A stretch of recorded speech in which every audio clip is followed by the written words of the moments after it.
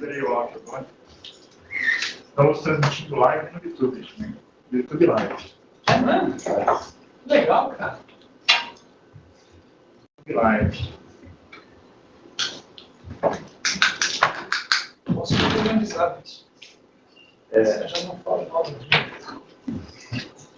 É tudo que está sendo, a gente vai dar esse recado, tudo que está sendo falado aqui é conteúdo público, você falaria em alto e bom som para qualquer pessoa na rua, então. Usa uma minha. Esse do lado da força, semana passada. Você já foi do lado da força? De todos os lados.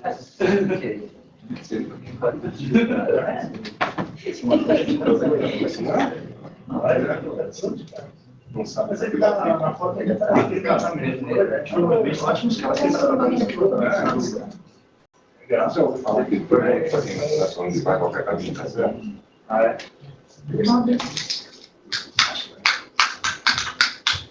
Nosso organizador não veio, tá? Vai chegar atrasado, então. Acho que eu vou exigir dos participantes. Foi, Gerardo. O Gerardo é o ovelha branca? Como é que é? Acho que Não combinamos, né? Não é a hora do ninguém. Levar o conta. não é isso da ovelha negra, Gerardo. Eu sou o cara do conta, entendeu? Ou então isso. É mais para espanhol, né? Pois é. Cara do conta. É quase, né? Em espanhol. Bom? Boa tarde. Bom, tudo bem?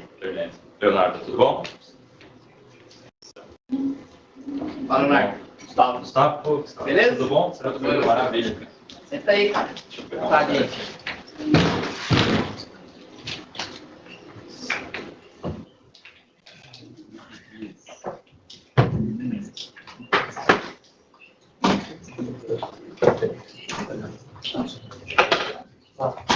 E aí, senhor? Tudo bem? Vamos começar, cadê o Valinho? Tudo bem? Posso entrar? Vai começar bem rápido. Cadê o Anderson? Chega aí. E aí, ele faria para rachar entre o mundo, todo mundo. Então vamos lá. Olhando lá para a câmera lá para ver se. Pessoal, então, boa tarde. Obrigado por vocês terem vindo aí no evento que a gente criou, é nosso evento, tá? Não é o evento de nenhum dos quatro que estão aqui, nenhum que está faltando, mas a gente fez a organização desse primeiro evento, mas a ideia é que isso vire um evento nosso, né, dessa comunidade aqui de Wi-Fi, que a gente está tentando estabelecer no Brasil. Tá? Então, não sei se todo mundo conhece, mas eu sou o Flávio, trabalho na Cisco, responsável pela parte de Wi-Fi. Gustavo Mastroianni, trabalho na BT, na parte de design lá, na parte de design global, a wireless, a LAN também. Mas meu foco mesmo é o wireless. Anderson Freire, sou da Teltec e trabalho com RS e Wi-Fi também, como pré-vendas lá. Sou Gerardo, trabalho na Immersion Data, sou arquiteto de solução, também trabalho com RS, mobilidade, esses grandes também. Tem mais uma pessoa. Que é o Yuri Meg, trabalha junto com... Arquiteto de soluções no mercado da vertical de finanças, né? E, bom, eu também trabalho com um pool genérico, mas um pouco dele é Wi-Fi principalmente, para a área de finanças. Bom, legal.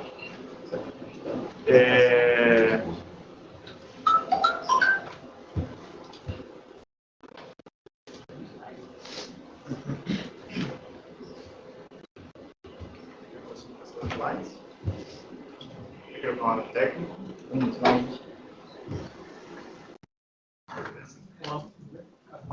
Então, pessoal, obrigado por vocês estarem aqui. Opa, tudo bem? Obrigado por vocês estarem aqui. Nosso evento começou com planejamento na sala vazia.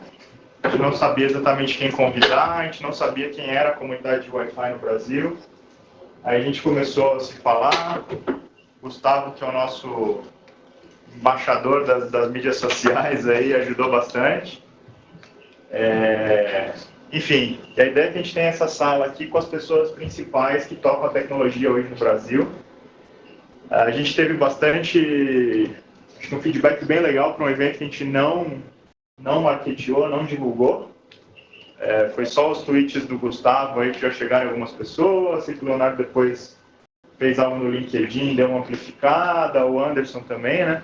A gente não marketeou ativamente, a gente não usou nem a máquina de marketing da Cisco, da BT, de ninguém, podia estar dando uma amplificada ainda maior no evento, mas esse era o objetivo, né? Fazer esse primeiro evento de uma forma mais restrita para as pessoas que a gente sabe que tocam a tecnologia, tá? Então, muito bom estar aqui com vocês. Não sei se você quer comentar alguma coisa, Gustavo, da parte de mídia social, aí, o que você conseguiu trazer de speakers. A ideia, quando a gente fez, né, eu comecei a entrar na mídia social para aprender bastante sobre o wireless, e eu vi que o Twitter é uma puta de uma ferramenta para a gente aprender. Tem muito pessoal lá que manja, os caras principais do mundo, pessoal que eles conseguem fazer com que outras pessoas sigam eles de acordo com falando sobre a tecnologia, quando eles falam, o pessoal segue, eles têm uma influência muito grande no mercado. Então, assim, eles são todos caras certificados, são caras que estudam, são caras que escrevem blogs direto. Então, assim, eu comecei a fazer isso desde o começo de 2014, conversando, e com essa troca de ideias que eu tive com eles, eu aprendi bastante e consegui trazer remotamente, não para cá, né? Isso aí seria muita pretensão nossa de começo, então o que eu consegui fazer é chamar eles para apoiar, porque eles também apoiam muito isso, eles querem divulgar a tecnologia da forma correta, ensinar as pessoas como realmente funciona, como realmente desenhar uma rede wireless. Então, eles querem fazer isso, então por isso que a gente conseguiu trazer de fora, foram no mínimo 4 pessoas que a gente trouxe para falar sobre a gente, sobre tecnologia, ou sobre como instalar uma rede Wi-Fi, como instalar, falar muito forte sobre isso, tá? Então, acho que existe uma comunidade forte lá fora e a gente queria tentar fazer algo similar, né? Então, para quem conhece, já foi no WLPC, né? Wireless LAN Professionals Conference, WLP Track. São os eventos de mercado que acontecem nos Estados Unidos, principalmente. Alguns têm edições na Europa, mas não tem nada no Brasil, né? No Brasil não se discute nada tecnicamente. Tem alguns eventos de alguns fabricantes com foco um pouco mais de marketing, mas a gente tem dificuldade de discussões técnicas, né? Na área de redes em geral, acho que bons exemplos no Brasil é o GTR, GTS, que são os grupos de discussão de engenharia de rede, de segurança, mas pouco se fala de mobilidade, pouco se fala de wireless, né? Então essa é a nossa pretensão e a gente quer a ajuda de vocês para a gente realmente criar essa comunidade, né? O Gerardo também contactou algumas pessoas, o Anderson, não sei se vocês querem falar alguma coisa, também com o objetivo de tentar montar uma agenda bacana, tá? No fim do dia, os brazucas até que conseguiram montar uma agenda bem legal, com pessoas de referência mundial, tá? Se tem algum comentário adicional, Gerardo, Anderson, fica à vontade. Só contando a experiência, né? Assim, a gente teve realmente uma receptividade bem legal por parte dos vendors, né? Eu realmente não tive muita dificuldades quando eu expliquei a gente mostrou a ideia que a gente estava construindo e do que o evento se tratava e tal, tudo mais. Eu achei que eles se mostraram muito interessados, né? E realmente a gente tinha uns problemas para encaixar, porque eram tantos eventos que queriam participar, né? Do evento em si, né? Do que falta, né? Gente querendo conversar. Isso realmente nos surpreendeu um pouco, né, Flávio? Exatamente. Então, o que eu ia comentar é que, assim, eu acho que até como uma forma de trazer informações para vocês, mas mais para a gente também. A gente sentia a dificuldade de ter um evento que fosse mais técnico, mais em detalhes, que não fosse algo de marketing, como o Flávio falou. Então, espero que sejam sessões que contribuam de verdade, né? Que não sejam coisas que façam a diferença no nosso dia a dia, que a gente possa sair daqui conhecendo mais ferramentas e como usá-las melhor. Entendeu? O primeiro tópico, que é o que está colocando ali no slide, a gente chegou no princípio, beleza, mas o que a gente vai abordar nesse primeiro evento? Né? Vamos deixar tudo aberto, vamos tentar dar um drive para ter uma discussão melhor. E a gente decidiu que seria tipo, o Wi-Fi como um acesso primário, né? Para pudesse discutir, como é que eu faço, como é que eu desenho uma rede onde eu possa eliminar os cabos e deixar que todo mundo conecte Wi-Fi, tenha desempenho, tenha uma rede bacana. E a gente está caminhando para isso, na verdade.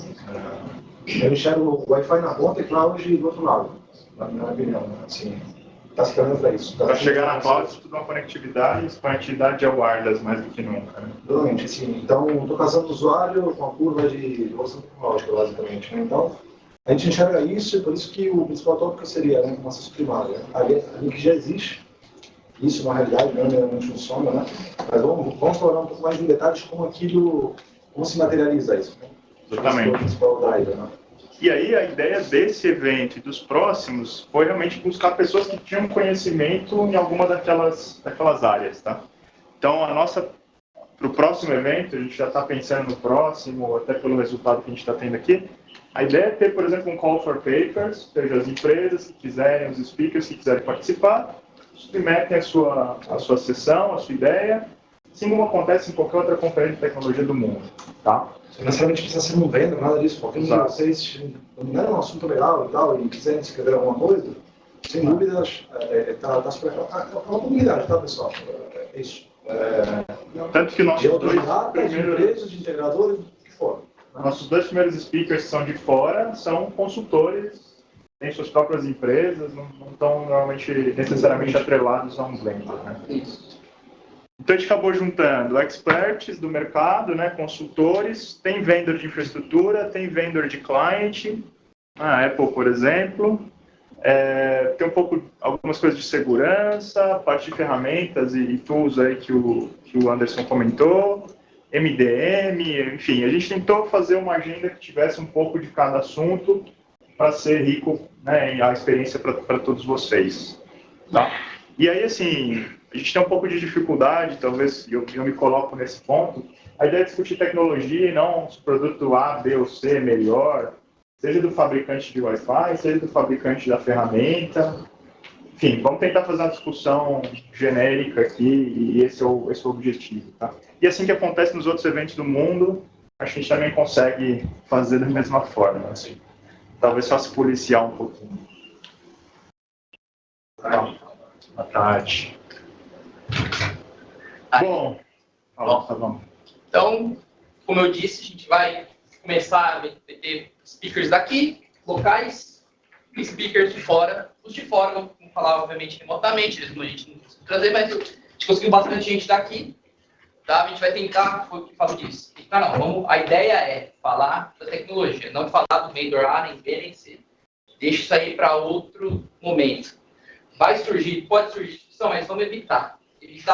Porque a ideia aqui mesmo é focar na tecnologia, que é aprender o que a gente pode melhorar, o que a gente pode ter com o Wi-Fi, sim, uma forma mais ampla. Sem falar muito dos vendors, tá? Então, e aí uma última recomendação aí para todo mundo que está assistindo remoto, vamos pôr o microfone mudo, porque para não dar pessoal, no momento que o pessoal lá de fora estiver falando, pode dar interferência na hora que ele estiver dando a explicação dele, principalmente aqui dentro. Então, perguntas e respostas, tudo no chat window, pergunta lá para o pessoal, no YouTube também, se você está vendo no YouTube agora, pode escrever lá no chat window que a gente vai lá e responde, tá? Então, a gente acabou, como a gente tem vários speakers remotos, a gente acabou optando por dar a melhor experiência possível, via telepresença. Então, a gente vai precisar contar com a colaboração de quem está fora para fazer isso. E aí, pessoal, a gente vai ter a agenda apontadinha, tá? Como tem speaker remoto, tem que começar naquele horário, acabar naquele horário. Não vai ter muita adaptação, porque o pessoal está com a agenda também estruturada para isso.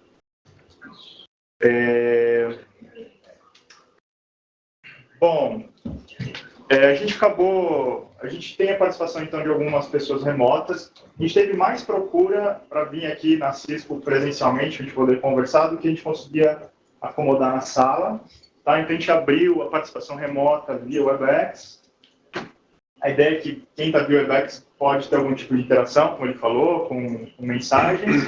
E a gente também agora acabou de fazer, o Anderson a gente está fazendo um experimento aí com o YouTube Live, mas para quem quiser, enfim, escutar o que tá acontecendo, não vai ter muita interação, mas sem registro, para a gente poder tentar disseminar ainda mais o conteúdo, tá? Então, assim, tudo que for dito aqui, na verdade, para até ter alguns speakers aqui, são informações públicas e ninguém é para falar nada confidencial aqui. Tá? Só um detalhe, as sessões serão gravadas, então a gente vai disponibilizar depois no site.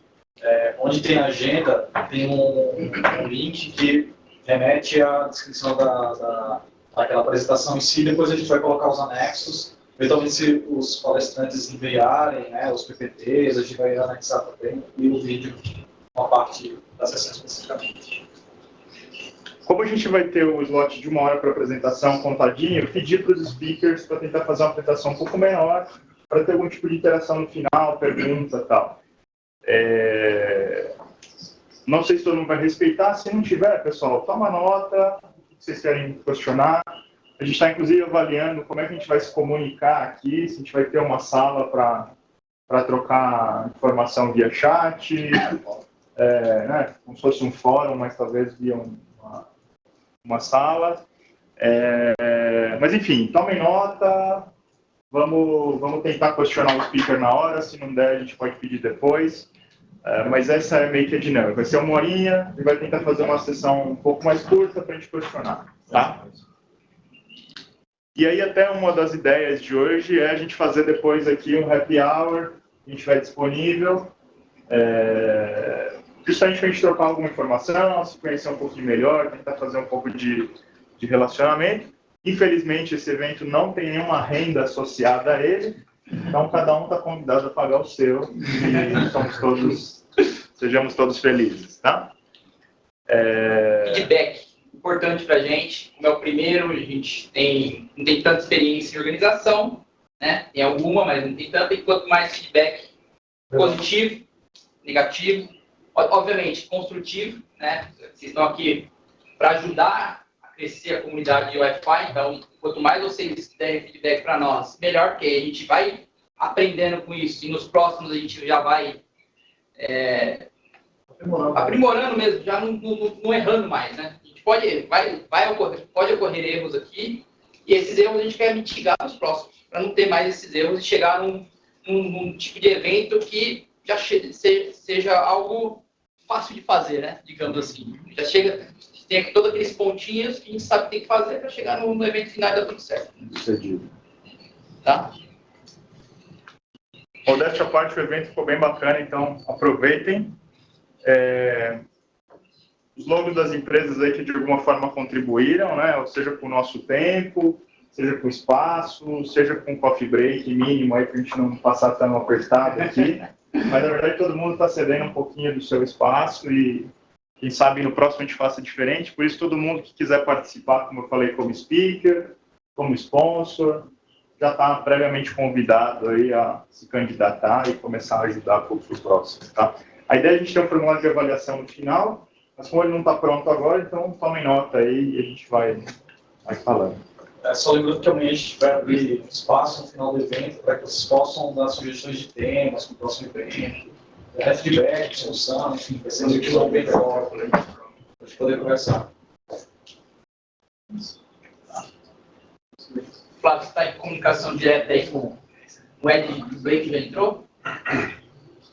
Não, o Blake, que é o primeiro speaker, não entrou ainda, a gente ainda está alguns minutinhos adiantado. Fica aberto aí o microfone para a gente conversar uns minutinhos pertinentes, tá? Tá. Então, bom. Feedbacks, pessoal? Vocês acham da iniciativa e tal? Então, antes de vocês terem, obviamente, a experiência de todas as palestras que vai ter, mas é mais o evento em si. O que vocês acharam? Qual que é que qual é não a perspectiva, o que vocês esperam do evento, né? Agora, esse primeiro ponto aí, vocês vieram aqui de cabeça, né? Que a gente queria saber, a gente vai começar a drivar isso aí para o futuro. E tem algo... Por enquanto não dá para falar muito, né? Só dá para dizer que é ótima ideia. Acho que tem tudo para dar certo. É importante ter esse tipo de evento, né? É o que todo mundo procura aqui, eu acho. Parabéns. Ter, trocar conhecimento, aprender. Também acho. Vocês estão de parabéns aí pela iniciativa, muito legal. E uma dúvida, vocês vão conseguir medir o pessoal remoto aí? Vocês conseguem ter uma noção da quantidade de pessoas que vão estar presentes? Nós temos a medida que a gente vai ser os participantes que vão estar na Webex, né? A gente vai ver, e também no YouTube dá para ver, com a transmissão ao vivo, dá para ver quantas pessoas estão assistindo. Uhum. Então, esse é o único modo que a gente tem, por enquanto, né? Foi algo muito... As ferramentas nossas a gente está tentando melhorar, mas o que a gente fez é o quê? Primeiro, fizeram uma seleção do pessoal que a gente conhece, e que realmente tem o foco, né? Naqueles caras que tem interesse nisso, mas depois fica voando de ponto em ponto. Então, a ideia foi pegar o pessoal que a gente conhece, chamar eles, e a partir daí o evento você divulgou lá no LinkedIn, o Anderson divulgou, no Twitter eu estou divulgando também. E aí o negócio tomou uma proporçãozinha maior que a gente imaginava. A gente não imaginava que ia ter isso. E assim, o nosso objetivo, não sei se vocês concordaram aqui, assim, realmente a gente continuar recebendo uma coisa muito top, no aspecto técnico, bem aprofundado. A ideia é essa. Então, assim, isso vai meio que inversamente proporcional à popularidade ao mesmo tempo, né? Porque se também você populariza muito, você acaba meio que baixando um pouco a barra, né? Então, assim, a nossa ideia também não é que se torne extremamente popular, que foi um evento assim, super bom da vida, não é isso. Mas a ideia é que, ao mesmo tempo que a gente quer popularizar, mas com qualidade. As pessoas realmente que são do mercado, que conhecem do assunto, que vão vir agregar. Naturalmente, não que ninguém que esteja interessado não possa participar sem dúvidas, né? Mas, assim, lembrando que o nosso foco principal é para especialistas, né? Isso. A gente aqui, os caras que vão entrar aqui para palestrar, não vão ensinar o Wi-Fi para a gente. Esses caras, a gente já possivelmente tem um nível bastante avançado de Wi-Fi, né? E a ideia é essa. Tá? Então, assim, a gente quer popularizar, sim, sem dúvidas, mas com qualidade. Isso aqui vira um evento bem de dive de técnico do Wi-Fi. Né? Uma referência aí no Eu acho que não tem igual, né? Não tem, então, essa é... Não tem, Na acho que América sabe, no Brasil Latina não existe. Na América Latina não tem. Vai ter agora um WPC Latam, mas vai tudo espanhol. Para nós aqui, é portunhol, ou para quem sabe, ainda bem, sabe espanhol, beleza. Para nós, inglês, a maioria das pessoas, no mínimo, tem um bom conhecimento, um nível intermediário para avançado de inglês, porque tem que estudar. Mas grande parte do nosso material de estudo é inglês. Então, a gente espera que, no mínimo, a pessoa que participe aqui também tenha um conhecimento de inglês para ouvir, para tentar entender o que o pessoal está falando. E, querendo ou não, o pessoal de fora é tudo falando inglês. Só vai ter esse evento aí no Latam, porque o cara viu que tem uma necessidade para cá. A gente também viu essa necessidade. Por isso que a gente quis trazer para o Brasil, porque, querendo ou não, a gente toma boa parte da América Latina. A gente é muito grande aqui. Então, quiseram fazer algo no Brasil, como, por exemplo, nem tem lá nos Estados Unidos, WPC, CWP Track e tudo mais.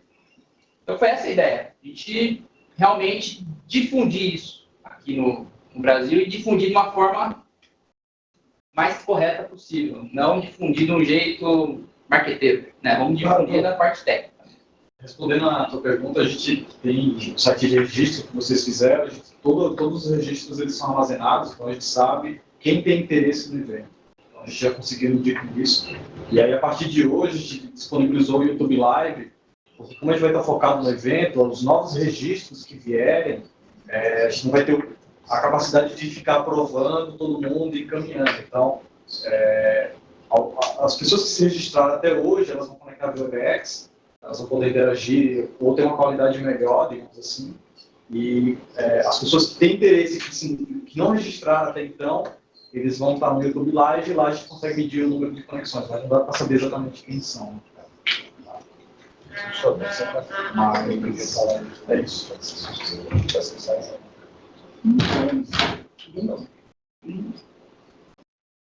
Eu queria parabenizar também a iniciativa de vocês, né? Então, eu faço consultoria há bastante tempo também, tanto em roteamento, switch, RS e Wi-Fi também.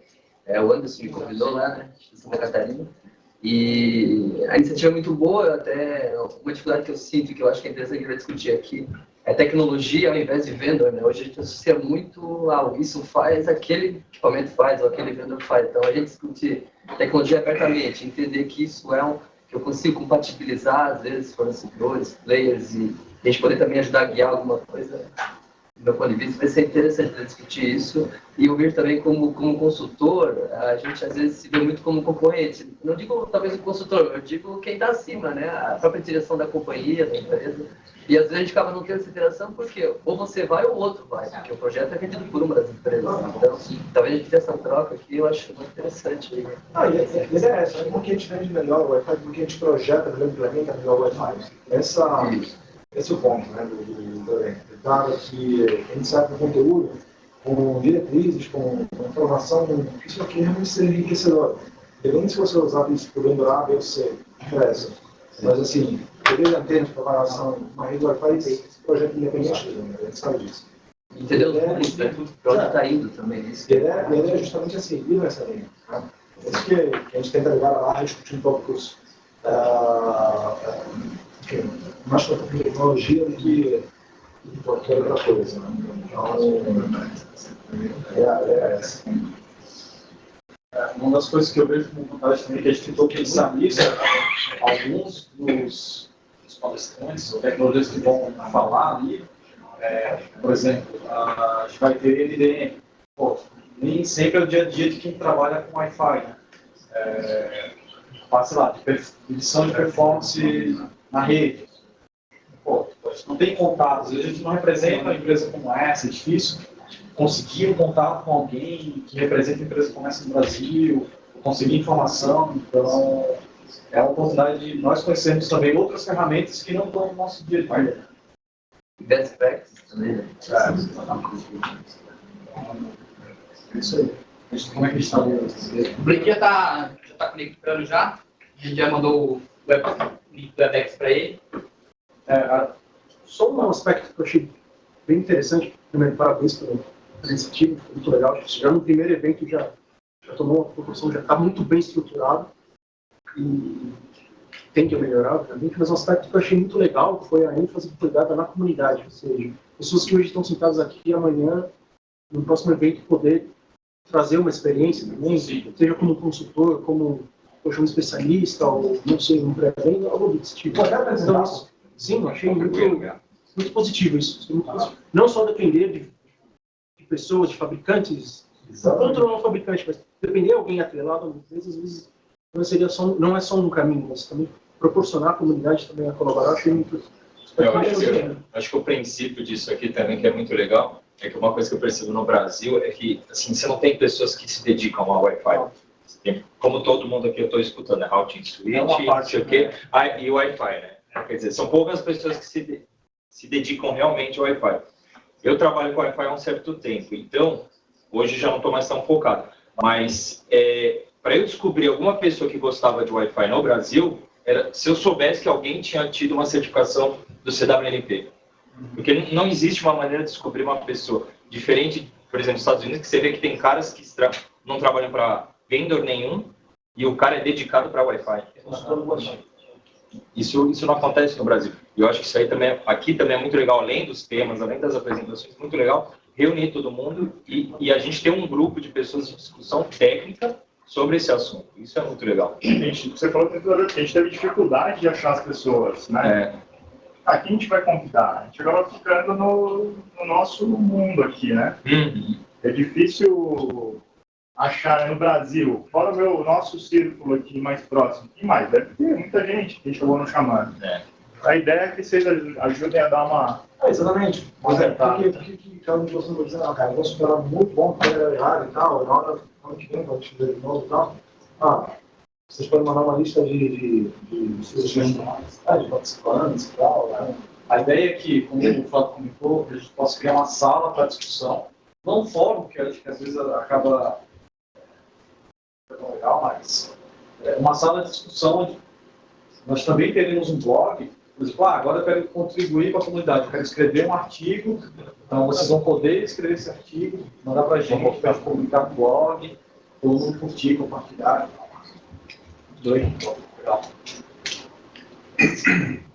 Beleza, galera. Hey, Blake, can you hear us? You're on mute, I guess. Yeah. Okay.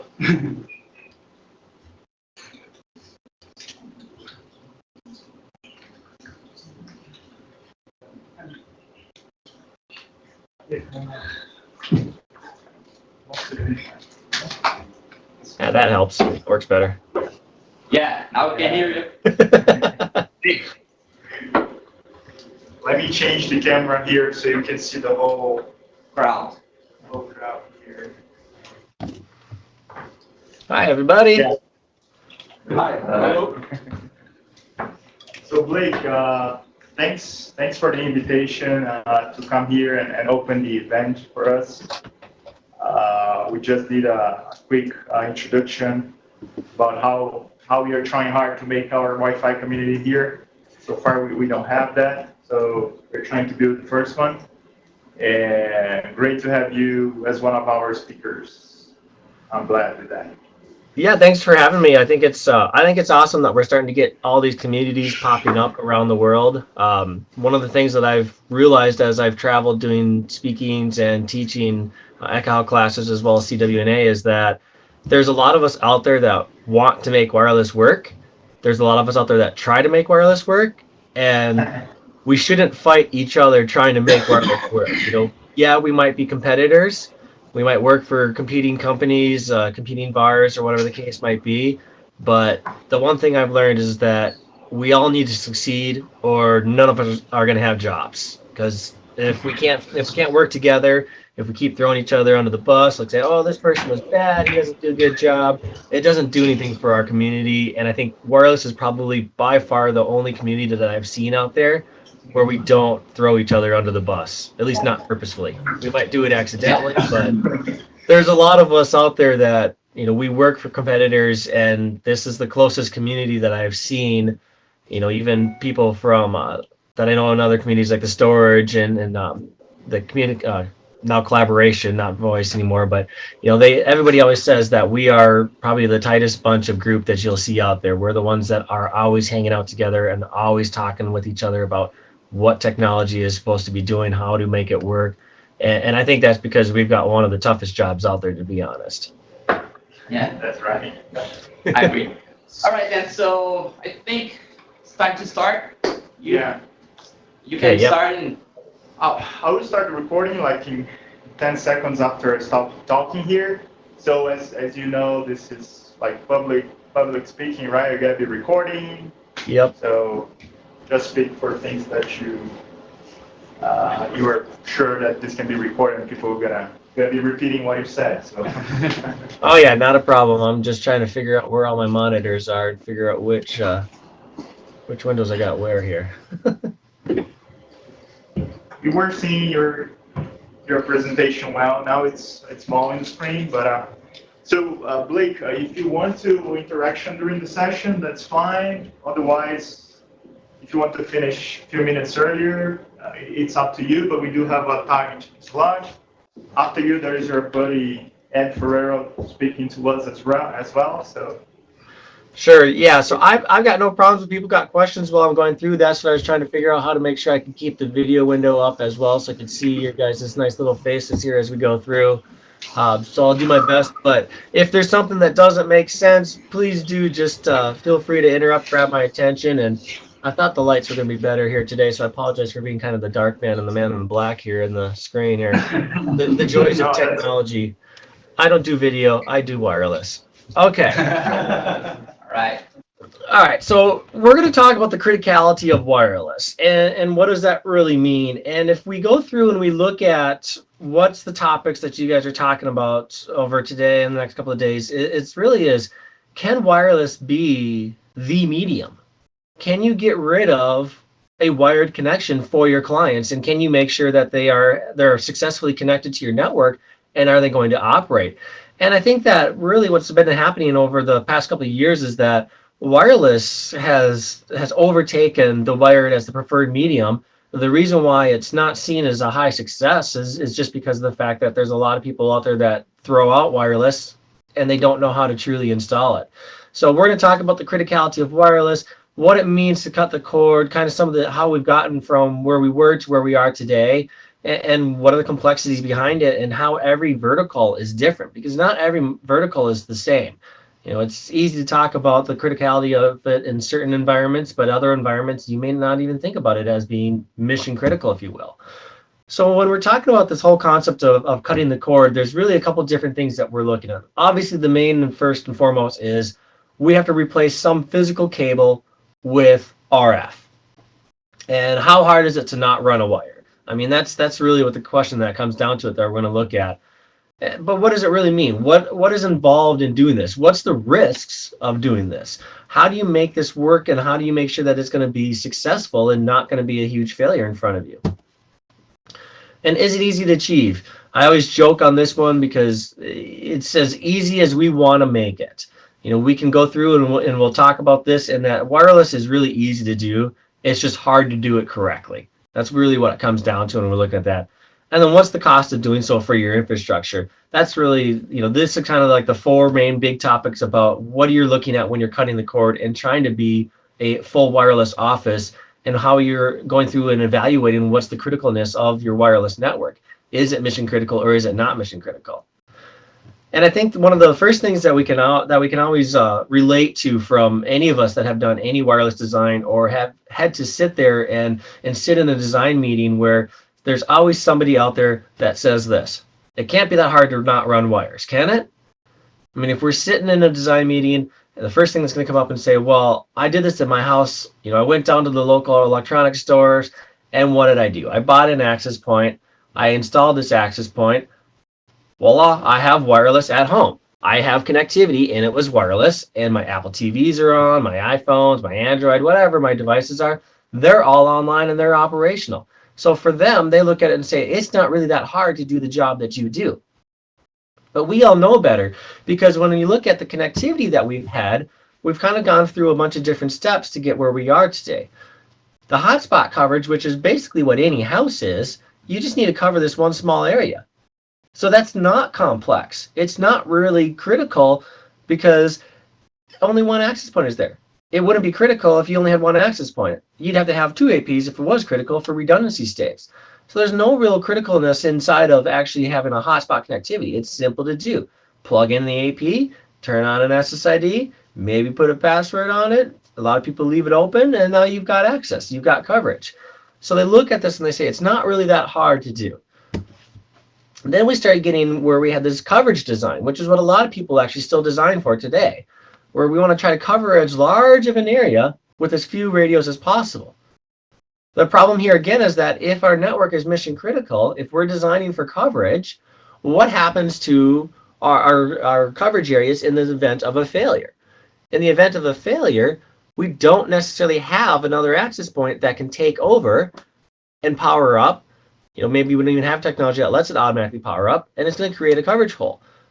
So coverage design was the easiest way to get connectivity out there that a lot of people did, because they would just say, well, I'm going to put this one access point in. I'm going to put it as strong as it can possibly go. I'm going to cover as big of an area as I can. And then where that one ends, I put the next one so that its cell edge lines up exactly with the edge of that cell edge. No overlap. Then we moved into now where we're starting to look at that capacity. So we have to provide the ample connectivity because we've got higher numbers of devices out there. So we take that coverage and we expand it, and we say, okay, now I'm just going to throw as many APs as I can in there. This is one of the scenarios that we hear all the time with, well, if it's a school, what do?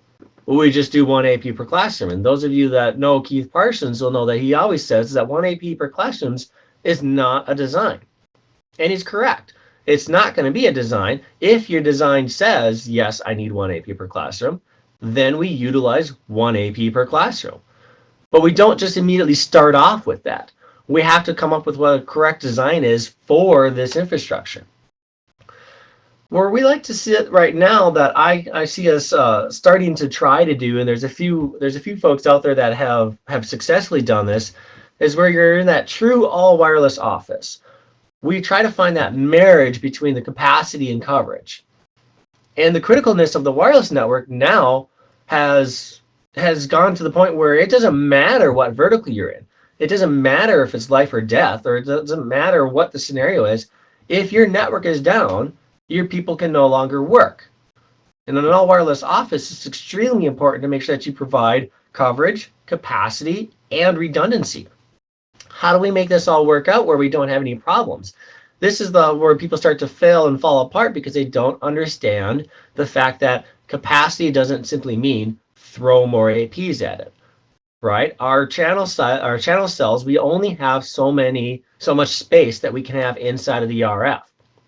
So if we try to look at from the coverage and capacity, taking that capacity, throwing tons of access points up there, now we need to scale it back down. How do we provide enough capacity that actually makes sense, where we don't start overrunning each other and having too much co-channel interference and adjacent channel interference? It's always easy, and this is one of the things that I'm going to be talking about at WLPC this year, is that it is always easy to paint the spectrum, if you will. It's easy to provide coverage everywhere. It's easy to provide capacity everywhere. The problem is how do we figure out how to make both of those two work in today's all wireless designs, where we need to actually not only provide capacity and provide coverage, but also provide connectivity. It's easy to do coverage, it's easy to do capacity. It's hard to do the actual act of providing throughput and be able to provide network services to devices. You look at George Stefanik, and he does a great job at the hospital he works at, where he designed an all wireless office. And the thing that he needed to do in order to support this, because it is mission critical, even though it's not part of the actual life savings area, it's just one of the more like a call center type area.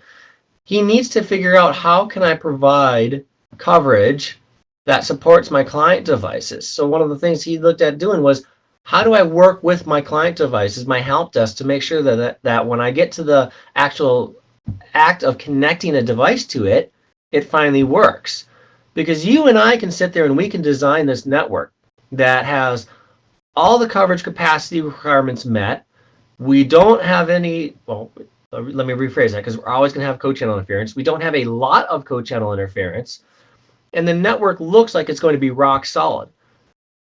But the one device that we don't account for is that actual client device. That client device is what ends up causing our infrastructure to fail.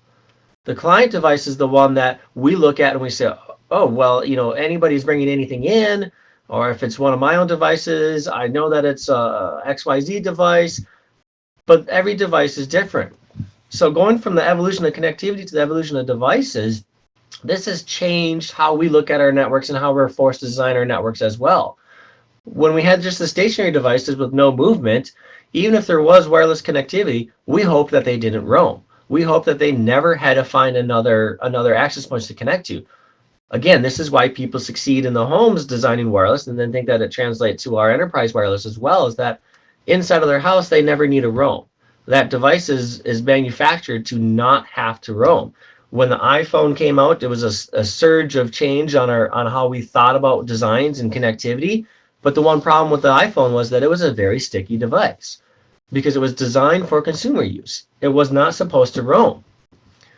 When we look at portable devices, the grab and goes, but we don't actually use them in transit, it made life a little bit easier, because we knew that they would utilize this in a patient care room. For example, if they're using one of the workstation on wheels, they would use it while they're in the room, they would close it down, they would cart it over to the next room or cart it over to the nurse's station, and then have connectivity again. The act of them starting and stopping using it was great, because the client device would go to sleep and then come back and wake up. When it waked up, we went through the entire process of reassociation again, which is perfectly fine, because we didn't have to worry about actually roaming. We didn't have to worry about a fast transition. We didn't have to support anything like that. But like I said, once we got the iPhone and Android phones started taking off as well, now it's mobile devices where they're partially connected on when engaged, is like what I like to call it. If your screen is on, you're probably connected to the wireless network. If the screen isn't on, most likely it's gone to sleep, and it's going to just use cellular radio in the background for any background update tasks. It's not really going to be connected to your wireless network. So while we still have to care about roaming, because it's a fast reawake when the screen does turn on, it's not necessarily that bad because we only care about when they're actually walking around. So it changes our design parameters a little bit, and it changes how we consider our networks. If the mobile device is your primary communication device, like we'll talk about later on in the presentation here, that could have consequences if your network is down. And then finally, we've got the whole wearable devices. You know, constant on, always consuming some sort of data. You know, the Apple Watch has a wireless card in it. Unfortunately, it's a 2.4 only chipset, so we only have 2.4 frequency. But it has the ability to connect to a pre-shared key network on its own and always consuming data. So if you have this device that's constantly on consuming data, excuse me, it changes how you design and how you consider your network. Once we introduce wearable devices into the infrastructure, what does that do for us? What does that change for us, right? There's folks that were looking at Google. Yep, question? Let me interrupt you quick. So how do you tackle the BYOD? Because you're saying here you need to know your devices. But then we have BYOD where you don't know what is coming to your network. So what is your take here?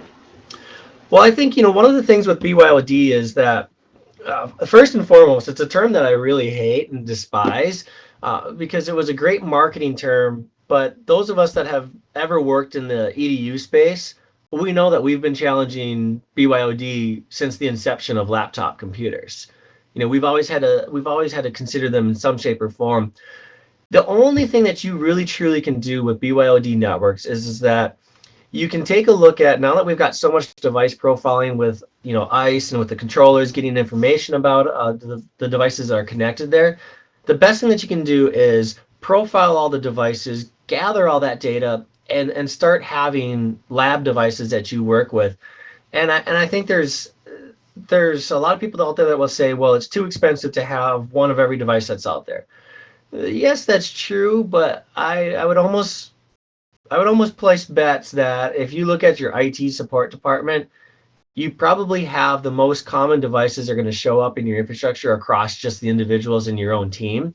Whether it's a purchased device or not, we don't know. But if it's not, you know, embrace that BYOD concept and have them bring in and try it. You know, we can only design networks that we know what the clients are going to support and what they're going to do. Can't always find the data sheets that say it needs -65, it needs -67, or what the case might be, but we can try to get ourselves close. And if you find what the lowest common denominators of all those devices, so like I said, the Apple Watch, perfect example here to talk about real quick, is that it's a 2.4 only capable device. So if you design your network only for 5 gigahertz, and you say, well, 2.4 is the afterthought. Whatever is going to happen on the 2.4 is going to happen, and I hope it works. If the device that, you know, people start complaining about is that watch, which you know they will because some C-level person will be the one that ends up having that watch and ends up having the problem, now you've got to try to support that device. So now you're designing a network for 2.4, which none of us like to do. So it's really, BYOD is certainly tough. What you need to do is just figure out what is the common spread of device types that are out there. If you start to see that you have a ton of iPad devices out there, when you're doing your site survey, do some compare and contrasting of what an iPad sees it as, because there are tools to give you RSSI within, you know, not necessarily real time as a mapping perspective, but RSSI as just a point in time. You can grab the airport utility from Apple and do the scan networks, and if you're standing in one location and that says -70, let's say, and then you have your laptop with like either Ekahau or Air Magnet running NIC 300s or the Proxim 8494s as your survey adapter, and now that says -65, you know that all of your designs need to have what? A 5 dB pad in them. So there's a lot of tricks that we can do to work through to try to figure out how can we change what our laptop is showing to reflect what an iPad would show. The only thing we can't change and we can't simulate very well, roaming. What you can do to test some of that roaming though is you can load up the Apple support profiles. If there's Cisco partners in the room, if you take a look at the last partner VT for mobility from last fall, it would have been, there was, I think that session was recorded with the discussions from a gentleman from Apple who was talking about loading up the support profiles connecting with a USB cable to your laptop so that you can get more real-time logs and debugs down onto your laptop for the data. So then you can kind of see what the iPhone, excuse me, or the iPad is doing from a roaming perspective. But really, devices, you just need to figure out how to correlate that data to another device that you already have that you can more easily, more readily test with, which is your laptop. The one thing I will caution you about is Ekahau and Air Magnet both have the ability to change from raw measurements on your adapters to XYZ network card, if you will. Change it to any like Intel card or anything that you want to do. I don't recommend using that data because I just, quite frankly, don't really know and trust, what it's doing to the actual mathematical equation to come up with the signal strengths. So I always prefer to do the compare and contrast. Find a device, compare it to a quote unquote known device that you have, like your laptop, determine what the difference is, and then do your designs based off that way. If you need to do roaming analysis, there's always debug tools, Android ADB debugger to be able to get information in, and then iPhones, you can get the information through by loading the support profiles. Okay. So devices, regardless of how well we make our network, if we make our network extremely rock solid and we know it's going to have absolutely no problems whatsoever from an RF contention, we know that if we're going to lose an access point, something's going to power up and provide redundant connectivity. We've got N+1 on our controllers, or we're using SSO. Any number of things on the architecting side of it, we can make it as rock solid and redundant as we want to. The devices are ultimately the device that makes or breaks your network. And the key here is to work with help desk staff to make sure that you've got drivers updated. If you know that you're going to be doing a wireless rollout where you're going from a legacy technology to a newer age 11 AC technology, try to preemptive strike the failures that are going to happen and make sure that the drivers are updated. And if they're not updated, have them pushed out via the imaging software or the package managers that your team is using or that your customer is using, so that you can ensure that they're at least got a fighting chance. One of the worst failures I can remember in a design I did is I made the design as robust as I possibly could, didn't account for it taking too long for them to push the group policy object over. They pushed the group policy object over Friday morning before they were moving over the weekend to the new office and waking up Monday morning. Well, what they didn't realize is that everybody had already shut down their computers on Thursday because they were packing up their desks on Friday. So the group policy object never made it to the machines, so none of the machines came online. And because we were on an extremely lockdown, we also did 802.1x on the wired ports. We had a lot of bad days. It was not necessarily one of the best moments, but we fought through it and we backed out some of our security and was able to get people online long enough to get the group policy objects so that they could move on. So evolution of devices, how we're changing our use case on devices is driving our networks extremely hard and pushing them. And I'll say this is that consumer devices push it a lot faster than enterprise devices do. And everybody always brings those consumer devices in. So can we actually achieve this all wireless office and have a network that we can, quite frankly, we can go and take a vacation from? We know that we don't have to be there to support it all the time, even if it is the most critical networks out there. Our favorite answer as wireless engineers is what? It depends. It always depends on what we can do. So if we actually sit there and have a skilled architect that goes through and does a proper predicted design, proper site survey design, does the cell calculations to see how many cells we have, looks at and runs it through capacity planners such as like Andrew Van Aj's, or aka Revolution Wi-Fi, his capacity planner. If we run it through all the tools that we have out there, we can see, is it going to meet our requirements? Are we going to be able to meet or exceed our requirements without exceeding them too far that we introduce problems? And I don't do PowerPoint that well. There we go. So this is an iterative design and a tuning process that continues and happens constantly. I know a lot of people that will set it and forget it and hope it works. And a lot of environments that I support, we change, we adapt. I have a lot of arenas that we have to support. And while most people might not see it as mission critical, to the fans that are attending, connectivity is mission critical. They need to get their Snapchats out there. They need to be able to Instagram or Facebook Live, whatever event they're at. And for us, we can't just set it and forget it because every event is slightly different. A stage might be here, there might be a new stage element, or we might have to change the entire setup of the bowl area. We've got different processes for going through whether it's a hockey game or a monster truck or a car race or a concert. Which APs do we need to turn off? Because if we don't have any seats there, why do we have them on? Why would we have it wasting valuable RF space? Turn off those radios so that we can get rid of some of that co-channel adjacent and interference. We're not taking capacity out of the system because there's no seats there, so it's not like people are going to use them. But this is a design process you have to continually go through. When Cisco releases new code, read the release notes and figure out what are the implications going to be on it. Look through the caveats. Figure out, is there something that might impact me? There's changes from 8.0 to 8.2 code that change how RRM works.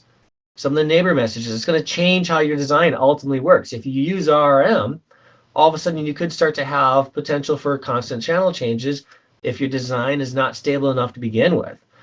So we have to have a stable, well thought out, well architected design in order for our networks to even come anywhere close to being considered a mission critical network that functions can be ran off of. Because in the end, it's garbage in and garbage out. What you put in is what you're going to get out of your wireless network.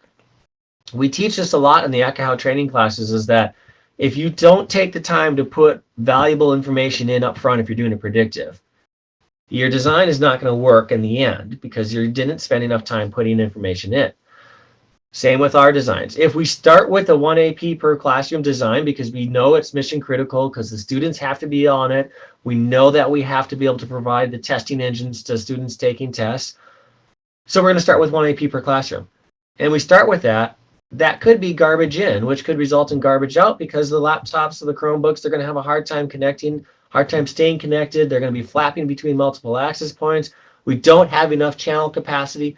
All this stuff starts to come into play here, what we have to take and consider and figure out. What do we really truly need to do? Let's take a step back and come up with the proper design. And that's our jobs as the wireless architects. Our job is not to take that architect's design, and I mean architect by a building architect or an RCDD, the cablers. We don't take what they said as our cable placements and say, okay, that's where we're going to put our APs. Thanks for doing that for us. No, we need to take that and say, look, thank you for giving us cables. I hope you put 10 to 15 foot service loops on them because I'm going to be moving half of these into different locations of where we actually need them to go. So we need to take the time to take those designs and challenge those designs so that the customer knows why we're saying this is not going to work. Now, a lot of times that with schools, when I go through the RFP process, the school says that we're going to be excluded if we don't do 1 AP per classroom.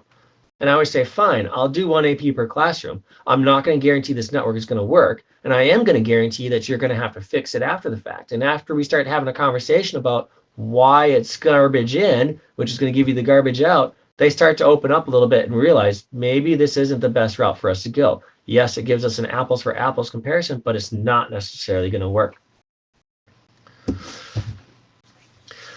One of the things, though, before we move on and talk about the different verticals here is that this kind of holds true for me in a lot of environments. Just because we can doesn't mean we should. My house, I have wireless, but I don't have my Xbox, I don't have my Apple TVs, I don't have a lot of devices on wireless. Why? Because I do know better. I do know that I only have so much resources, and my home network is my lab network, so I have a crap ton of co-channel interference and adjacent channel interference. Above my head, if you guys can see, I've got about a dozen access points. And actually right now, half of them are turned on because I've been doing some lab testing. Then the other floors of the house have access points on them. So just because we can run wirelessly doesn't mean that we always should. Even in an all-wireless office, in the most critical of environments, there's still devices that have to be wired. You're still going to have phones that are hardwired in case of emergencies. You're still going to have printers that are wired. We're always going to have something that does, yes, go on the wire. When we're looking at that, we just need to figure out if we convert this one device to wireless, does it make more sense to us or not? So we're going to take a look at a couple of different verticals here that I think are important verticals to look at, and all ones that I've had experience in, and looking at the critical nature of each of them and what makes each of them critical, what are the costs associated with them. You know, the first one I picked obviously is the healthcare, because what happens in healthcare. If you're unable to pull up that patient record, because we're switching so much more to electronic medical records where it's either on a laptop or a tablet, a iPad or something that the doctors and nurses are walking around on, it's getting rarer and rarer that we have a computer in each of the exam rooms now. We prefer that design because it's more stable, but it's getting rarer and rarer to do that because it costs so much money. So if they can't pull up that EMR, they can end up getting the wrong medication, the wrong diagnosis. This is an obvious one because the consequences are fatal. So whenever we talk about the criticality of wireless, and we always talk about, this is my favorite conversation right now is around the Cisco 2800 and the 3800 series access points. I've done quite a bit of testing with them, and I like the APs. I think they're great APs. I think the dual 5 gigahertz, the FRA radio modes is going to be really interesting. Shameless plug, we will have a paper out in time for Cisco Live Berlin that covers that on the podcast site. But what I think is kind of the issue right now with those is that I constantly hear this. Well, I would never run my hospital on that. It's too bleeding edge of code. I get it. It's life or death. It is extremely, extremely high risk in those scenarios if your network goes down. But at the same time, shouldn't you be designing the network to support those types of failure scenarios where you have redundancy in there? So I'm not afraid to run it in a life or death scenario. It's just one of those things that we need to look at and figure out, okay, how do we overcome this? Do we look at it from the consideration standpoint of we salt and pepper our APs, alternating controllers on a floor to reduce downtime between failures if we don't do SSO, things like that? If we have a properly designed network, even if we hit some bug that's inside of our code, hopefully we have the ability to be able to rebound from that quickly and easily so that the consequences aren't fatal. At the same time, the doctors and nurses always have checks and balances that they're doing. So our network fails, yes, but there's always still a wired PC that's somewhere that has that patient care file on it that can get the information out for the doctor. So healthcare, it's the easiest one for everybody to relate to and be able to say, yeah, it's mission critical because somebody could die from it. Yes, it's true, but it's not necessarily always the case. There's always a backup from it. One that I'm starting to see more of now is manufacturing. And a lot of people, they'll always look at me and say, well, manufacturing, nothing's mission critical about manufacturing, is it? Now that we've got dynamic assembly lines, we've got assembly lines that can change and shift different product types constantly. And I think Kickstarter type and the crowdfunding model has really driven this. We need to be able to change our assembly lines. And if anybody's ever done work in manufacturing plants, you know how complex those assembly lines can get. They've got so much cabling for their PLCs out there to be able to control the conveyor belt systems, make sure that swing arms are working properly to direct packaging and everything to where they need to go, that a lot of times I'm starting to see people look at this and say, well, I can put my PLCs, because they're running along the conveyor belt chassis or the assembly line chassis, I can wire those, but I need to have connectivity to those in some shape or form at the head end. And that head end keeps constantly changing. I can't keep affording to run new CAT cables to the head end when I change my assembly line. When we look at what ends up happening is that if a line stalls, they're no longer working. Or what if we do the wrong installation, the wrong product, the wrong part gets put into something, or something impacts it where it doesn't pass the QA failure. Now what we have is we've got the manufacturing company having to lose money. And I can remember back to my days as a server administrator, we had a printing press that every click was $1. If it wasn't clicking, we weren't making $1, and there was 60 clicks in a minute that happened. So basically 1 click a second. So every time that there was a network failure, when this was back in the hardwire days, as the network was down, if you didn't hear clicks, you could just see the operations manager counting up, knowing how much money they're losing, because they're not able to get their customers their product, or they're now in a delay. So that dollars per sec min adds up fast. And while it's not life or death, that company, that organization, what do they see it as? Lost revenue. Question? Yeah. So Blake, here, like trying to exchange information, right? So here, when I go to manufacturing companies, and I talk about having Wi-Fi in their manufacturing lines, so far they are more comfortable to do like deployments with autonomous APs instead of wireless LAN controllers. They still associate wireless LAN controllers with not as an automation type of piece of device. They do like to deploy one AP per part of the line, and that's it. So do you see the same, any evolution or experience that you can share in terms of what is the architecture that they are using in US in manufacturing? Yeah, no, that's interesting. We probably, I'm trying to think of the last time that I've actually set up a new autonomous network for a customer. We have a pretty good uptake in the controller space. I think that most everybody has realized that they can't scale with autonomous, so they don't work with autonomous APs.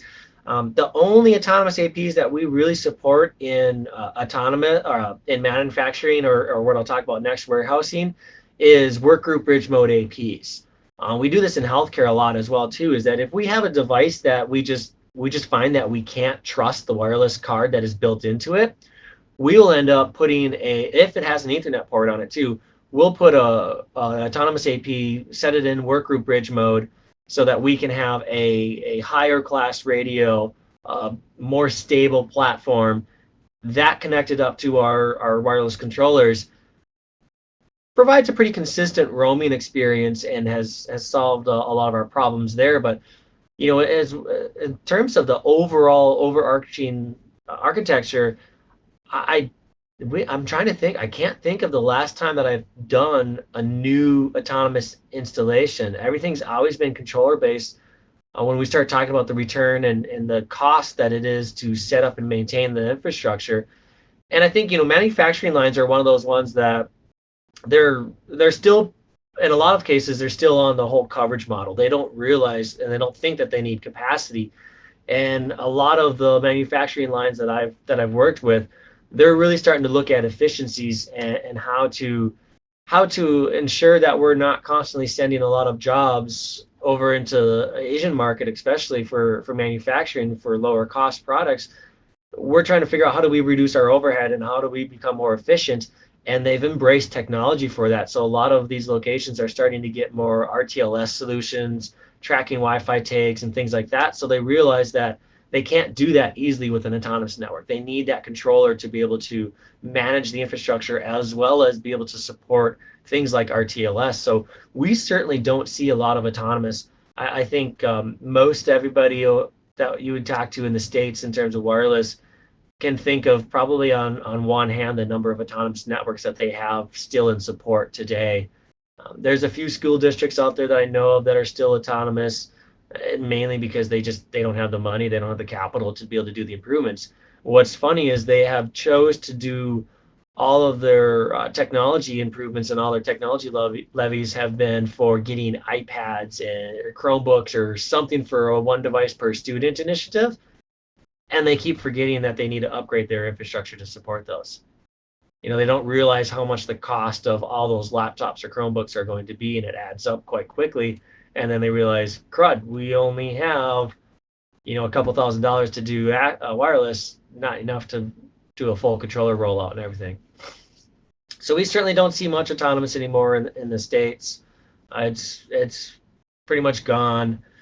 We see people, if they don't have controllers, obviously we see them electing for some of the controllerless solutions out there, whether it be cloud managed or distributed architecture from other vendors, but it's not, we don't see true autonomous APs anymore.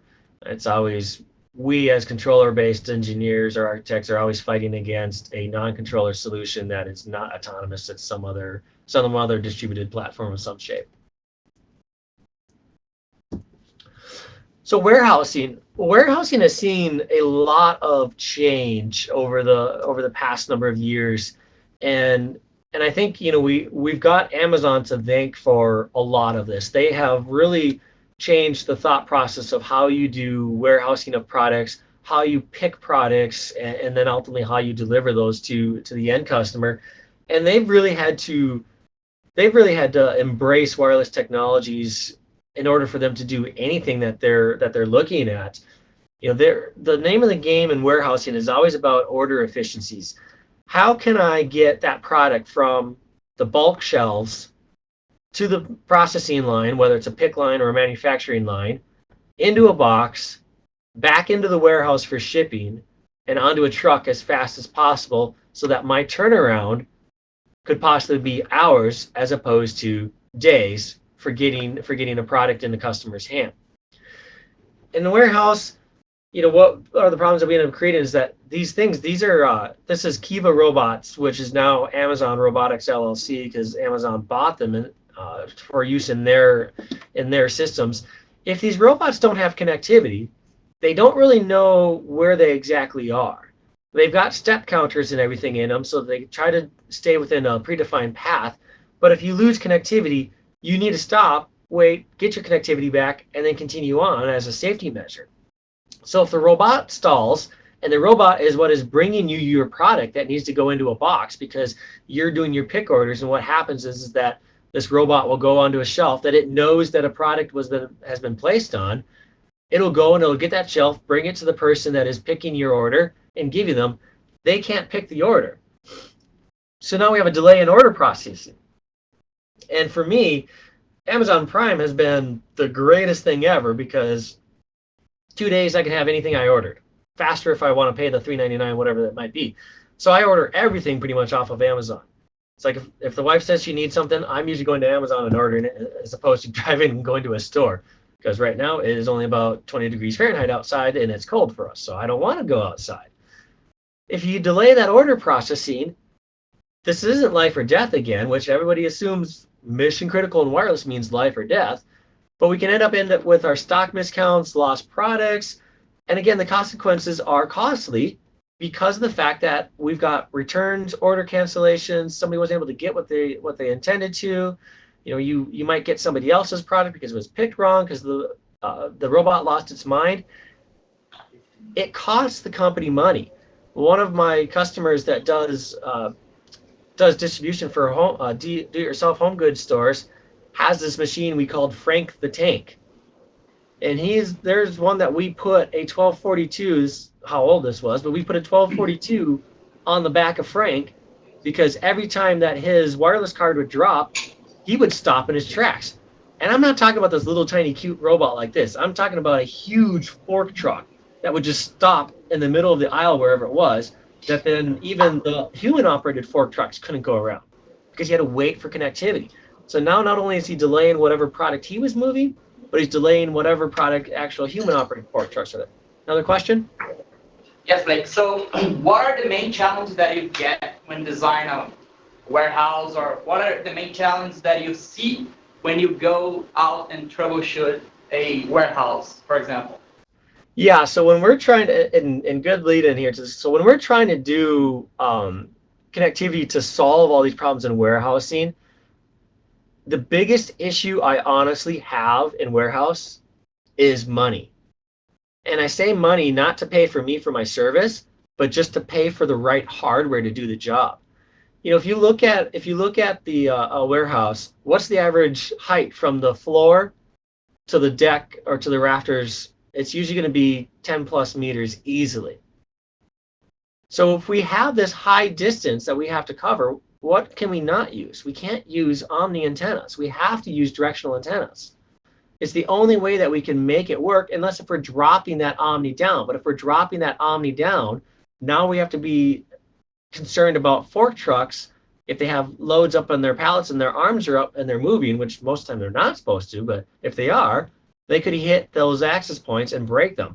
So I've seen people solve that problem by putting them on springs so that they'll just sit there and rock back and forth and eventually come back to the location. But we usually end up wanting to do directional antennas, because of the directional antenna, if I use something like a P4W from Cisco and I spin it so that its side lobes are going down, they're parallel with the warehouse row, it's kind of like using a Yagi at the end of the warehouse rows that we used to do, but now I can get my density that I need to be able to provide capacity by using these directionals pointed from the sky down. If you look at things like Cisco Live US, you'll see that they use their stadium antennas, the Gilroy and the Grayling antenna, mounted on the ceiling deck or on the rafters of the convention floor, pointed straight down. And they do that because it's such a small controlled cell there that the height of being up 30, 40 feet, 10, 20 meters up in the air doesn't become a problem anymore. It's now a controlled signal. I don't have a lot of signal from like an Omni that's going out talking to each of the neighboring access points and then causing RRM to start losing its mind and powering down. So my biggest challenge in warehousing usually is just finding a warehouse that's going to be willing to spend the additional $300-400 per access point to get a external antenna and be able to point it down so that I have the right design. I can tell you there's a few warehouses out there in my past that I have done with Omnis at 40 feet up in the air, and while they weren't needed for voice, it did work for data. But I'm sure if they were to switch to looking at something like a VoCollect system, which is a voice operated PIC system, it probably wouldn't work now. We have to be able to have that external antenna to direct our signal exactly where we want it to be. Again, the mission critical part, doing N+1 on the controller or having redundant cells. Redundant cells is a little bit tricky, but it's not as tricky as you would think, because you can do some fun things with your antennas and controlling your cell sizes to have double cells in the same area without too much overlap. But it's coming down to is, how do I get the right equipment installed and purchased, because they don't want to spend that $300-400 additional per access point. They're already chiding me saying that cost of that access point is expensive. Why are we using an 802.11ac access point in a warehouse where we don't need bandwidth? And again, we should all know and understand that 802.11ac is not just about bandwidth. It's also about being able to have better receive sensitivity and having the multiple input, multiple output antennas to be able to do our combining of our data streams, so that if we receive streams out of phase, we put the signal back together in a cleaner fashion, and we end up having a better signal overall. So the 802.11ac access points are already quite expensive for a lot of warehouses, because they're really concerned about their dollars. To add on the cost of an additional external antenna, that's my biggest challenge. Getting locations to mount access points is extremely easy in warehouses, because you've got an entire open ceiling. As long as you're not next to a ductwork or some sort of big metal fixture that's up in the ceiling and the rafters, you basically can place the APs and the antennas anywhere you want to. We don't have design concerns. As long as it's not going to get hit by a fork truck is usually the only thing we have to worry about. So it all comes down to is ensuring that we can get the right access point and the right antenna for the designs. All right, so the last one that I want to talk about here is sea travel. And this one was an interesting one for me. So Allure of the Seas, as you can see there, may or may not have been doing work on that ship at one point in my career. And it was interesting to see what they were trying to do with wireless networking on cruise ships. You'd think that a lot of people just look at networks on cruise ships as, well, people are out having a good time.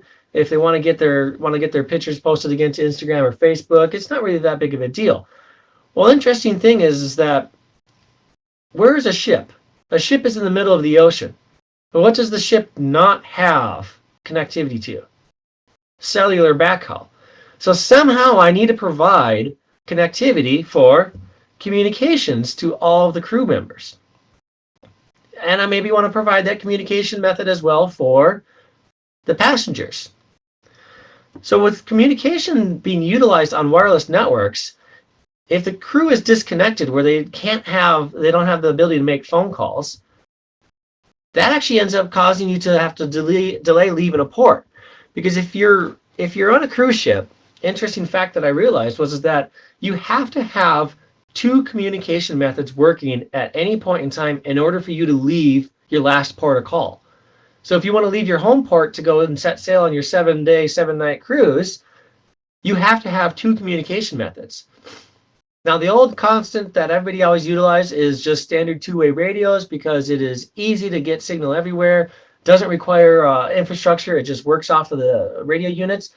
The problem with that is this: I don't want to have a crew of 2,500, for example, trying to overtalk each other to figure out Is it my turn to talk? Is it your turn to talk? I need to get towels up here. How do I get that? So we have problems with this. The consequences can be costly and life or death as well. If I don't have that communication method, I may not be able to call man overboard in the event of somebody going over. So I was really intrigued when I set foot on the cruise liners to figure out what they're using wireless networking for. Because it's completely different from what everybody else would expect it to be, where it's just going to be, oh, it's just for people posting their pictures and not. When I set foot on the ship and realized that I had 2,500 7925 wireless phones to support, it was amazing. Oh, and by the way, this was all on 2.4 with directional antennas in a hallway design. For those of you that are playing the tally game here, you've just caught on, hopefully, that I've rattled off a ton of things that you will hear all designers say never to ever do. Don't ever put APs in hallways. Don't run voice on 2.4. Don't run a 2.4 only network because it's garbage. I have never been in a location where voice worked better in my life. Now, a lot of people will tell me, well, that's because there's no interference sources. Yeah, I get that. But I'm inside of a big metal box. You know, all the staterooms are metal shipping containers. How is signal working perfectly fine in 2.4 in this environment? And it was extremely critical for them to have that wireless system working. The only time they used their two-way radios was for if they're doing muster calls. You know, and then Sorry to interrupt. Just one question. So you mentioned that you did the project in 2.4. I was wondering, and I had similar discussions with the Navy here, what is the right regulatory domain for this type of thing? Because it's moving around the world. So when it's here in Brazil, we should respect our local agency, right? When it's in US, different thing. So have you had this question before, and how do you tackle that? The right regulatory domain is the one you pick. In most scenarios, they choose the U.S. The majority of this particular cruise line ships are shipping out of the U.S. Yes, they have ones that are overseas, but honestly, yeah, they usually just pick U.S. and call it good. And you're right, you've got to respect local regulatory bodies, and I'm not quite sure how this completely worked out, because when they would dock at any of the port of calls that they would go to, they actually extend the ship net into the dock so it wirelessly meshes into it, and that was all based off of U.S. regulatory domains regardless of what country they were in. So I think I think yes, people are not paying that attention, or the regulatory agencies are not really looking into that, but it's something that I was thinking about it. Maybe the universal type of regulatory domain is the ideal thing, but just to think about the possibility to have your network reconfigured in every port that you are in looks scary as well. So less or more channels will going to be available, everything is going to change. Yep. So yeah, I'm with you. I think I'm going to do with my regulatory domain, and if the ship is out of my country, I don't know what's going to happen, and hopefully going to work. So I think there's a statement that can be said, and that is that a little Jamaican island or a little Caribbean island of some sorts is not going to say, no, you can't dock your millions of dollars worth of tourists a year unless you change your wireless regulatory domain so that you don't interfere with us. So I think a lot of times it comes down to the fact that they're bringing a lot of money into these countries and into these ports that they don't really care a lot too much. For example, in Haiti, Labadie, the cruise line built the entire port. It's their own port for the ships because the ships are so big. So they're probably like, yep, okay, whatever. You can do whatever you want to in here. So I think a lot of people kind of look the other way, just because of the fact that they know how much money they're getting off of the tourism that this is bringing into it. Now, the case of naval activities, everybody that I know that's done anything in our government agencies, regardless of what country we're operating a FOB in or we're operating our ships in, they're always in the U.S. regulatory domain because that's what our devices are. That's what our standard is. I think the fact of the matter also comes down to is that your network isn't really extremely high power. So are you truly going to be causing problems? I could see that being more relevant in the coverage-based models where we were operating at high power, because yeah, we could step over somebody else's channels, or we could be rude neighbors and causing problems. But because we power down, no, I don't think we have to really worry about that too much. I honestly see a lot of people looking at regulatory domains as more of a guideline than a requirement, which is kind of scary to some extent. You know, you always hear stories about people buying U.S. based controllers and on the gray market, especially like on eBay and stuff, and then shipping them overseas. And whenever I sell any of my old gear, it's always like, no, I won't ship it to anywhere overseas because I know you're not going to change any regulatory domain and stuff, and we're not going to, I'm not going to do that. That's not right. But I think a lot of people are starting to kind of, like I said, take that as more of a guideline and less of a requirement. So sea travel, oddly enough, people don't ever consider it as a mission critical network, but that was their primary communication method. 2,500 phones. If it didn't work, they would have to fail back to the two-way radios, and the two-way radios, not a good system for being able to manage that many employees, and then on top of that, add in another 8,000 or so people that are cruising on it. So it certainly is mission critical for them, but not in the same reasons that somebody in healthcare would think of. And that's kind of the point of what I wanted to talk about here as we're coming up on our time, is that every single network can be mission critical. So it's not necessarily, what is and what isn't mission critical. It's more of, should I run a critical connectivity over wireless? And what is actually critical? Anything that somebody can say. Mike, sorry to interrupt you again. Just FYI, our 5 minutes to the end already. So. Yep, this is my last slide. This is my closing slide. If you want to wrap it up, yeah, thank you. So yeah, it's what is critical, because anybody can consider anything critical. You said this is recording, so I on the fly took out one of my examples here, because there's one example that nobody ever considers mission critical, and I didn't consider it mission critical until I went through it. There's certain clubs of certain natures that gentlemen or ladies would go to. Right now, we're trying to deal with chip and pin in the States. I know a lot of other countries are already doing it, but it is just flipping our entertainment industry upside down, because people have to switch from just taking that credit card as the collateral for your bar tab, and we have to figure out how do we actually run terminals at the table, because oddly enough, we don't know how to do that. Everywhere else has figured out how to do that except for us. So it has changed our thought process and has made wireless networks for those mission critical, because that's a lot of money that they could be out of. So at the end, any network that you can't afford any loss of connectivity is critical in some shape or form. I don't care if it's life or death.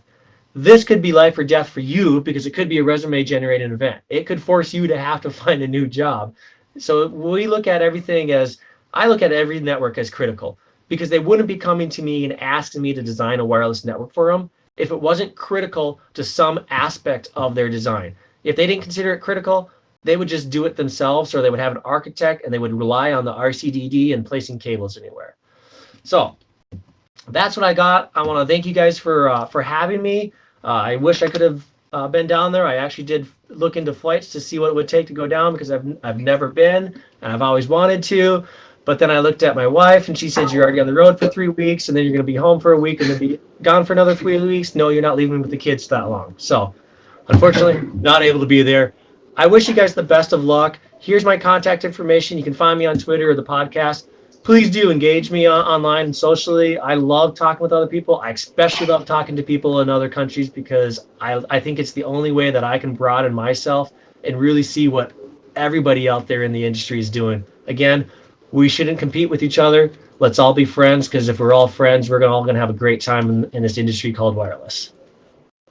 All right. Thank you, Blake. We appreciate your participation in our conference. Everyone. Thank you. And probably see you next conference, or even even in the US. Yeah, you're coming to the PVT in April, aren't you? Or are you going to stay home? Yeah, we did. Cool, perfect. All right, we'll see you then. Take care, guys. Have fun with Eddie. Don't beat him up too much. All right, thank you. Bye. Thank you. Thank you, bye-bye.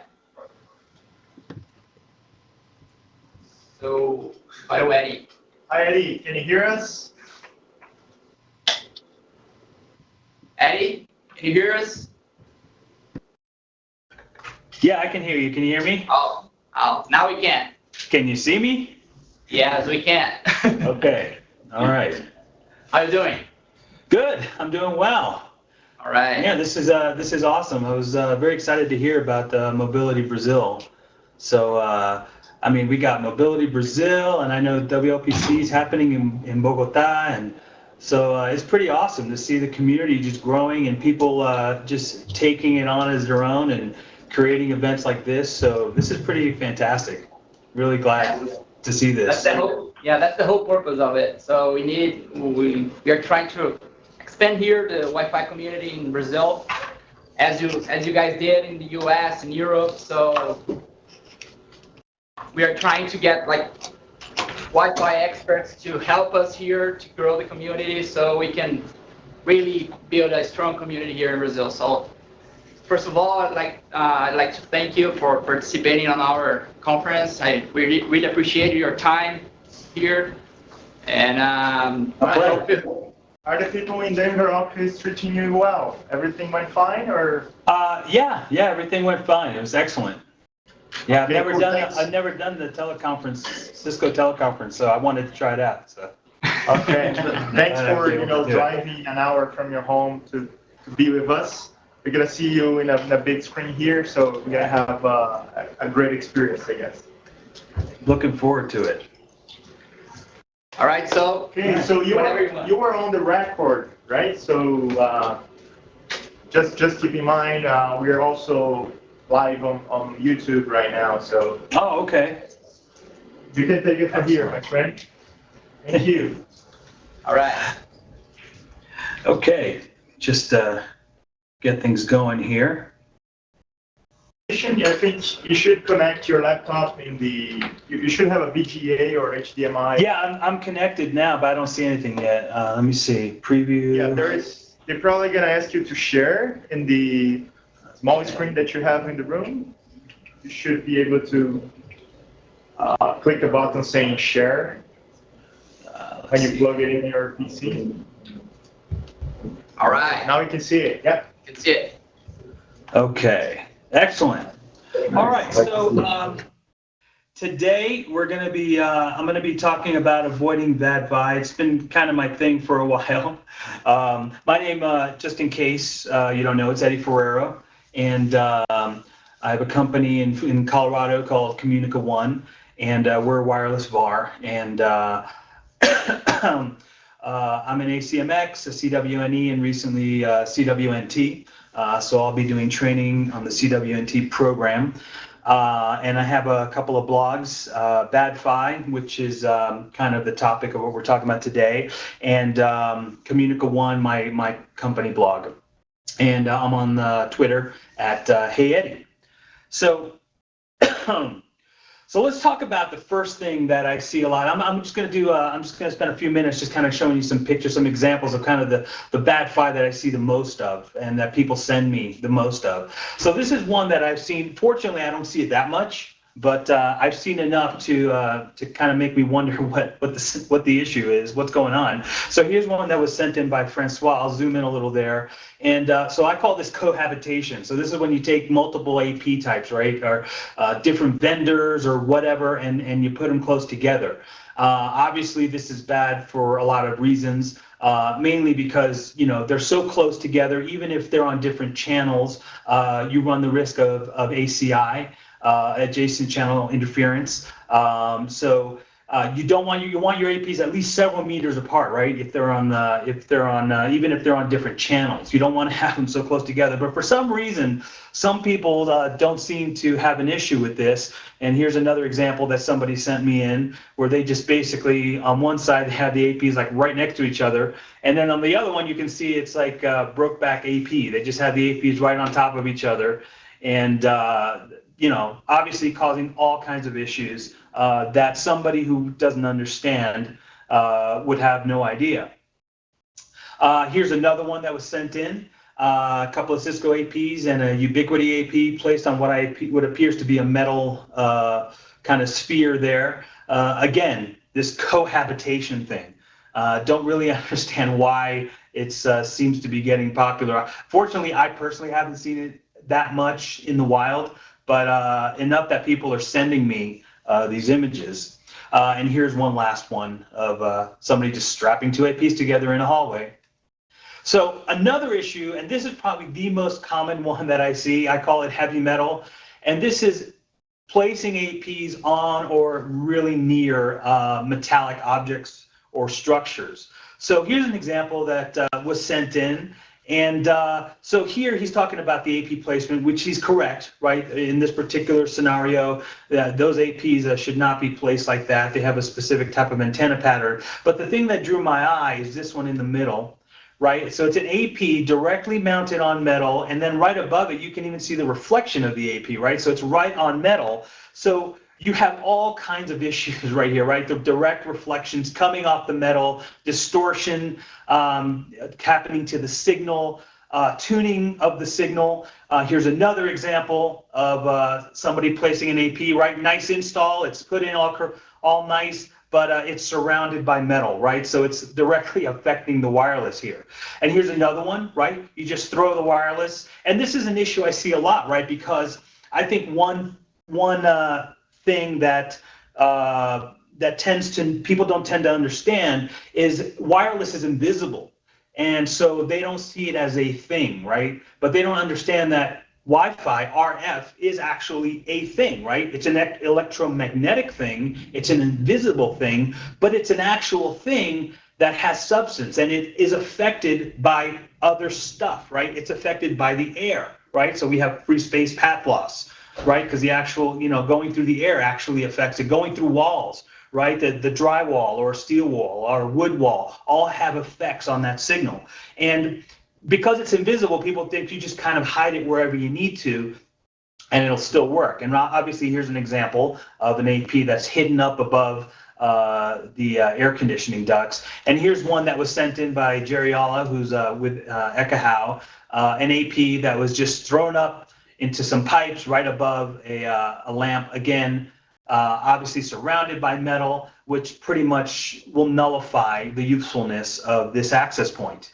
And then finally, here's one for a customer of mine. We did a whole plan and a survey and everything, and told them where to install the APs, and told them it needs to be above the roof, it needs to be on a pole. And I wanted to meet with the contractor, and they were like, "No, we're good, we can take care of it." And of course, I showed up, and they have this AP, omnidirectional AP, sitting on the corner of a metal building. So it's metal above, metal behind, and then there's a water spout right next to it that's also made of metal, right? So again, you're completely nullifying the effectiveness of your access point because they don't know, they don't understand. Another issue, right, is just too much RF, right? So people think I need more wireless, right? The wireless isn't good. So what do? Let's add more, right? Let's add more wireless without understanding the effects of adding more wireless. So you wind up issues like this, right, where this was sent in by Tim Rousset. And you can see here all these APs are extremely loud, extremely loud. And it's a page that goes down. There's like 20 APs, and they're all audible at this signal level. So multiple issues here, right? You're definitely having CCI. There's no doubt about it. You're having CCI with something like this. Even if an AP is far away, if all your APs are in the neg 60 and below, you're going to be having issues with APs even that are far away, because you can hear them. Probably a hallway situation here. Another issue that you can have is ACI. Even with a channel that is probably non-overlapping, right? Maybe it's 1 and 6, but if it's really that loud, you could cause a clear channel assessment, right? You could cause another device to either perhaps maybe detect the energy, and it hits the energy detect level of a client. And so you have clients on other sides of the building in different cells that are holding back, right, are not transmitting because they're hearing another AP either on the same channel or through ACI. They're just doing energy detect because it's so loud. And here's another example. I'm sure you've all seen this, right? You've gone to a hotel and you've opened up your scanner program and you see, oh my gosh, these people have just, there's networks everywhere. There's networks on overlapping channels. There's 40 megahertz channels and 2.4, just completely overrunning the wireless, and it doesn't work, right? It doesn't work well. So this is very common stuff that is sent to me. Here's one from Singapore. Basically, every single channel is in use, right? So, and just adding more APs, right? We need more signal. We need to add more APs. Instead of putting the APs where the clients are, you just kind of start adding more stuff. So, yeah. Would you mind to have some discussions during? No, go ahead. Go ahead. To leave this for the end, it's up to you. So you look some of the captures of the SSIDs and multiple networks that you saw in. Most of these are public type of deployments, right? Hotspots. And when I'm traveling as well, or going to airports, hotels, etc., I still don't see much in 5 gig. And all the examples that you show are in 2.4. So do you see the same in US? It looks like you're talking about. And that's actually. I showed 2.4 because you're right. 2.4 is the one, and a later example is about talking about designing for 5 gigahertz because of that fact, right? Because 2.4 is very congested. Now, in major metropolitan areas, like here in Denver, actually, if you're downtown Denver, you open up your scanner, 2.4 is just gone. It's obliterated. But if you go to 5 gigahertz, you'll see, even here in Denver, there's a lot of networks in 5 gigahertz. The difference is that we have so many more channels that we're able to take advantage of that and kind of we have much better opportunity to work successfully in 5 gigahertz than we do in 2.4. And I think ACI is another big reason why 2.4 is dying, because people are using using the overlapping channels instead of the non-overlapping channels. And so I do agree that 5 gigahertz is cleaner, but as we all know, I mean, pretty much any new device today that's being made is 5 gigahertz cable, with the exception of IoT. We know most IoT devices are still running 2.4 for whatever reason. But the majority of devices that people use day to day, their mobile phones, their laptops, that have been made in the last 3 years are predominantly going to be 5 gigahertz. And I can see that. And I think most people can see that 5 gigahertz is getting more, it's getting more use, but because of the channels, I think we have more availability and a better chance to get things to work well. So talking about stuff that people don't know. So a lot of what happens is because people just don't understand, right? They've never taken the time to do what you guys are doing, right? Get involved, go to conferences, get involved in the community, learn, get certifications, and understand how things should work. So another prime example that I see is antennas. That's just something that people just don't understand. So here's an example that Sam Clements sent me, and it was from Clues, and it's an AP with different antenna types, right? So they just kind of put a couple of dipoles on one set and a couple of patch antennas on another. It doesn't work like that, right? You got to know what you're doing and understand. And clearly, whoever put this in didn't know. And a little while later, Sam was able to get somebody to fix it, and they put the proper antennas that they should have put on all the connectors on that access point. Another example is just people moving antennas because they think maybe that the wireless goes in the direction of the antenna, so they want to point it. I want to hear, and I want to hear, and I want to hear, right? So instead of taking the time to understand how the signal actually propagates out of those antennas, right? So it's basically ignorance, right? It's not because they're being malicious or they're doing it on purpose. They just don't know. And when you see something like a stick, like a dipole antenna that's pointed, I guess it's natural, right, to think it's like a magic wand, right? Like Harry Potter, you just point it to where you want. That's where I want Wi-Fi here, I want Wi-Fi there, right? But you have to understand how those antennas work to actually properly use them and implement them. Here's another example of mixed antennas, right? Dipoles, patches going in different directions on the same radio. So again, lack of understanding.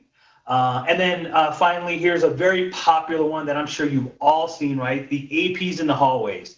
Now, this one's unique that I really like this one because it isn't just that they have APs lined up down the hallway. In this case, they have APs lined up down the hallway facing each other, right? So you literally have AP on the left screaming into the face of AP on the right, and AP on the right screaming back into the face of AP on the left.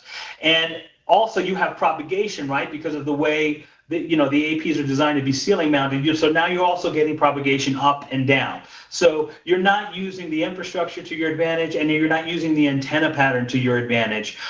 You're just placing them on the walls and causing all kinds of issues, right? So again, it's a lack of knowledge, right? It's not willful. It's just a lack of knowledge. So how do you defeat that? Well, you take the time to learn. Again, you take the time to do what you guys are doing, right? Taking the time to take some time off from work and learn from other people like yourself who are as interested in wireless as you guys are, to see how you can better implement these wireless networks. Right, learning about 802.11 obviously is crucial, and the understanding is going to lead to better Wi-Fi. So there are plenty of resources out there, right? Conferences like this, there's blogs. Here's some blogs that I really like. Revolution Wi-Fi, if any of you are familiar with Andrew Von Naj, his stuff is just fantastic. I mean, he makes so many great materials and tools for the wireless industry. That's all free. So if you haven't had a chance, mark that blog down, go there. There's a lot of great stuff. There's videos, blogs, tools, great stuff. Wi-Fi Nigel, another great blog. Wireless LAN Pros, right? Keith Parsons, who I consider a mentor. Again, a lot of great stuff. He does the WPC conference. You can get videos there where you can get some really great, and they're all free.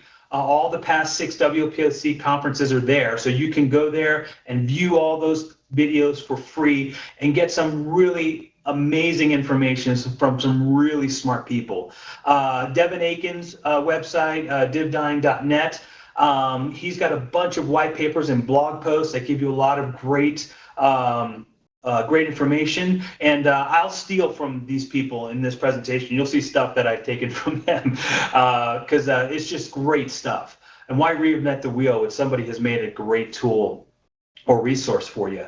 Ekahau has a Wi-Fi design blog. Then they basically have a lot of wireless experts write for them on the blog, so you'll get a lot of good information there. Vendor blogs, man, the vendor blogs have some really good stuff, right? Aruba, Aerohive, Cisco, Ruckus, they have some really smart people working there, and they have some good information on actual wireless, right? So obviously they're going to talk about their own product, but they also have a lot of great information just on how Wi-Fi works, how the protocol works, best design practices, things like that.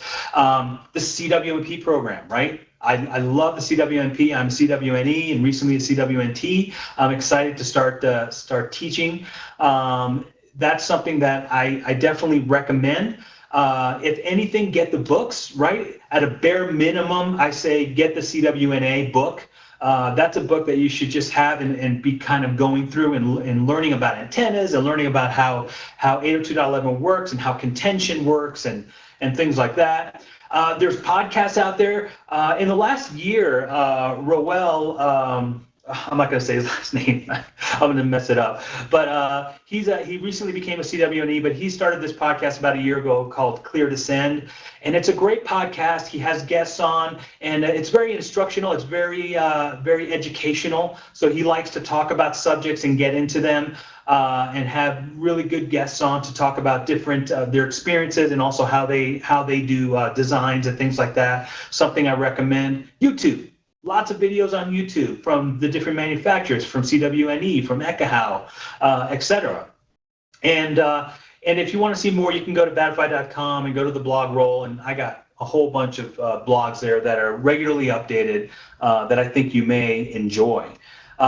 So let's move on. So let's start with antennas, because this is something, as you saw previously, right, that I think causes a lot of confusion and a lot of consternation, makes people uncomfortable, right? Because they don't understand them. So this leads to the poor AP placement that we saw because they don't understand how the actual antennas actually work. So let's look at this example. So this is an antenna radiation plot from Cisco. I really liked Cisco's antenna plots because they put the APs in the middle, and it makes it really easy for less intelligent people like myself who can't see it.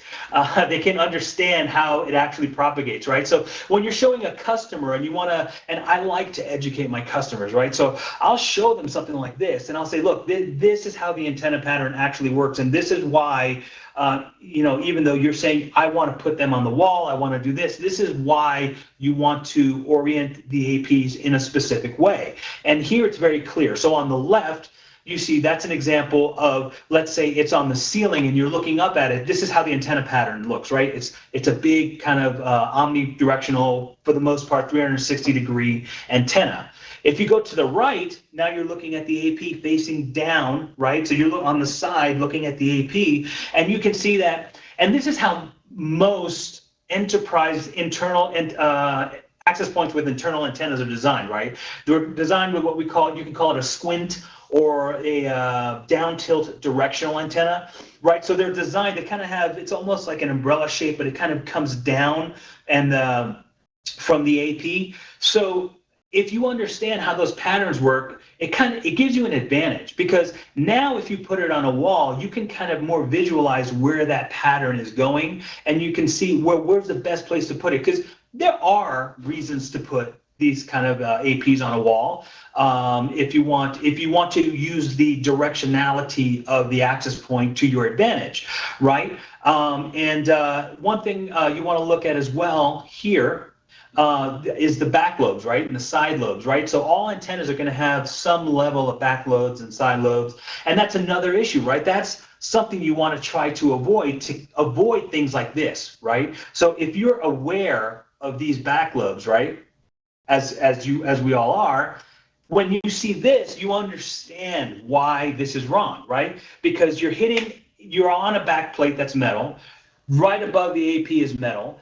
All that is being hit by the RF, right?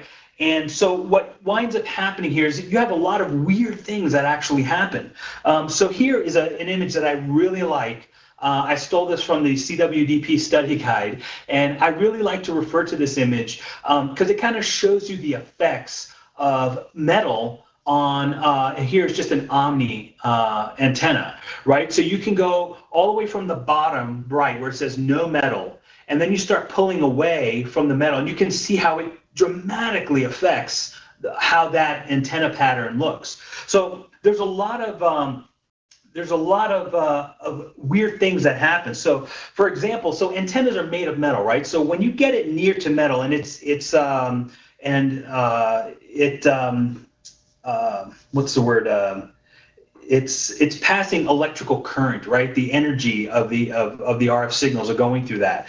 So when you get it in close proximity to metal, you can actually change the tuning of that antenna. And depending on the severity, you could actually tune it to a different band. So you actually lose all functionality altogether.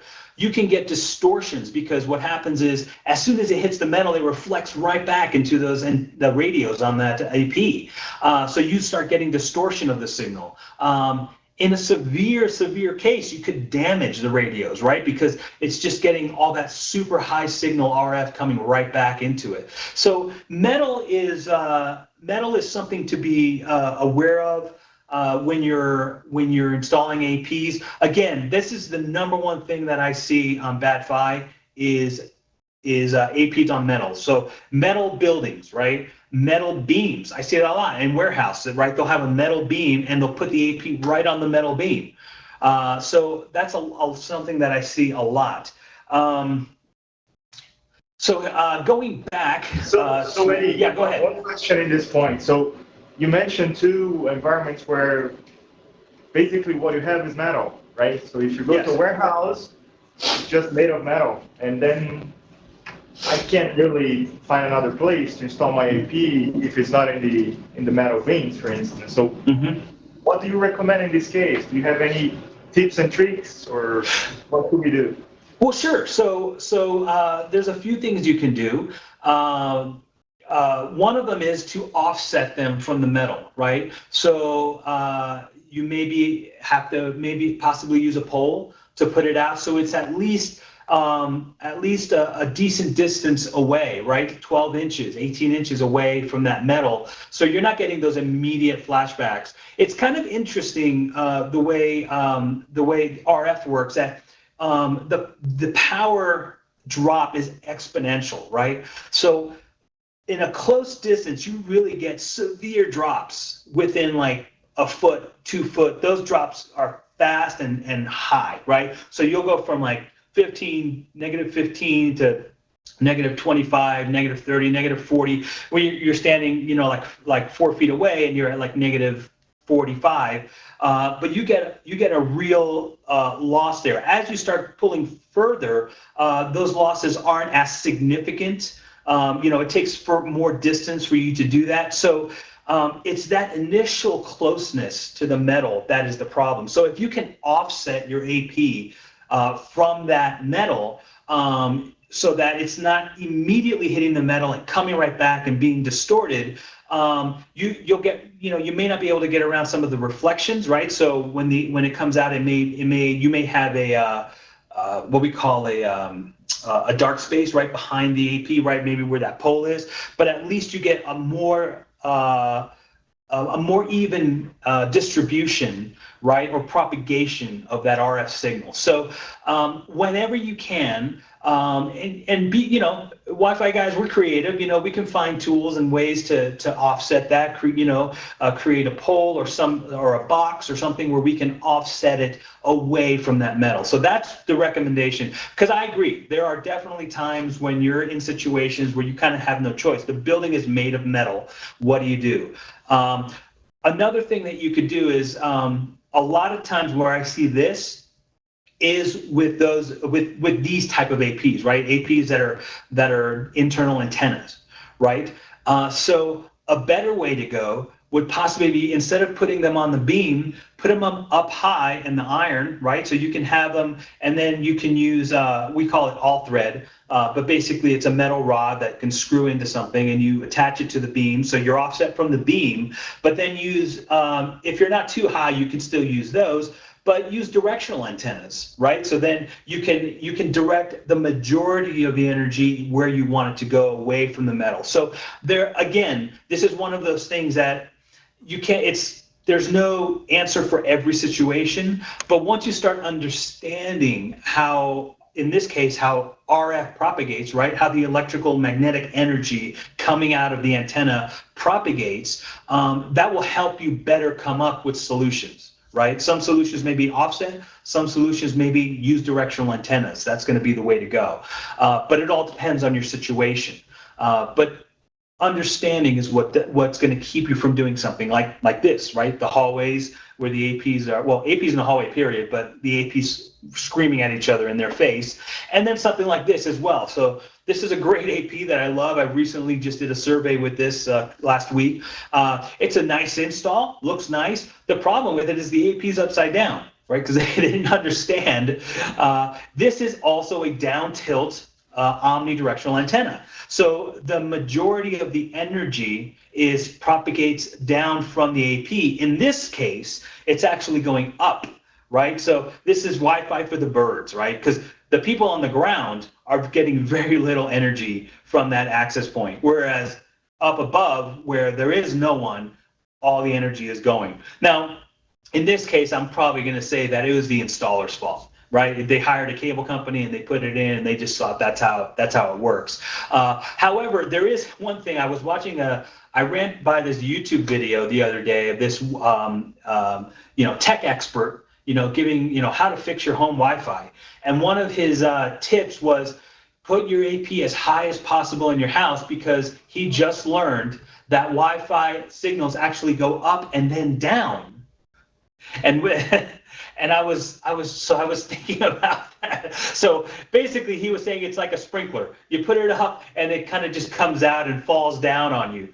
That's not how wireless works, right? So clearly, again, it's not malice. It's just pure ignorance of not understanding how wireless propagates, how the specific antenna for your device works. So let's talk about gain, because this is another issue that is confusing for a lot of people. So here's an example of a directional antenna. In this case, it's the Aruba AP277. So it's the cousin, the next model up from the one we just saw. So unlike that one, which was a down tilt Omni, which looks similar to the Cisco one that we saw earlier, this one is more directional. It's an 80 by 80. So you can see here that it's actually designed to go at that angle in a directional way, so you get increased signal in that area. But again, gain, the word gain to somebody, they're thinking amplification, right? So when you put gain on an amplifier to listen to your music louder, you're increasing power. We're not doing that in wireless. Typically, we're using what we call passive gain, where we're actually just concentrating energy in a specific area. So obviously, the standard picture for omnidirectional, right? So it isn't actually a ball like most people think. You all know that it's more like a donut, right? And it's kind of horizontal. It's wider than it is thicker. And as the energy increases, or as the gain increases, all right, you're not actually putting in more power. What you're doing is you're pushing down and you're forcing that pattern to go, in this case, sideways, right? So you're going from that nice round donut shape down to more of a squat type kind of pancake kind of shape, even though it's still round, but it's getting shorter. So in essence, adding gain is actually pushing down on this balloon, if you want to call it, and it makes it wider instead of actually increasing signal strength, let's say. So what does that mean? So it's similar to like a hose, right? You have a hose and it comes out and it's a nice wide spout, and you use that same hose and you just twist it a little, and all of a sudden you get this high pressure spout. But this pressure from the water company didn't change. You're still getting the same amount of water that you did before, the same pressure. You're applying it by focusing it, right? So this is something that's very simple to explain in these terms to make a customer understand why, for example, you don't want to put an AP with dipole on the antennas high up on a ceiling. Now, in this case, they got metal, they got all kinds of stuff all over there. But I'm sure many of you have been in a warehouse where they have antennas, and they have high gain antennas, right? Because they want to get coverage throughout the whole warehouse. But you're down at the floor and you're barely getting signal.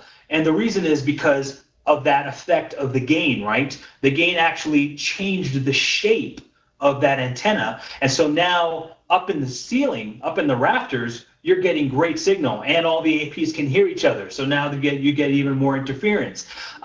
Whereas down on the ground, you're not getting anything.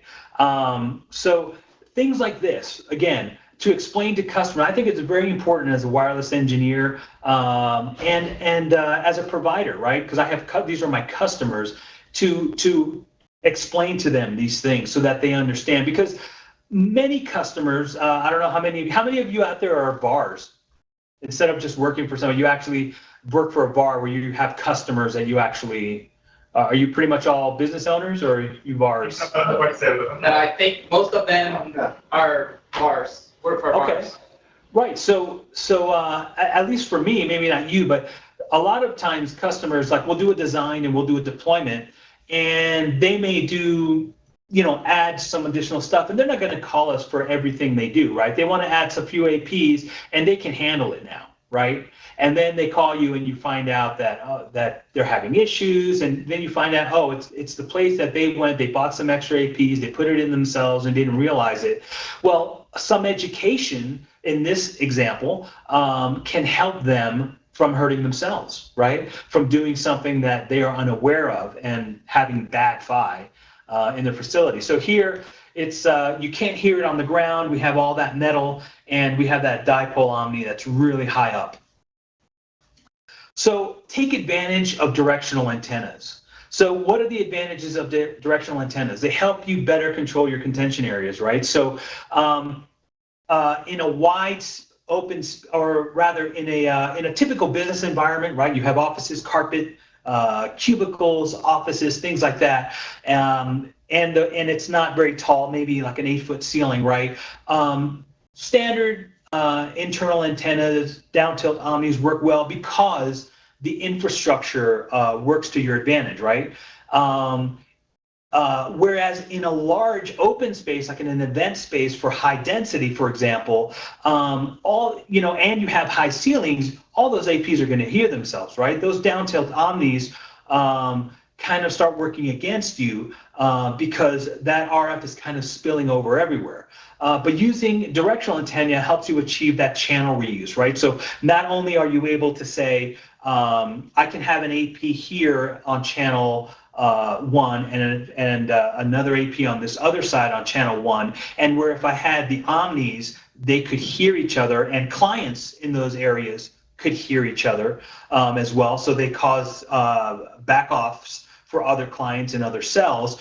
But if you do directional antennas, you can better focus that energy so that you reduce those areas of overlap, right? So directional antennas are really good. And the other thing, especially in high ceiling environments, they get the RF where the clients are. So that's like a #1 adage. Like when you're looking at deploying and designing, you're talking to your customer, you want to know where are the clients, because that's where you want to put your access points, right? It's the same reason you don't want to put access points in hallways. The clients aren't there. The clients are in the rooms. You want to get it close to where they are. So with directional antennas, and especially like I said, in those high density environments, you can actually get that RF to where your location is, of where those clients are that you want to hit, that area that you want to hit. Now, there are other issues that come into play, obviously multipath and things like that, so you'll have those kinds of issues. But as those crowds come in, they start absorbing that RF. So definitely look at using directional antennas. Now, directional antennas for many people are scary. I know for a while it was scary for me, just because I didn't really understand how they work. And once I started learning about antenna patterns and understanding how they could be useful to me, it started becoming less scary. But I think the down tilt omnis are very popular because they're easy. Right, they're easy to put everywhere, but they're not for every single situation. And I know there are many people who rely on those kind of APs for every situation. But you really need to be aware of what are the requirements, what is the environment, what's the structure made of, and how can I best get the RF to where the clients are. So for me, that's directional antennas. So here's a tool from Keith Parsons. If you go to wirelesslandpros.com, if you can't remember the URL, if you just go there and just do a search for visual alignment tool, you'll find it. This is a really cool tool that Keith Parsons came up with that you can make for free, and it's great when you're using directional antennas. So basically, it's paper. And he has the instructions, and he shows you exactly how to do it. It's a PDF that you can download, and you cut all these different angles and you tape them all together. And what this does is this creates this little cone that you can reform into whatever beam width your antenna is. And then you have this cone that you can look through, and then this allows you to give you an idea of this is the predominant coverage area of the antenna. And now it's obviously it's not exact. It's a paper model, but it gives you an approximate idea, so you can look through it and kind of get, okay, I know this area here is a good approximation of this is the area I want to focus on. Now, obviously, you're going to have some additional RF spillage, coming out of that, because the RF doesn't just stay in that little box. But it gives you a good handle on what you're going to do. So if a customer wants to do it, they can just use this tool, and it kind of helps them, give them a better idea of how to direct the antenna. Or if you have an installer, and you want to say, look, I want this. This is, send them a picture. This is, when you look through it, it should look like this. You should see this area here. And then, so you want to point the antenna so it sees that. So it's very useful when using directional antennas. And that's at Keith Parsons' wirelesslandpros.com website.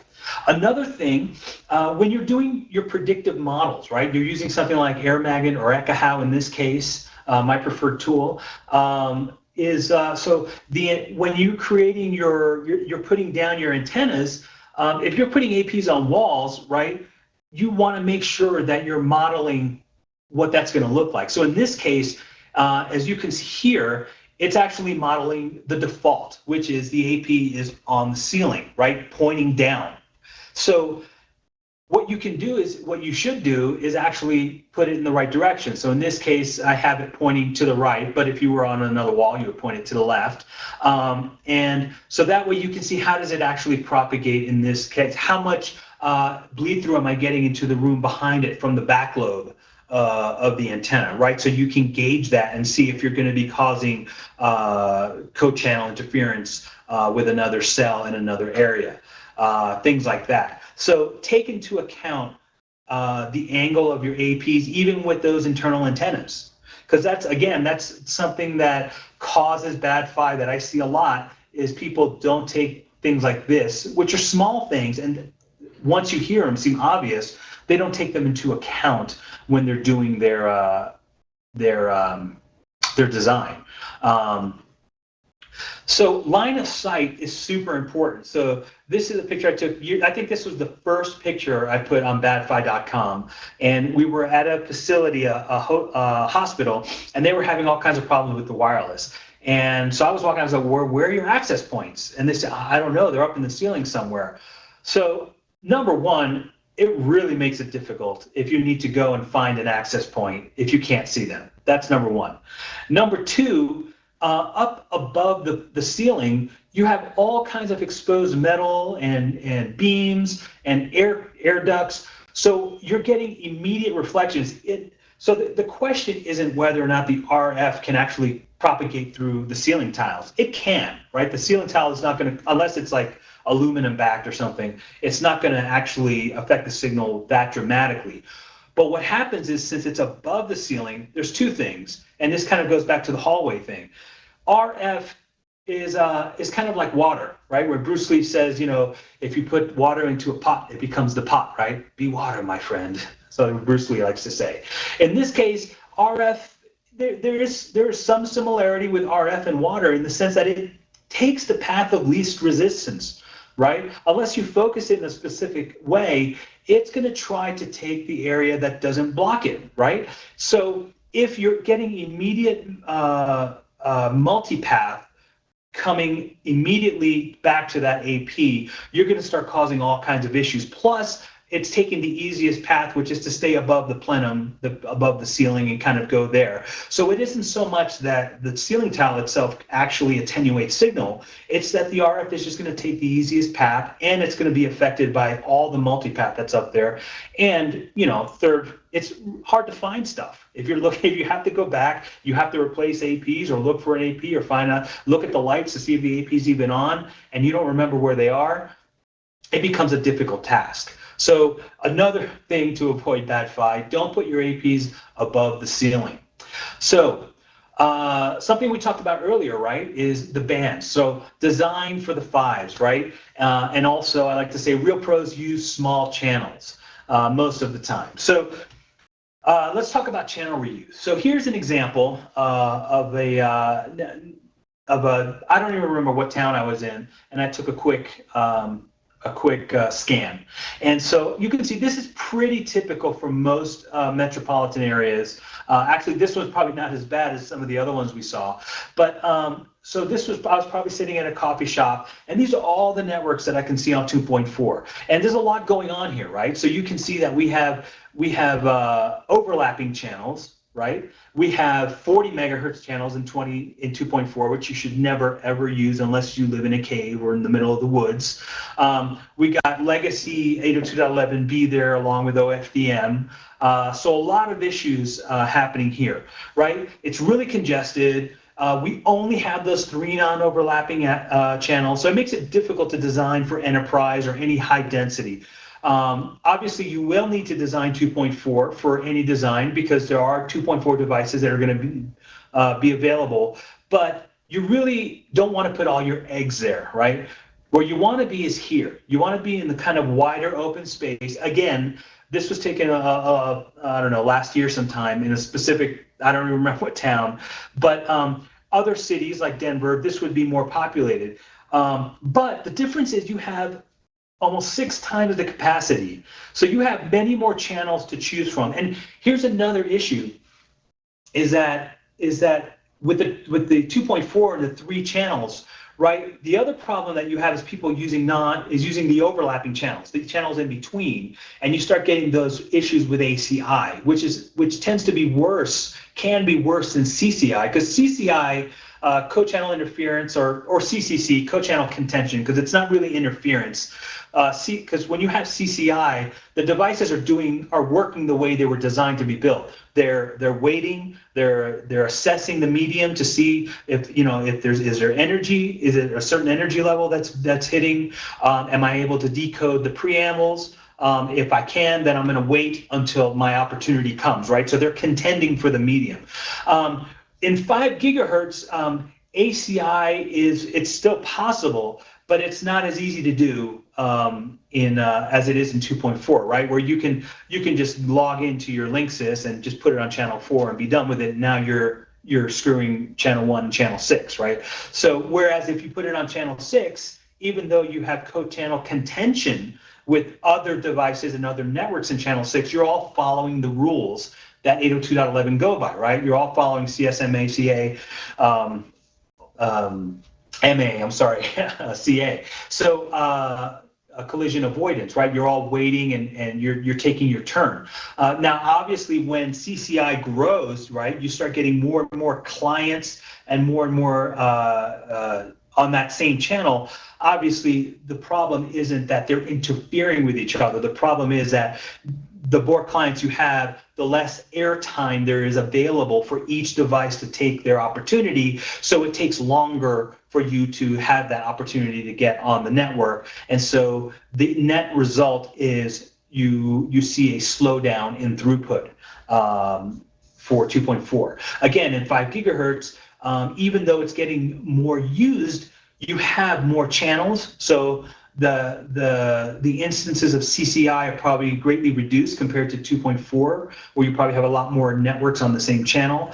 And ACI is not as predominant as it is in 2.4. So 2.4, when it first came out, was nice and clean, right? We all remember that. It was, in the 90s and early 2000s. You bought your router, everything was great. And then people started getting hip to wireless, right? They started buying laptops and they started putting wireless in their homes, and it started not being as great as it used to be. And then in 2009, right, 802.11 came out, 5 gigahertz kind of became the cool thing. You have a lot more channels. It's kind of like HD and like cable. You have all these different channels that you can pick from. So it's definitely the place to be. So design for 5 gigahertz first. That's what I do. I like to design for 5 gigahertz first. Once I've done my 5 gigahertz design, then I go back and design for 2 gigahertz, which 2.4 gigahertz, which generally means, and I think most of you are aware of this, that you're probably going to wind up turning off a lot of radios, right, because of that CCI. One of the interesting things, as I said, about CCI and ACI is that ACI is worse than CCI. So sometimes you will need to design in some CCI, co-channel interference or co-channel contention, into your design.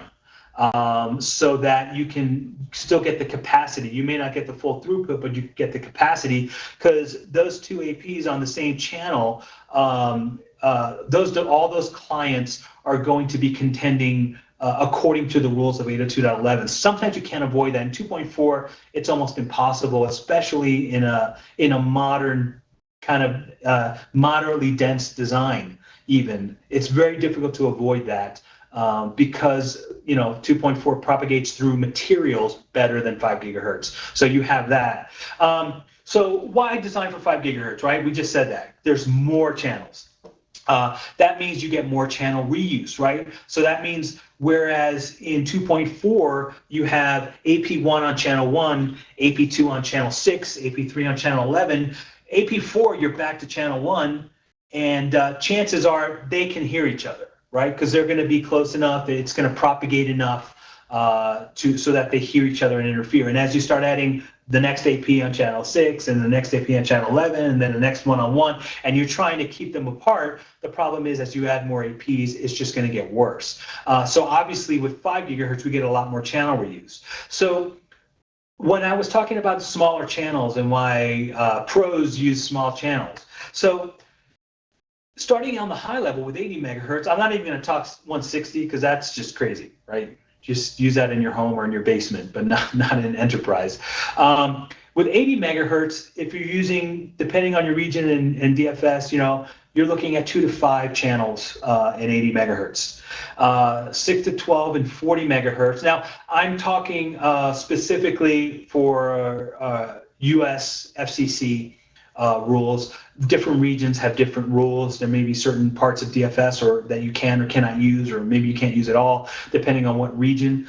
So I'm talking if you have access to all the DFS channels like we do here in the US. And then 8 to 25 in 20.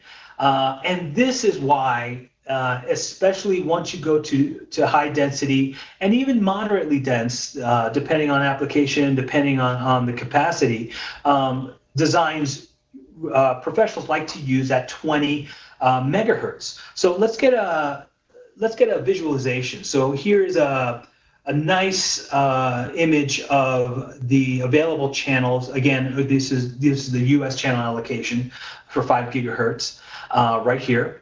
And so you can see that if we look at the 20, 40, and 80, you can see how they kind of, it's like you have your 20 megahertz channels, then you come down to your 40, which are bigger, but you halved your number of channels. You go to your 80, you halved it again. You go to your 160, and you halved it again. And now Uni 2B and Uni 4 are not available. The great thing, here's another great thing about 5 gigahertz is that we have the possibility that these channels will start to become available to us, right? So again, more capacity for your wireless network. So definitely something to consider. Now, how many of you use DFS channels? Is that common usage? Oh, you guys use it? Yeah, they use it. Yeah. They normally use it. What's that? They normally use the DFS channels. Okay, good. So yeah, that's something that I've been saying for years. Take advantage of those DFS channels. Obviously, you want to watch that. So if you're near, an airport, military facility, something like that, you want to watch that. Most systems you'll be able to maybe in the CLI pull up some kind of log or use something like, in my case, Aruba Airwave, where we can log those events. And so we can say, hey, if these 2 channels seem to get hit a lot, I'm going to take those out of our channel plan, and I'm just going to keep the other ones on there. So that's obviously something that you can do with DFS. Some people have been scared. I think that's kind of gone away. I think most people are aware that if you're going to do a dense design, you're going to have to use those DFS channels. So definitely take advantage of those DFS channels. One thing to consider is also some channels that could be problematic. So one of them is 144, because 144 was added with 11 with AC, right? So anything that is not an AC device, so N and below, cannot use that channel. So so that's something to be aware of. So if you're doing a large public Wi-Fi, you may want to consider dropping 144 from your channel plan to make sure that you don't have places where people can't connect. Now, if you have a very dense design, that may not be a problem, because if they can't connect to the AP that's on 144, they can probably connect to the AP that's on 48. or 36 or something. So it may not be an issue, but that's something to consider, right? If you're in your plan, is that going to cause a problem with certain devices? If you have critical devices that you need, maybe you're a hospital or something has legacy devices that they want to use that don't support their end, let's say, and they don't support channel 144, then that's probably a reason to take 144 out of your plan, right? Because those devices, you can't afford those devices to not be able to connect to an AP. Another one that I found, although I don't know how it is anymore, but again, with a lot of these organizations, they have legacy devices that they're keeping by. 165, there are certain Cisco phones that didn't support 165, so that could be another issue. I know there have been hospitals that have problems where they have dropouts where the phones don't roam, and it turns out they were using 165 in their channel plan, and that's why it wasn't roaming, because it did not support 165. So that's another thing. If you have critical devices, right? So part of when you're talking to your customers, getting information, find out what the capabilities are of those devices, right? So if these are mission critical devices, find out what the capabilities are. Do they support all the channels? Do they support the security that is required? Things like that. So let's talk about Wi-Fi in the hallways. This is another bad Fi, right? You guys have all been to hotels and the Wi-Fi is terrible. And 9 times out of 10, it's because the APs are in the hallways. They're just lined up down the hallway, right? And so this is... So Eddie, just FYI, you have like 7 minutes or so to finish, just to highlight. Okay, Just to, all right. to let you know, I'm sorry. Okay, so we have the hallway right here, right? Lined up down the hallway, incorrectly placed on the wall, of course. So basically what you have is a tunnel, right? The RF tunnels its way because it's taking the easiest path. So it's not going where the clients are in the room. And if you use RF management instead of doing static, that causes problems too, because the APs hear each other really loud. So in one scenario, you can have the APs power down, and then you start losing connectivity in rooms because there's not enough signal.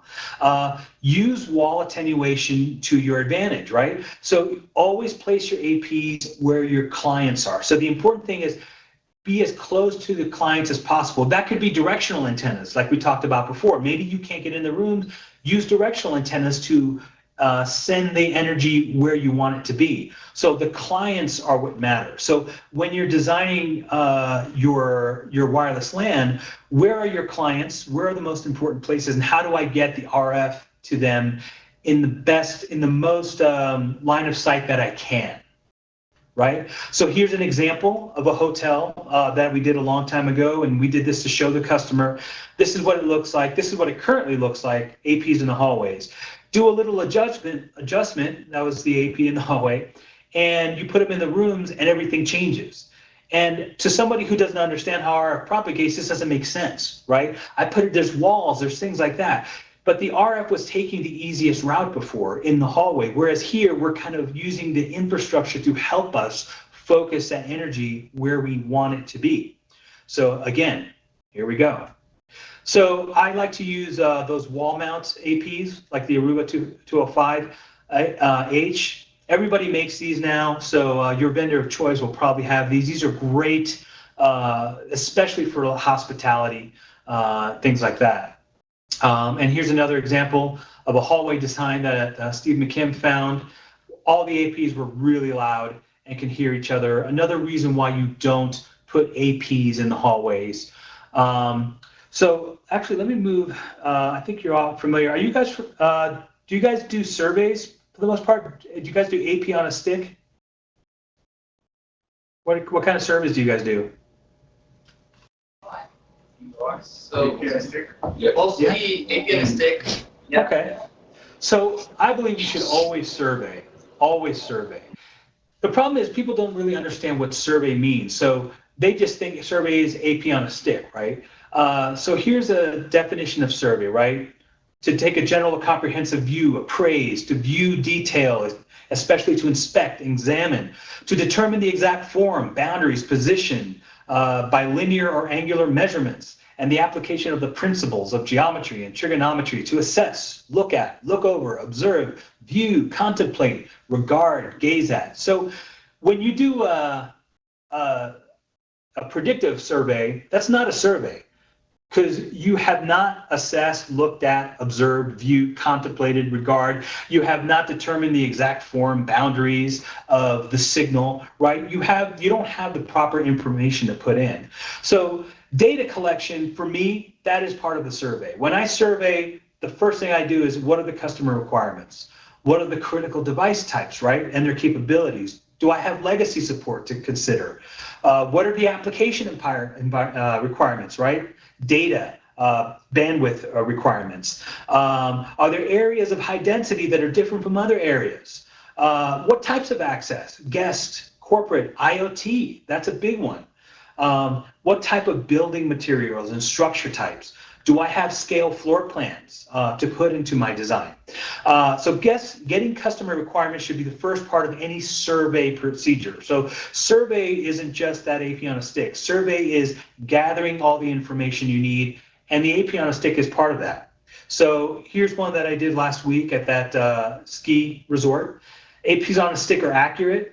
But a full AP on a stick, it takes a long time, right? Because you got to move that AP in different locations, take measurements. You actually want to, it's labor intensive, but you actually want to, when you measure the signal level, you don't just want to measure to the edge, right? You don't want to measure where my -67 line is or cutoff is or cell edge is. You really want to go almost to where that AP is, you can't see it anymore. You want to know, where can I no longer see this AP? Because devices way out are still going to be able to contend for that airspace. So you want to know, how big is my contention cell? My data cell, my cell for use, my coverage cell, that's one thing. But how far am I going out that I'm affecting and possibly overlapping with other APs? And that's something that's very interesting to know, that a lot of people don't understand, is that a device, as long as it has 4 dB SNR, it can decode a frame. And if it can decode a frame, it can cause CCA, right? Clear channel assessment, and it'll cause it to back off. So if you have a device that's seeing a signal, a frame coming at -86, but the noise floor is -90, it has 4 dB, it can decode that frame, even though, according to the specification, -82 is the cutoff, right, for decoding a preamble. The truth is, in reality, if you have 4 SNR, that device can decode that preamble. And so you really want to know how far that contention zone. So that's why AP on a stick really takes a long time, because you need to place it in all the locations you think you want to put an AP, and then you have to measure that entire, if you want to do it right. So it is very labor intensive. And here's another example of what I was doing out there, and me on the slopes trying not to get hit. Another type of survey that I like to call is the attenuation measurement. And attenuation measurements are easily done, can be done with any equipment, much less labor intensive, get you great data to put in your predictive design. And basically what that is, you take an RF source, an access point, a little tiny D-Link router, that you can power with a USB battery. And what you do is you use another device like your iPhone or something that gives you, or your laptop, and you measure that signal. So what you do, you can use something like this, or I use something like this that's powered by USB. This is my favorite tool to measure. Like I said, you can use something like your iPhone or Android, or a Wi-Fi scanner like Wi-Fi Explorer. And what you do is you calibrate. So you take your AP in an open space and you measure at whatever you decide your distance is going to be. I would say 15 to 20 feet, so that you have a good distance, and moving doesn't really affect the signal that much. Use the same devices always. So if you use an AP, that Buffalo AP when you're measuring, and your iPhone, use that on site. Don't change. If you change, recalibrate. So once you determine that signal, so let's say at 20 feet, you're at -64 in open space with no multipath. When you go on site, you put the AP in the room, and you close the door, and you walk that 20 feet you think you are from the AP out in the hallway. So you put the wall you are measuring between you and the AP, and you take a measurement there. And let's say that comes to -71. So now you've assessed that this wall type of this hallway, and maybe it's a 10-story building, I know that these walls give me 7 dB of loss. So now you write that down, and when you go back to create your design, you know to put in your system, I know that these walls are 7 dB. So I'm gonna customize that and make that 7 dB. Take as many measurements from different wall types as possible, because not everything is the same, right? So these walls may all be the same, but then you go to a different area and maybe they have rock or concrete, or like you saw in that picture, rock behind drywall. So take as many measurements as you can to make sure that you're accurate when you're creating those designs. Sorry, I'm out of time. Yeah, I'm sorry, Eddie. We have That's okay. One presentation after the other, so I have to cut you off. But really appreciate your presentation. Thanks, for participating in our first conference. Maybe next one are gonna be here with us, so. in Brazil. Would love hopefully. that. Yeah.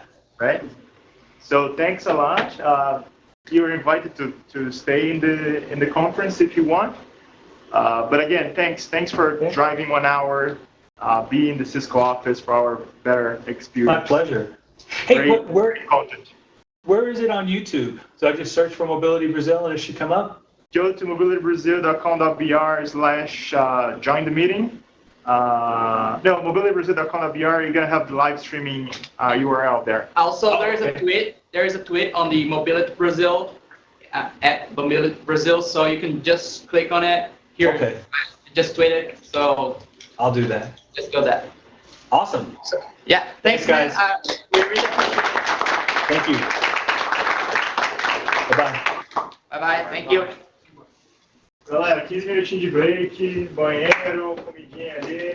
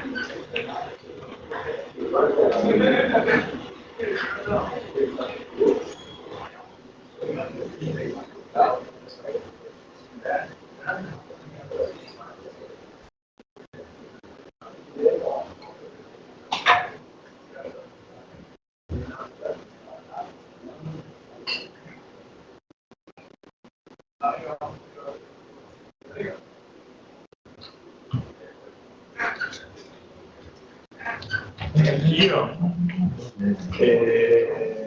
não sei se você puder. Sim, academia. Só plugar aí.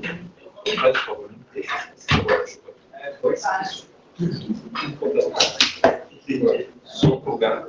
Isso. Você vai estar sendo gravado, tá? Aquela é a câmera. Você vai ver que se você puder ficar aqui é o melhor lugar. Aonde? Aqui. E a pessoa pode ver aqui vão estar seus slides, se você quiser voltar para cá enquanto você fala. Ok. Está sendo gravado no Webex e está no YouTube Live. Então, tudo que você falar, fale coisas públicas, não confidenciais. Excelente. Tá? Excelente aviso.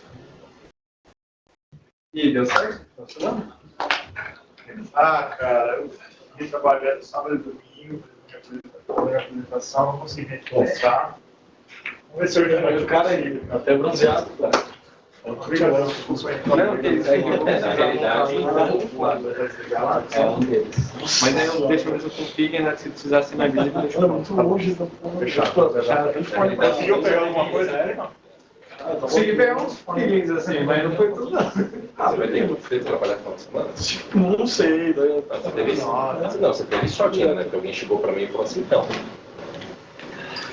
não, a gente conhece pessoalmente. Muito prazer, depois eu mando pessoalmente não. Foi bastante tempo. A gente falou, acho que semana passada, retrasada. Você é de Floripa, né? Começou. Ainda é de eu sou sergipano, mas eu moro. Ano passado, ano atrasado, eu tô na Série A, que já tô há 8 anos. Depois vem o gringo. E aí tinha uma vaga aí no Os caras têm a agenda certinha, então tem que te cortar. Aí tinha uma vaga na oferta. Então o ideal, aí você vê o que você quer fazer, ou você deixa a interação durante, ou Falei pro você cara deixa as no perguntas no final, e aí com você, cara. Mas Vai com a aí folhinha. era pós de Wi-Fi. Acabou, já tô desmontando já. Não deve fazer muito tempo. Não deve, foi 1 ano e meio. Eu tinha recém tirado o CCNP de wireless. Aí eu falei, não, acho que vai e tal, mas a realidade financeira é outra, né? Tem que ceder muito. Aí na hora não deu certo. O pessoal da ciência. É legal, É bom, né? Eu senti que era Fernando Lucas. Foi passar aí, foi E colocar. na época eu fiquei com receio, porque era bem naquela transição, início de crise, e Olha pro pulando, Meus amigos são assim. eu falei, putz, vai. Eu acabei trazendo o modem 4 mas não fez baixa, sim, que eu quero fazer uma apresentação aqui, as funcionam. Mas, se você tem uma regra de update isolation, que geralmente é o que acontece com o podcast, não vai funcionar porque eu não consigo exatamente fazer o broadcast. Eu acho que Eu sou de lá, então. Meu sonho era voltar, né, cara? legal. Mas é muito É difícil você não tem um acesso a preferência privada, mas Mas essa rede de coisa fez a produção cultural português global. Sim, queria assistir internet. Isso que eu pedi uma parte final.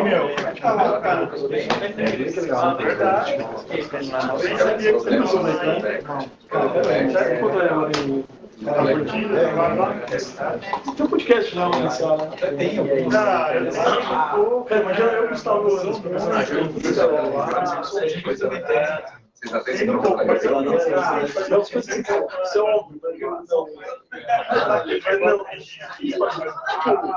só porque o Wi-Fi só porque o Wi-Fi é tipo Wi-Fi. Você encontrou o Cristiano. mas é mais Naquela época lá, mas a galera, o Afonso, o Alonso, sem voltar para O balanço do trabalho do Wi-Fi ainda. Você está fazendo consultoria e tal. Esse pessoal de vídeo.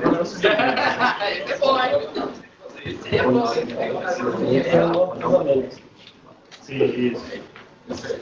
Não, está sendo o meu casamento. Minha careca já tô cortando. Já Eu cresceu, não né? lembrava que você estava assim, carequinha, cara. Porque fica para, eu já Eu tô chegando lá. Tirei, naquela época eu tinha tirado ainda, né? Esse cara eu já tirei, já renovei uma vez, tem que renovar de novo. Dois tem que renovar. Essa CNP mesmo, por enquanto. Tá bom por aqui. Então, eu gosto da mais perto, mas pirando.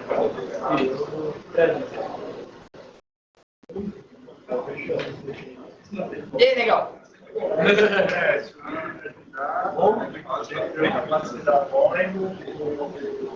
Cadê o Gustavo? Ó.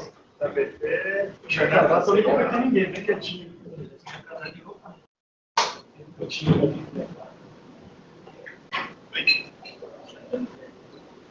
As coisas. Bem, bem.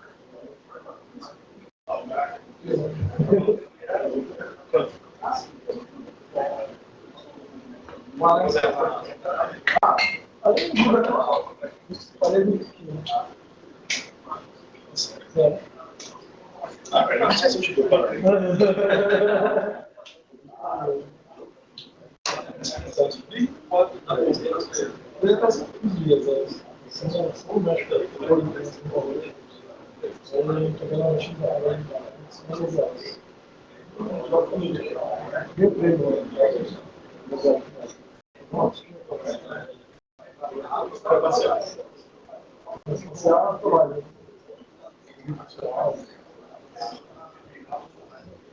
de lado, claro.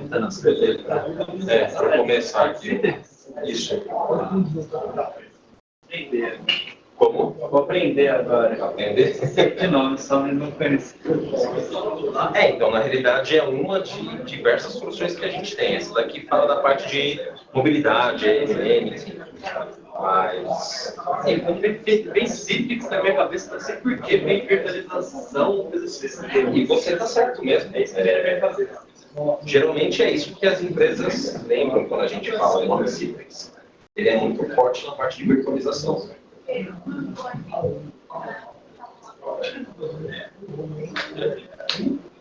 Vocês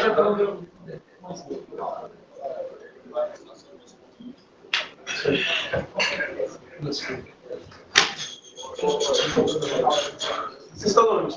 Eu tô aí, direto. Eu vou sentar aqui agora porque agora é a vez do ano. Cair, você cair. Tipo, então pode ser em que lugar desse lado? Tem aqui, ó. Aqui, ó. Vai mexer ali atrás, ó. Esqueci os votos até amanhã, cara.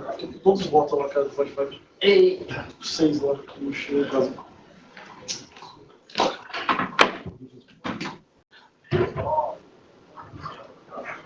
Mano, eu vim no táxi com o YouTube aberto. Tinha no aeroporto, aí eu veio no banho passando. Ah, é? Aí na volta, tomei banho rapidinho, mas não dava, né? 2 horas de voo, 1 hora. Aí, puta, vim revelação. Esqueci o nome do cara do Wi-Fi. Hey, forever.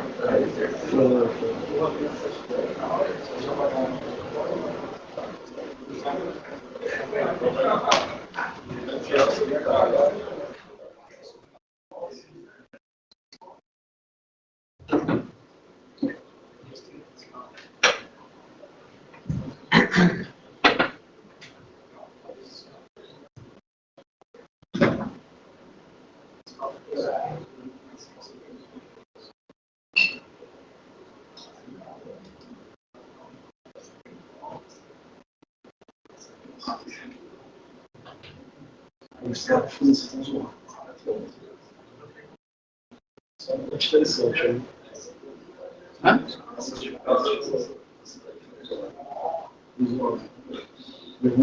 É, vai pro de 4, né, agora.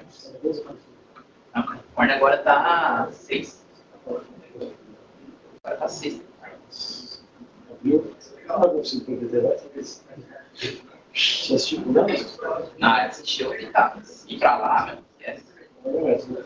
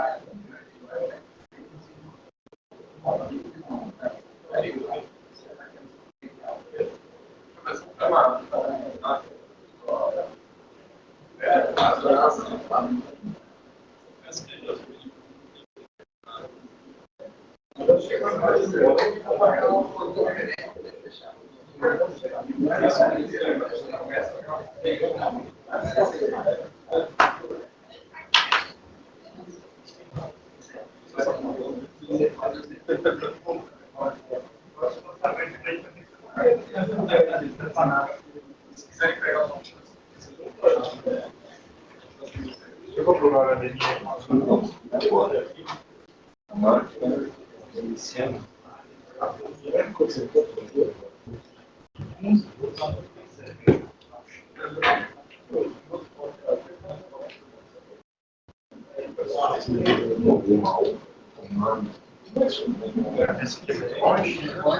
Aqui eu estou usando essas duas aqui, e se tivesse só mais uma para carregar o meu. Mas essa é longe?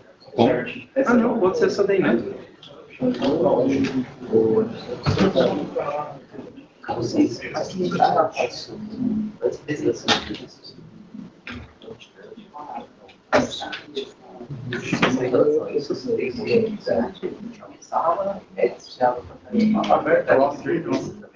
E aí, cara? É um pode responder proibido automático. Acho que assim, depois de padrão automático. Eu te falei que ele não serve para parar da licença. Ah, tá. Fiz Não, não. É o que eu tô verificando. Não tem problema, vai te dar mais trabalho. Não consegue ter uma abertura de projetos sem configuração, os caras compram lá e são Geralmente, tem essa trabalhando no flyers. aí geralmente vai a gente tá quando vocês análise pode ser foi cara mais 6 mais 17 0. Você conhece o João lá? Então, se tiver algum problema momentâneo,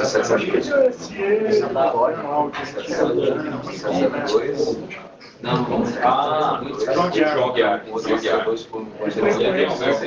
Tem João Alberto Aguiar. Não sei quem é. Conheço ele hoje.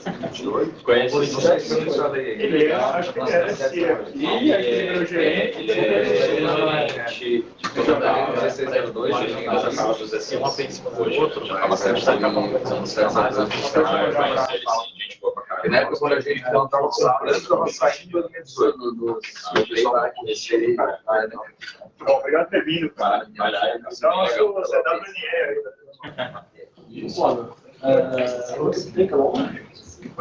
Da gente fala quanto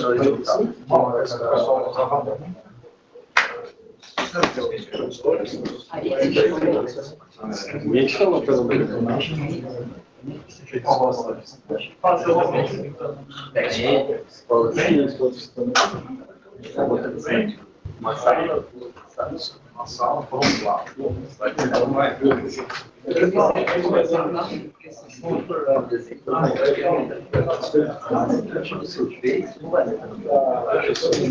tem locais que acabam colocando no corredor. é publicidade. Ela fala assim, vou botar isso aqui na sala. Mas,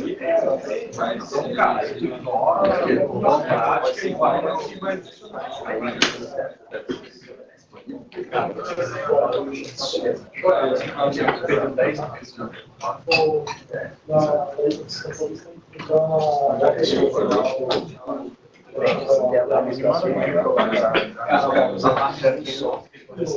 Cara, eu vou lá que eu já roubei 5 minutos seus. É isso que acontecer, né? Demorou ainda. tem que fazer uma votação. Deixa eu começar a gravar aqui.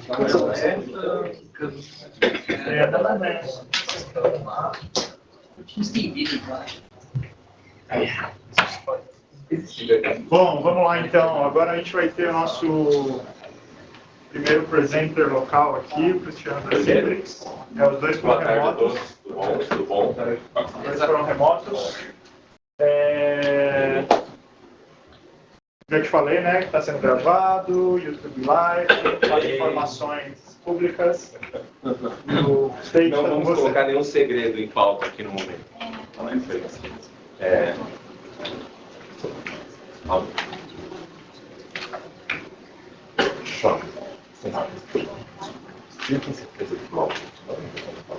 Sim, você tá aí, pode começar. Você pode checar só, Anderson, Gustavo, se o áudio está no... É porque antes você comentou que era para ficar visível nesse ângulo e eu não estou vendo mais ali, mas está tranquilo. eu posso colocar, por favor.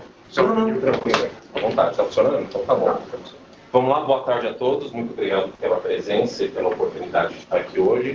Meu nome é Cristiano Santos, eu sou Sales Engineer na Citrix Brasil. E a ideia é que a gente converse um pouco hoje a respeito da parte de mobilidade corporativa. Vai ser uma apresentação relativamente rápida. A ideia é que a gente possa elencar os principais pontos que têm levado as corporações, os clientes e até mesmo os profissionais a trabalhar não só de maneira remota, mas também com diversos tipos de dispositivos, de diversas localidades, e também falar um pouco em como que a Citrix consegue auxiliar vocês nesse desafio. Eu garanto que vai ser um processo bem interessante. A ideia é que a gente tenha aí o quê? A agenda constando a parte da mobilidade em si, e aí a gente vai ter um pouco de PowerPoint, é como a vida funciona. Depois eu vou falar a respeito da mobilidade corporativa em si, e por que Citrix. E por último, a nossa parte de demo, fazer uma demonstração live, se funcionar bem, eu espero que funcione. sabe como é que são essas demos, mas eu acredito que vai funcionar, até porque eu sou suspeito de falar. Não só porque eu trabalho na empresa, mas eu sou um usuário muito hard das soluções que a Citrix fornece. Eu viajo muito a trabalho, não só pela própria empresa em si, viagens locais aqui para atender clientes que são regionais do Brasil, para visitar a empresa a sede nos Estados Unidos e também porque a minha família mora no estado de Minas Gerais. Então eu faço muito uso das ferramentas que eu forneço aos nossos clientes. Isso é bem interessante. Uma rápida introdução do que é o ZenMobile, gente. O que é a solução em si. Good enough security is no longer acceptable. But given that security controls vary based on the device and the operating system, the big question is how to implement an effective single uniform mobile security program. Also, with more users bringing their own devices, how do you implement security without intruding upon your users' personal privacy? Relying on some EMM solutions could prove to be problematic. Your users might be required to install an MDM client on their devices or use complex passwords. They might not be able to get all the apps they need. Citrix ZenMobile solves all of these problems. ZenMobile delivers enterprise-grade protection and a great user experience. Let's start with the user experience. ZenMobile separates personal and company data, ensuring personal privacy without requiring device enrollment and device controls, including device-level passwords.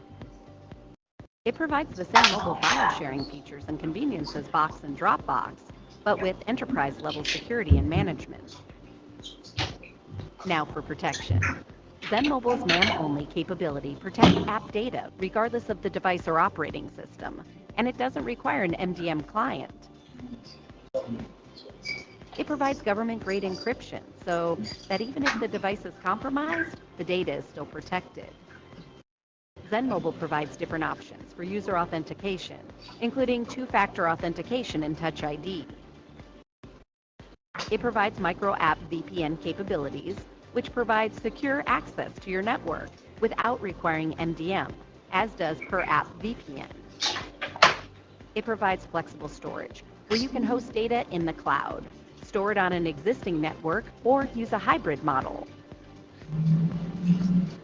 Citrix ZenMobile is the security solution that delivers enterprise-grade protection and a great user experience.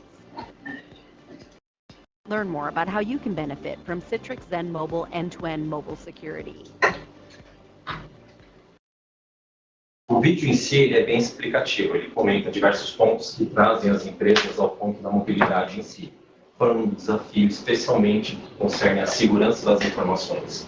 Muitos usuários eles têm a necessidade de um trabalho a partir de diversos dispositivos, não importa a localidade que ele esteja, mas a TI sempre teve e continuará tendo o concernimento quanto à segurança. Mas existem alguns pontos antes disso. Por que essa mudança está ocorrendo nesse momento? E são diversos os pontos que trazem isso. O primeiro de tudo é que a mobilidade está em qualquer lugar. Se nós olharmos aqui nas nossas mesas, nós vamos ver que nós temos 2, às vezes 3 dispositivos de sistemas operacionais e fabricantes completamente diferentes. As empresas necessitam dessa mobilidade e os usuários escolhem empresas, hoje em dia inclusive, que fornecem esse tipo de benefício aos usuários. É um fator de escolha dos profissionais atuais trabalhar em empresas que consigam dar agilidade, flexibilidade, mobilidade para o profissional executar a função dele. E por que eles querem isso? Bom, primeiro de tudo, você tem uma grande diversidade de plataformas. É que nem eu comentei agora há pouco. Se nós olharmos aqui nas nossas mesas, nós vamos ver que eu tenho diversos tipos de dispositivos. Falando de dispositivos móveis em si, smartphones e tablets, o mais comum é iOS e Android. E cada um deles tem a sua forma de trabalhar. E os usuários escolhem aqueles em que eles se sentem mais confortáveis. Eu, por exemplo, trabalho com a plataforma Windows no meu notebook, mas muitos profissionais aderem a uma plataforma de macOS.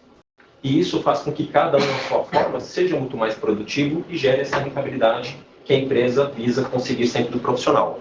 Outro ponto também são múltiplos casos de uso. O que acaba acontecendo é que as empresas elas têm necessidades diferentes, inclusive áreas de negócios diferentes dentro da mesma empresa. Existem empresas, por exemplo, que para um certo nível, por exemplo, diretoria, usuários VIPs, eles fornecem um dispositivo Mac, iOS, que visa atender aquele público-alvo, mas aquele custo-benefício, ele encaixa nesse determinado público. Existem outros profissionais da empresa que também vão trabalhar, muitas vezes de maneira móvel, mas que a empresa, por questões de custo-benefício, por exemplo, oferece um dispositivo de mais baixo custo, como um Android ou um iOS, que tem as suas diferenças, é muito, digamos assim, relativamente similares no ponto de mobilidade, mas quando você começa a trabalhar no dia a dia, você percebe que as aplicações dentro delas não funcionam da mesma forma. Com a parte de Zen Mobile, a gente consegue fornecer essa mesma experiência, mesmo que em dispositivos completamente diferentes. Outro ponto também que é muito importante quando os usuários começam a trabalhar de maneira remota, é que muitas vezes as aplicações que as empresas têm, elas não são 100% compatíveis com aquele sistema operacional do smartphone. Existem aplicações que são críticas do core do negócio da empresa, mas que não funcionam naquela plataforma. Então a ideia é que vocês consigam fornecer ou aderir a soluções que possam ser compatíveis mesmo numa plataforma na qual ela não foi desenvolvida. Isso me permite, por exemplo, pegar um dispositivo como um iPhone e abrir algum intranet da empresa, por exemplo, que vai estar rodando única e exclusivamente dentro de um Internet Explorer, que não é compatível com o navegador embutido dentro do próprio dispositivo. Outro ponto muito importante são os concernimentos de segurança quanto aos dados e informações. Por quê? A empresa aderindo a um processo, por exemplo, de BYOD, ou seja, traga o seu próprio dispositivo, ou que algumas empresas optam por trabalhar com CYOD, escolha o seu dispositivo e eu forneço, indiferente ao método de trabalho, o usuário ele vai estar trabalhando com acesso a dados, alguns deles até de maneira privilegiada, fora da empresa. Como que a empresa consegue garantir que o usuário, mesmo trabalhando em um dispositivo móvel, como eu comentei, por exemplo, o BYOD, a grande diferença é que no processo de BYOD, geralmente falando, as empresas permitem com que o usuário traga o dispositivo dele e passe a trabalhar conectado dentro do ambiente. Eu acredito que aqui todo mundo nessa sala tem acesso ao e-mail corporativo da empresa. O que eu acredito que não seja da grande maioria é que todos tenham uma solução que consiga separar a informação que você recebe no seu e-mail corporativo e permitir que ela fique numa área isolada, de maneira com que você não possa copiar ou fazer qualquer informação saia de dentro do sistema de mensageria da empresa. E eu vou até mais além. Muito provavelmente, nós aqui todos temos algum sistema de hosting de arquivo. Pode ser uma solução baseada no iCloud, pode ser uma solução baseada no Google Drive, podem ser outras soluções bem conhecidas de mercado, como Dropbox, OneDrive, enfim, qualquer plataforma na qual eu consigo armazenar aqueles arquivos, mas qual é a garantia que eu, Cristiano, não vou pegar aquele arquivo que eu armazenei, que é uma informação corporativa, e vou compartilhar ela com quem eu não deveria? Ou pior ainda, que aquelas empresas que me fornecem esse serviço não vão ter uma falha de segurança, como foi o que aconteceu alguns meses atrás, foi divulgado, um dos maiores provedores de serviço de file hosting, no qual uma pessoa mal intencionada vai ter acesso a informações estratégicas da empresa. A privacidade dos dados do usuário também tem a ver com a segurança, mas de uma outra perspectiva. Na primeira, a perspectiva é da empresa em si, com os dados corporativos que podem ser vazados através de um uso de um usuário no aparelho dele no dia a dia, no dispositivo móvel dele. Aqui, ao contrário, quem garante que eu, Cristiano, um diretor na Citrix, vou levar o meu dispositivo até a empresa para fazer um processo de BYOD, só que a empresa vai me obrigar a instalar o sistema de segurança dela, passando a ser um owner dentro do meu dispositivo. Quem garante que uma pessoa mal intencionada dentro da empresa não vai fazer um acesso indevido às minhas informações pessoais? Então, são dois paradigmas muito importantes que as empresas têm discutido cada vez mais no dia de hoje. Por último, e não menos importante, as mudanças entre as gerações. Quem aqui já assistiu uma série que tem disponível no Netflix chamada Mad Men? Alguém aqui já viu? Não. É uma série que, assim, o contexto dela se passa entre a década de 60 e 70 e trata o mundo corporativo na visão daquela época. Assim, é incrível, parece mentira, mas é realidade. As pessoas fumavam dentro do escritório. Se você vê relatos do início da aviação aérea, como Fumar dentro do avião. Exatamente, fumava-se dentro do avião. Gente, é inadmissível. Assim, eu, particularmente, eu tenho um problema muito grave com cigarro. Eu não consigo ficar perto. E eu fico imaginando você pegar um voo, quem estava comentando aqui de Califórnia, 6 horas de diferença e tal, imagina você pegar um voo Guarulhos, Los Angeles, cercado por fumantes. Cercado por fumantes. Você chega lá viciado. Inclusive, não, ou morto, né? Dependendo do tipo de alergia que você tiver. A questão é essa, a mudança entre as gerações também força que os negócios, as empresas trabalhem de maneira diferente. Você acha que o time de TI de uma multinacional ou de uma empresa local, ele quer que um diretor chegue lá com um dispositivo de um outro fabricante que tem um sistema operacional que nunca na vida foi homologado para rodar o RP da empresa? Ele fica vendido. Mas essa é uma mudança que ela é cada vez mais vista dentro do mundo corporativo, porque esta geração, colocando aí alguns termos como geração Y e millennials, cada vez mais tem trabalhado de maneira com que forçam a TI a ter ações que antes não eram planejadas por ela, como, por exemplo, suportar diversos tipos de dispositivos com sistemas operacionais diferentes e com necessidades de utilização diferentes. Eu, como Citrix, eu estava comentando com alguém aqui agora há pouco. A Citrix é uma empresa aí de mais de 26 anos de mercado e ela é muito conhecida pela entrega de acesso remoto e seguro a aplicações e dados virtualizados. Conhecido por um mundo de virtualização. Eu posso? Cristiano, você pode virtualizar um Outlook dentro do meu iPhone e do meu Android? Eu posso, só não sei o quão confortável você vai ficar em trabalhar com uma plataforma de e-mail que foi pensada para você trabalhar numa plataforma desktop, num notebook, num computador. O formato e a maneira com que as aplicações trabalham no mundo móvel, elas têm que se adaptar a essa mudança.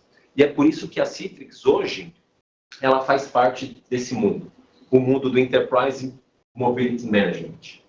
A ideia é que nós possamos auxiliar as empresas a evitar situações como essa, como, por exemplo, em que a mobilidade ela acaba sendo vista como uma falha de segurança, muitas vezes até porque o usuário final não entende qual o risco em que ele pode colocar as informações da empresa. Ele não entende que se ele pegar aquele documento, que é um documento estratégico da empresa, e armazenar dentro de um sistema de armazenamento de arquivos, que não seja de uso único e exclusivamente da empresa, muitas vezes com esses dados armazenados dentro do data center da empresa, ele pode colocar em risco informações estratégicas. E tudo que o usuário queria fazer era proteger aquele dado. Ele jogou dentro de um sistema de compartilhamento, como Cloud, Google Drive, OneDrive, não porque ele queria compartilhar com alguém, mas ele ficou preocupado se o celular dele tivesse algum problema, acontece. Por exemplo, derrubar o celular no chão, quebrar a tela, e ele ter que levar até assistência técnica, e a assistência técnica não conseguir recuperar. Comprometeu o aparelho. Ele queria recuperar aquela informação. Só que ele não pensa no grau de segurança e no grau de risco que ele está expondo às empresas. É esse o ponto que a Citrix consegue auxiliar a maior parte dos usuários do mundo corporativo. Primeiro, porque nós possuímos uma suíte completa nessa solução que visa fornecer um acesso seguro, controlado pela área de TI, com as permissões que nós precisamos estar filtrando para que os usuários tenham, mas que, ao mesmo tempo, forneça aos usuários uma experiência que ela seja prática, que ela seja satisfatória. É aquela balança que tende a pender entre a segurança e a praticidade de acesso às informações e os aplicativos. E aí, falando um pouco mais do mundo móvel, para quem, se alguém aqui já conhece, trabalha com soluções desse tipo, já deve estar mais acostumado, mas pensando de uma maneira genérica, que ninguém tivesse conhecimento, como que começa um projeto desse, como que a empresa começa a identificar uma necessidade dessa?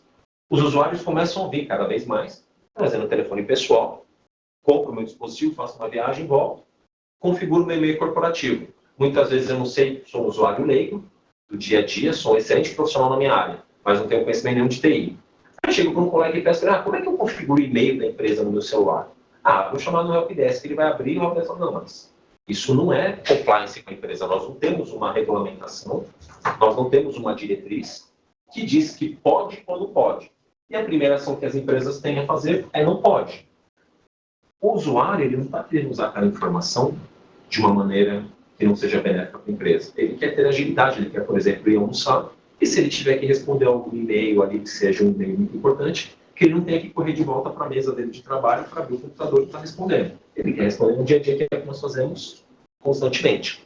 E as empresas, elas começam a pesquisar soluções que trazem a segurança ao dispositivo. Ele fala, bom, se eu vou colocar a minha informação, meu dado dentro do celular, então o que eu vou fazer? Eu vou encriptar aquele celular, eu vou colocar uma senha de acesso. Muitas vezes tem usuários que não têm uma senha complexa. Inclusive, saiu uma notícia esses dias que, infelizmente, eu não consegui pegar a fonte a tempo. Um desenvolvedor chinês, através de reconhecimento óptico, ele conseguiu pegar o formato de mais de 80% daquela senha, sabe a senha através de gestos, que você tem especialmente em aparelhos, você vê muito comum no mundo Android. A pessoa vai lá e faz alguns símbolos na tela e desbloqueia uma tela. Ele conseguiu reconhecer mais de 80% do acerto. Significa que a cada 100 pessoas que aquele sistema de monitoramento viu a pessoa, não é ele chegar do lado e colocar uma webcam, não. Um sistema distante.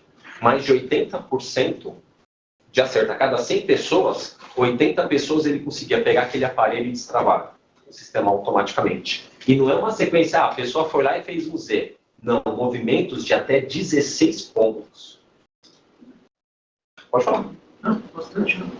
Poxa, é assim, eu tenho que admitir, eu não tenho isso no meu 16 pontos. A minha senha não tem 16 pontos.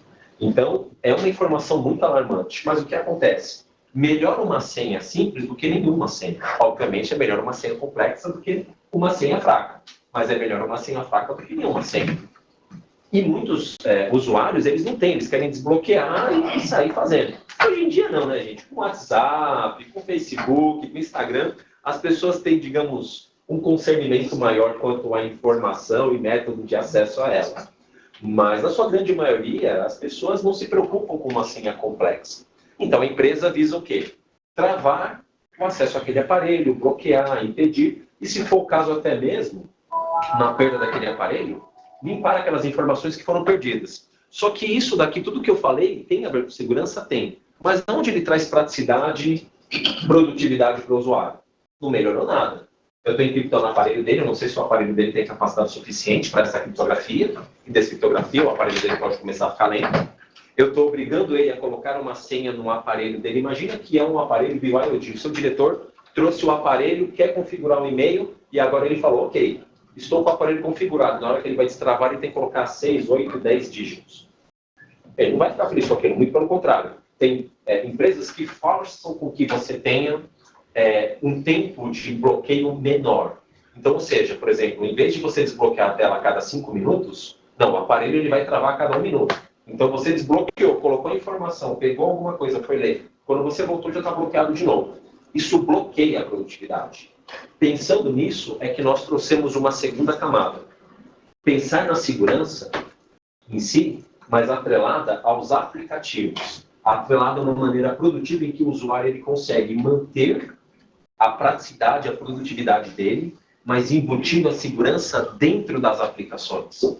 Fazendo aplicações que são fáceis, são user-friendly, que o usuário ele consegue assimilar e começar uma rápida utilização, um rápido reconhecimento, com pouco tempo.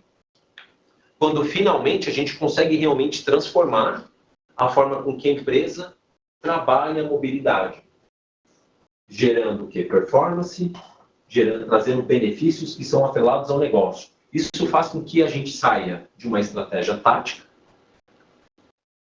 e a gente passe realmente a trabalhar na estratégia do negócio das empresas. Alguma pergunta até aqui? A gente pode ficar à vontade.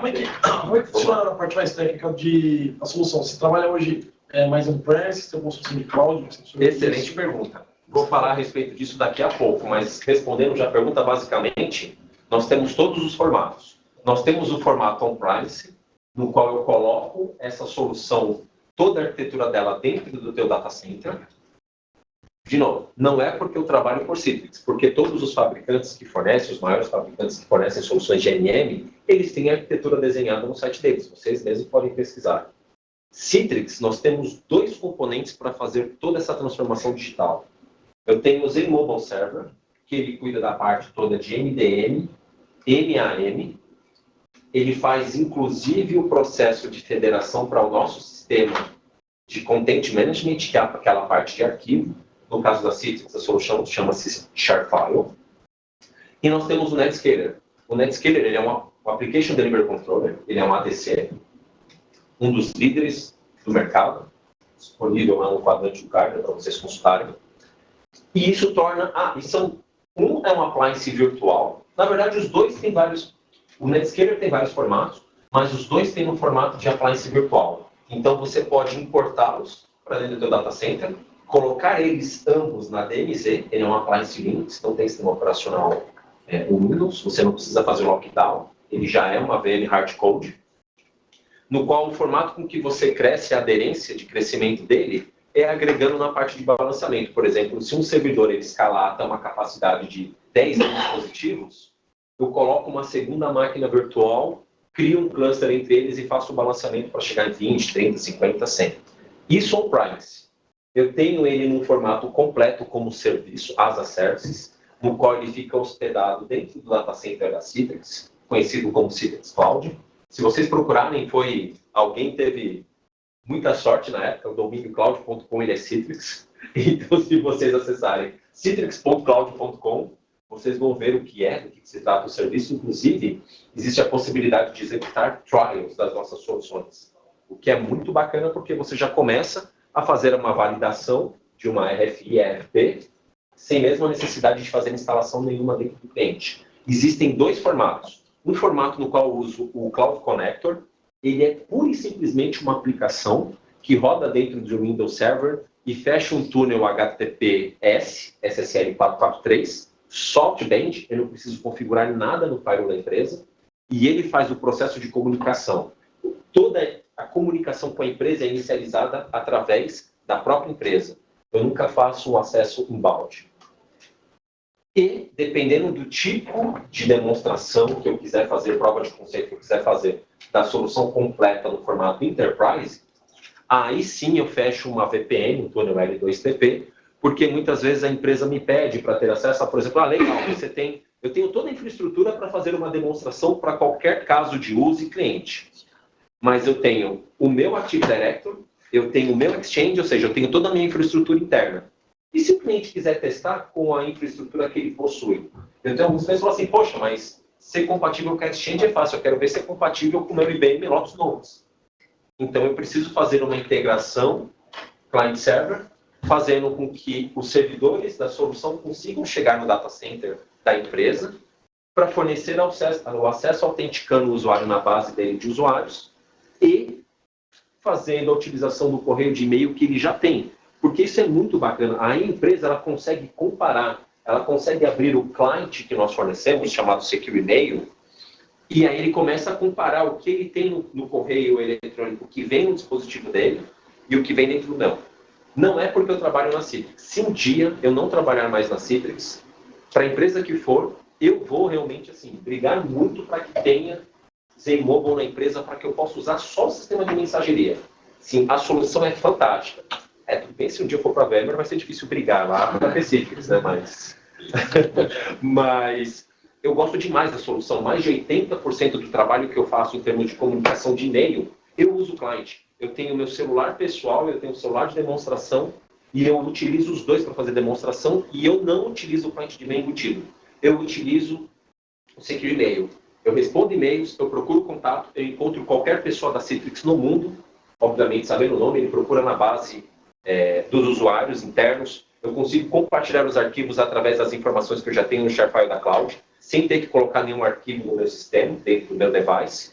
Eu consigo até mesmo, por exemplo, agendar reuniões com um sistema de conferência. Se eu quiser colocar, por exemplo, o que a gente está fazendo aqui, WebEx, com uma bridge 0800 e disparar um e-mail, eu garanto, é muito mais fácil fazer através do celular do que fazer no notebook. Até aquela mensagem de out of office, uma mensagem de ausência temporária, às vezes eu nem lembro onde que faz no Outlook. De tão fácil que é fazer no Secure Email. Então isso traz uma produtividade muito grande para a empresa. O que às vezes não é tão bom, né? Às vezes o diretor vai lá, manda e-mail no domingo, sabe se está no celular. Mas acontece. Vamos lá. E aí eu comentei, né? Tem um formato on-premise, tem um formato data center e tem um formato híbrido. O que é o formato híbrido? Eu consigo hospedar, por exemplo, parte da solução na nuvem, eu posso colocar o Zen Mobile dentro do data center da Citrix, mas, Cristiano, as informações da empresa, os dados, os arquivos que eu vou compartilhar através de ShareFile, eu quero dentro da minha empresa. A Citrix tem um conceito chamado Storage Zones, que vocês hospedam os arquivos dentro do seu data center ou onde vocês bem quiserem. Amazon, Azure, qualquer data center que vocês queiram utilizar, e vocês apontam o control plane para lá e é lá que a informação fica. Ah, Cristiano, poxa, eu não tenho nenhuma informação estruturada, o cliente está começando agora, o que eu tenho é um file server, é um SMB, é uma plataforma Windows de Store. Consigo fazer, a gente consegue endereçar ele e o usuário vê tudo como uma única solução. E aí, com tudo isso, eu consigo proteger os dados dos usuários, eu consigo capacitá-los com mobilidade e, acima de tudo, eu consigo realmente transformar a forma com que a empresa trabalha o acesso às aplicações e dados corporativos. Como isso funciona? Eu já comentei um pouco a respeito, que a Citrix possui uma suite conhecida como EMM, Enterprise Mobility Management, que faz com que eu proteja os dispositivos dos usuários, gerencie as aplicações deles, faça gerenciamento dos dados corporativos que eles têm e, acima de tudo, pensando na produtividade e colaboração dos usuários. Tudo isso de maneira protegida, com micro-VPN, etc, etc. Falando um pouco de como que a solução funciona. Basicamente, gente, o que acontece? Num primeiro momento, nós temos um container seguro. O que é isso? É uma plataforma conhecida como MDX, que ela cria um container no qual somente as aplicações que têm permissão podem acessar aquelas informações. O que isso significa? Significa que, por exemplo, se você encaminhar um e-mail para o seu usuário com um anexo, ele tem o Secure Email configurado, o ShareFile configurado, tudo bonitinho dentro do celular dele, do tablet dele. Se você criou políticas de segurança dizendo que o seu Secure Email só pode salvar arquivos dentro do ShareFile, se aquele usuário tentar salvar um anexo e mandar aquele arquivo para um Google Drive, um Dropbox, ele não vai conseguir. Ele só consegue informações de e para. Chega ao ponto que, se você selecionar um texto na mensagem de e-mail, copiar ele e quiser colocar lá, por exemplo, no Twitter, no Facebook, ele não permite. Ele não permite essa comunicação entre aplicações que não estão dentro do container seguro. Isso eleva a segurança, porque aí o que acontece? Isso aqui, gente, é um grande diferencial que a Citrix tem no mercado. Muitas soluções, o cara fala, não, legal, eu consigo fazer isso também, só que é o seguinte, eu vou ter que tomar conta do seu celular, eu vou ser owner dele, eu vou encriptar ele, eu vou forçar que você tenha uma senha. Como Citrix, eu não preciso nada disso. Eu não preciso fazer MDM, eu não preciso entrar no gerenciamento de dispositivo para ter acesso ao gerenciamento das aplicações. Se o usuário meu, se o diretor, ou se eu mesmo, Cristiano, faço enrollment, que foi o que eu fiz no meu, eu faço enrollment, ele pergunta, você quer fazer a encriptação do seu aparelho? Não. O que a Citrix faz? Ela deixa você tomar conta do seu aparelho, ela não tem acesso a ele, se você perder é um problema seu, mas eu tomo conta das minhas aplicações corporativas, eu cuido dos dados corporativos. Significa que, se, por exemplo, se a empresa quiser, ela vai lá, deleta os aplicativos, deleta as informações e você nem sequer fica sabendo. Aconteceu alguns meses atrás. Eu trabalho na Citrix Brasil em torno de quase 2 anos, de mercado de consultoria, com o instrutor Citrix, trabalhei em algumas outras multinacionais. E eu iniciei trabalhando na Citrix com um colega da área de vendas muito bom, cara muito bom. Só que, infelizmente, ou felizmente para ele, ele aceitou novos desafios, foi para o mercado de trabalho. E algumas semanas depois a gente se encontrou num barzinho, todo mundo foi fazer um happy hour, né? Desejar boa sorte para ele e tal. E ele comentando com a gente, falou, pô, Cris, você não sabe que engraçado que foi. Eu estava lá, né? A gente fica no 16º andar ali de São Paulo, na Faria Lima. E ele falou, cara, eu estava lá e tal, conversei com todo mundo, deixei, abracei todo mundo, entrei no elevador, desci. Na hora que eu fui chamar o táxi, que eu peguei o celular na mão, que eu olhei, todas as aplicações corporativas da Citrix já tinham subido. Toda a parte de mensageria, e-mails, arquivos que ele teria, acabou naquele momento. Ninguém pediu, me entrega o aparelho aqui que eu preciso remover ele. Da mesma forma, ninguém foi no aparelho dele de maneira intrusiva e formatou o aparelho dele. O que era informação dele, o que eram informações dele continuou no aparelho, o que eram informações da empresa, a empresa removeu. Então, isso é muito bacana. Eu consigo fazer com que exista uma gama muito grande de maneiras com que um usuário consiga trabalhar na empresa. Ele pode ter as aplicações que são aplicações móveis, desenvolvidas para um aparelho que realmente é um dispositivo móvel. Então, eu fiz uma aplicação para iOS, eu fiz uma aplicação para Android. Ela roda nativamente dentro dele, dentro desse container seguro. Só que eu também consigo publicar aplicações que não executariam de maneira alguma numa plataforma iOS ou Android. Por quê? Porque com o Citrix Receiver, com a virtualização que a Citrix fornece para aplicações e desktops, eu consigo entregar uma aplicação que só roda exclusivamente dentro de uma plataforma Windows. Outra parte que eu acabei já comentando, mas que é muito interessante, é que a Citrix desenvolve aplicações nativas que rodam built-in no aparelho, com uma experiência que o usuário quer quando ele vai trabalhar no dispositivo móvel, mas que são o quê? Aplicações voltadas para o mundo corporativo. Então, eu garanto que elas possuem toda a segurança que eu gostaria, que as informações vão única e exclusivamente trafegar dentro dessas aplicações, mas que o usuário vai ter uma experiência muito gratificante ao trabalhar no dia a dia, como eu comentei. Eu vou fazer uma rápida demonstração daqui a pouco para vocês entenderem um pouco como funciona. Por último e não menos importante, essas aplicações elas não são vendidas. Quando você adquire a suíte, a solução, num formato em que ela já contém o MAM ou na versão Enterprise, você já ganha essas aplicações. Elas já vão embutidas dentro do ambiente. E uma delas que é muito bacana de trabalhar no dia a dia, eu utilizo demais, é a parte do ShareFile, quando tem o MMM, que eu faço o gerenciamento do conteúdo dos arquivos, que garante com que a TI tenha toda a parte de segurança, toda a aderência, fazendo com que o usuário não consiga compartilhar aquela informação com quem não deveria, e que ainda assim ele tenha aquela demanda que os usuários, atende aquela demanda que os usuários sempre pedem. Uma forma dele conseguir acessar os arquivos que ele precisa de diversos dispositivos. Que é aquela experiência que a gente já tem quando trabalha com Dropbox, com Google Drive, só que aqui é a empresa gerenciando, é a empresa tomando conta de como que aquela solução é armazenada e compartilhada.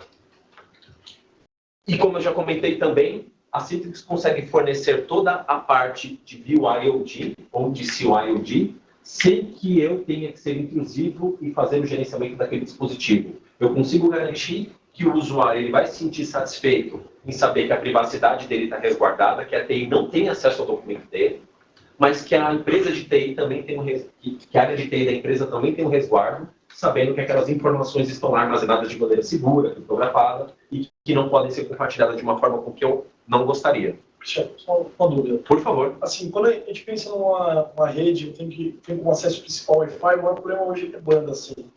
E eu entendo que a Citrix não consegue um arquivo grande, uma coisa do tipo, acabam deixando o processamento central e no local e consigo utilizar. O que faz todo sentido. Por exemplo, vamos lá, como que funciona? Se a gente falar disso de um dispositivo móvel ou de um dispositivo tradicional, a forma de endereçar é a mesma. A Citrix são muitos anos de mercado que a gente trabalha cada vez mais otimizando a nossa solução. E uma das melhores tecnologias que a Citrix possui, que eu até brinco falando que é a galinha dos ovos de ouro, é o protocolo ICA HDX. É um protocolo muito leve e robusto, que consegue trabalhar em ambientes de alta latência, utilizando pouca banda. Isso significa, por exemplo, se eu tenho um diretor que o único dispositivo que ele tem à mão é um tablet, é um iPad, é um Samsung Galaxy, e ele precisa acessar uma planilha de 40, 50, 100 megas, e ele tem que confirmar alguma informação para saber se aquela planilha está ok, eu não preciso transmitir todos esses 100 megas para o dispositivo dele. Ele consegue acessar o aplicativo dentro do iOS, dentro do Android, abrir o Excel completo, não só um simples visualizador. Se ele tiver que fazer alguma alteração, ele faz. Fechou a sessão, ele dá ok e fala para a área de vendas, não, está autorizado, realmente o desconto é esse percentual, você está com acesso. O ShareFile é a mesma coisa, por exemplo, se eu tiver que compartilhar com você agora essa apresentação que eu fiz, um arquivo de quase 30 megas, eu não preciso copiar ele para o meu aparelho. Dentro do meu smartphone, eu vou dentro do e-mail, que eu vou mostrar para vocês, seleciono o arquivo que eu quero compartilhar, disparo e automaticamente você recebe. O que é legal, você pode receber como view only, você pode fazer o download mediante ao cadastro que você faça, você pode fazer o download só se você for um usuário cadastrado na minha base, por exemplo, empresas que têm que trocar muitos arquivos, informações até mesmo confidenciais, com terceiros, empresas que prestam serviço, ao ponto de eu configurar dizendo, olha, se esse arquivo for baixado, ele pode ficar no máximo 5 dias com a empresa. A partir do 5º dia, ele se autodeleta. Ele não tem mais acesso àquelas informações. É um sistema de DLP, Data Loss Prevention. E voltando à pergunta assim, tipicamente tem uma tabela, uma função de, por exemplo, o tipo de banda por usuário que a gente usa tipicamente, porque assim, o número mágico, eu não sei o número, não sei se, mas é de 3 a 4 megas de banda por usuário. Em alguns projetos que eu tenho feito, assim, eu vejo que a banda, quando você está falando de Citrix, varia entre 300K a 1 mega, tirando voz e vídeo, obviamente. Concordo, exatamente, concordo com você.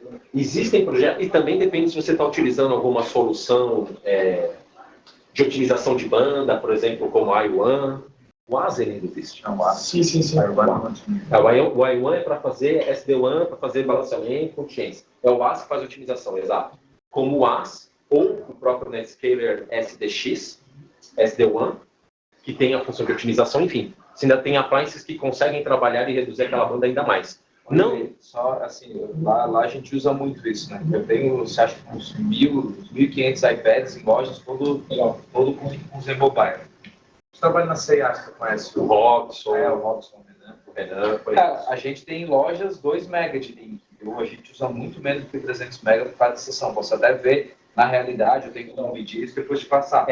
Mas a minha percepção é que é bem menor do que isso. Legal. Porque assim, tem vários perfis. Acho que o seu perfil é interessante porque hoje eu tenho trabalhado mais com um escritório 100% Wi-Fi. Sim.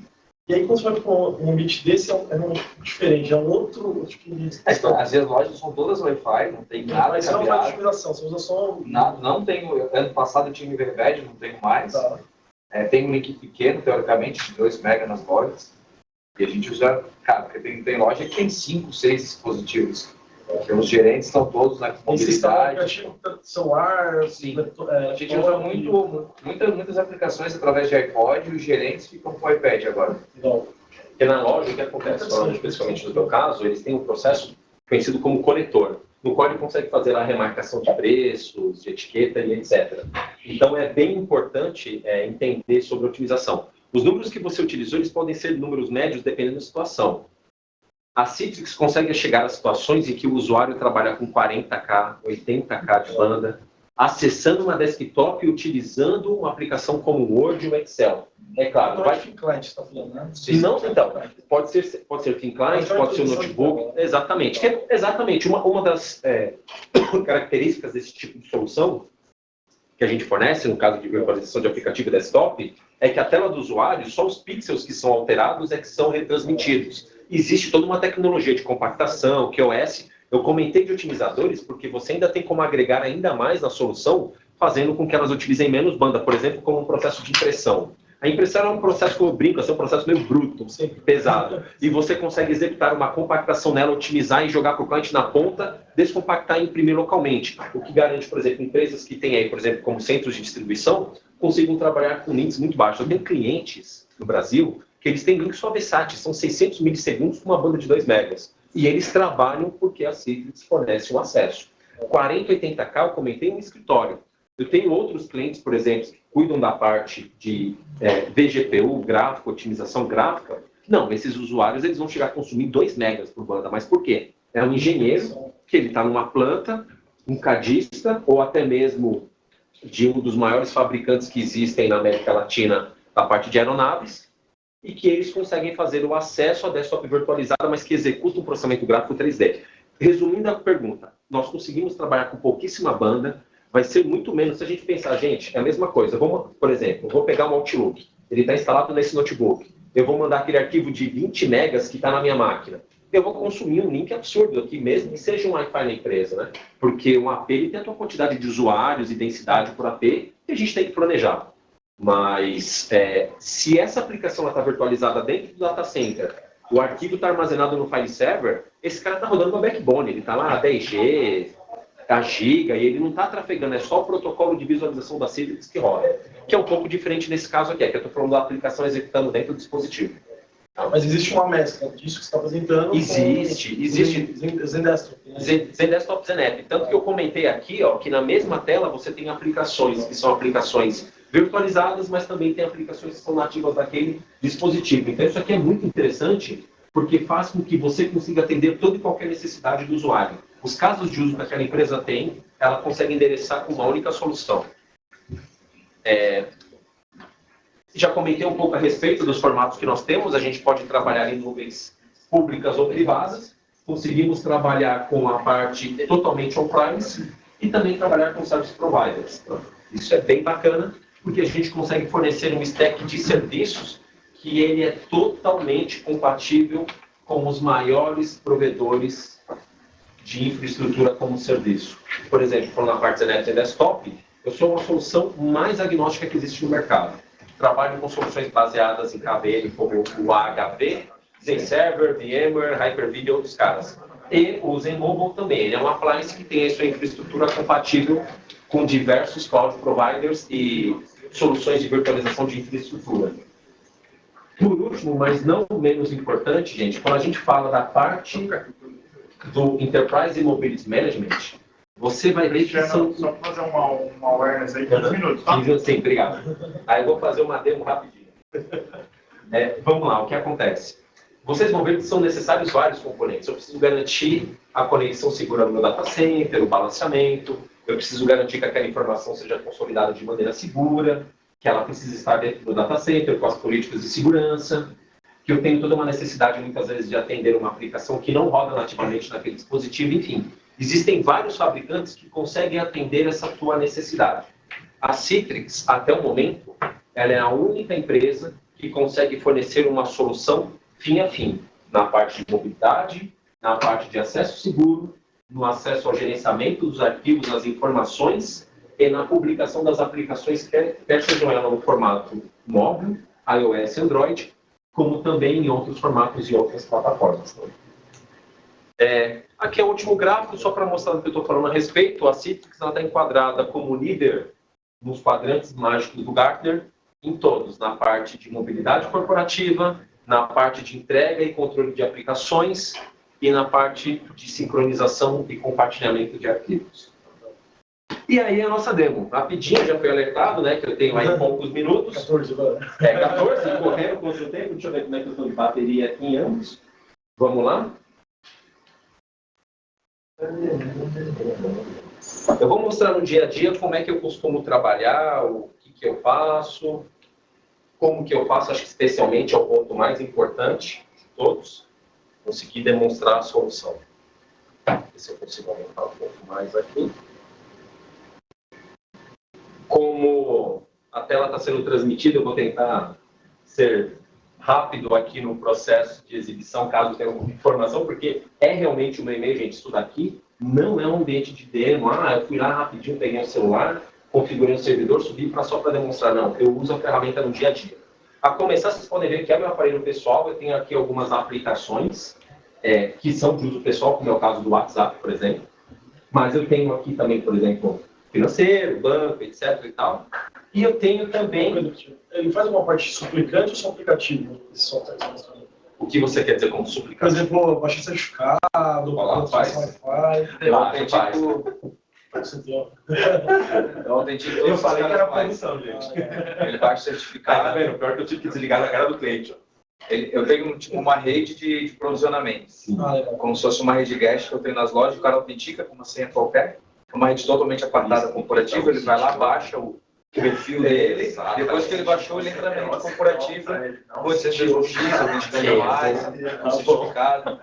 Nada melhor do que ter um cliente feliz e satisfeito na plateia. Exatamente, eu consigo fazer com que eu tenho todo o gerenciamento do profile, eu consigo fazer isso para dispositivos móveis, Windows 10, macOS X, então eu consigo fazer o quê? Entregar políticas de segurança e utilização dentro daquele ambiente. Bom, vamos lá, gente. Primeiro de tudo, assim, eu tenho aqui o Security Hub, ele é a solução da Citrix, é o portal corporativo, no qual eu tenho a minha loja, a minha Apple Store, meu Google Play, aqui dentro dele. A minha conexão talvez esteja um pouco lenta, então pode demorar um pouco.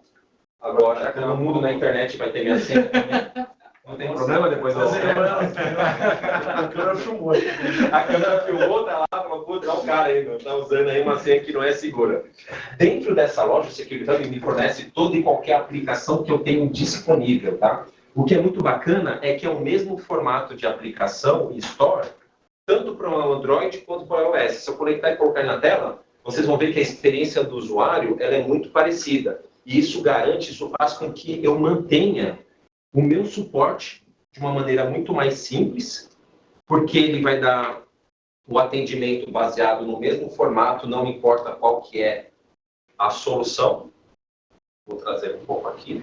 Está todo mundo enxergando, né? Tem as duas telas. Está no Webex também? Está aparecendo no Webex. Então, eu também tenho o meu Security Hub, que é essa mesma loja corporativa. No caso do iOS, ele está pedindo aqui o Touch ID. Mas isso é um licenciamento diferente, né?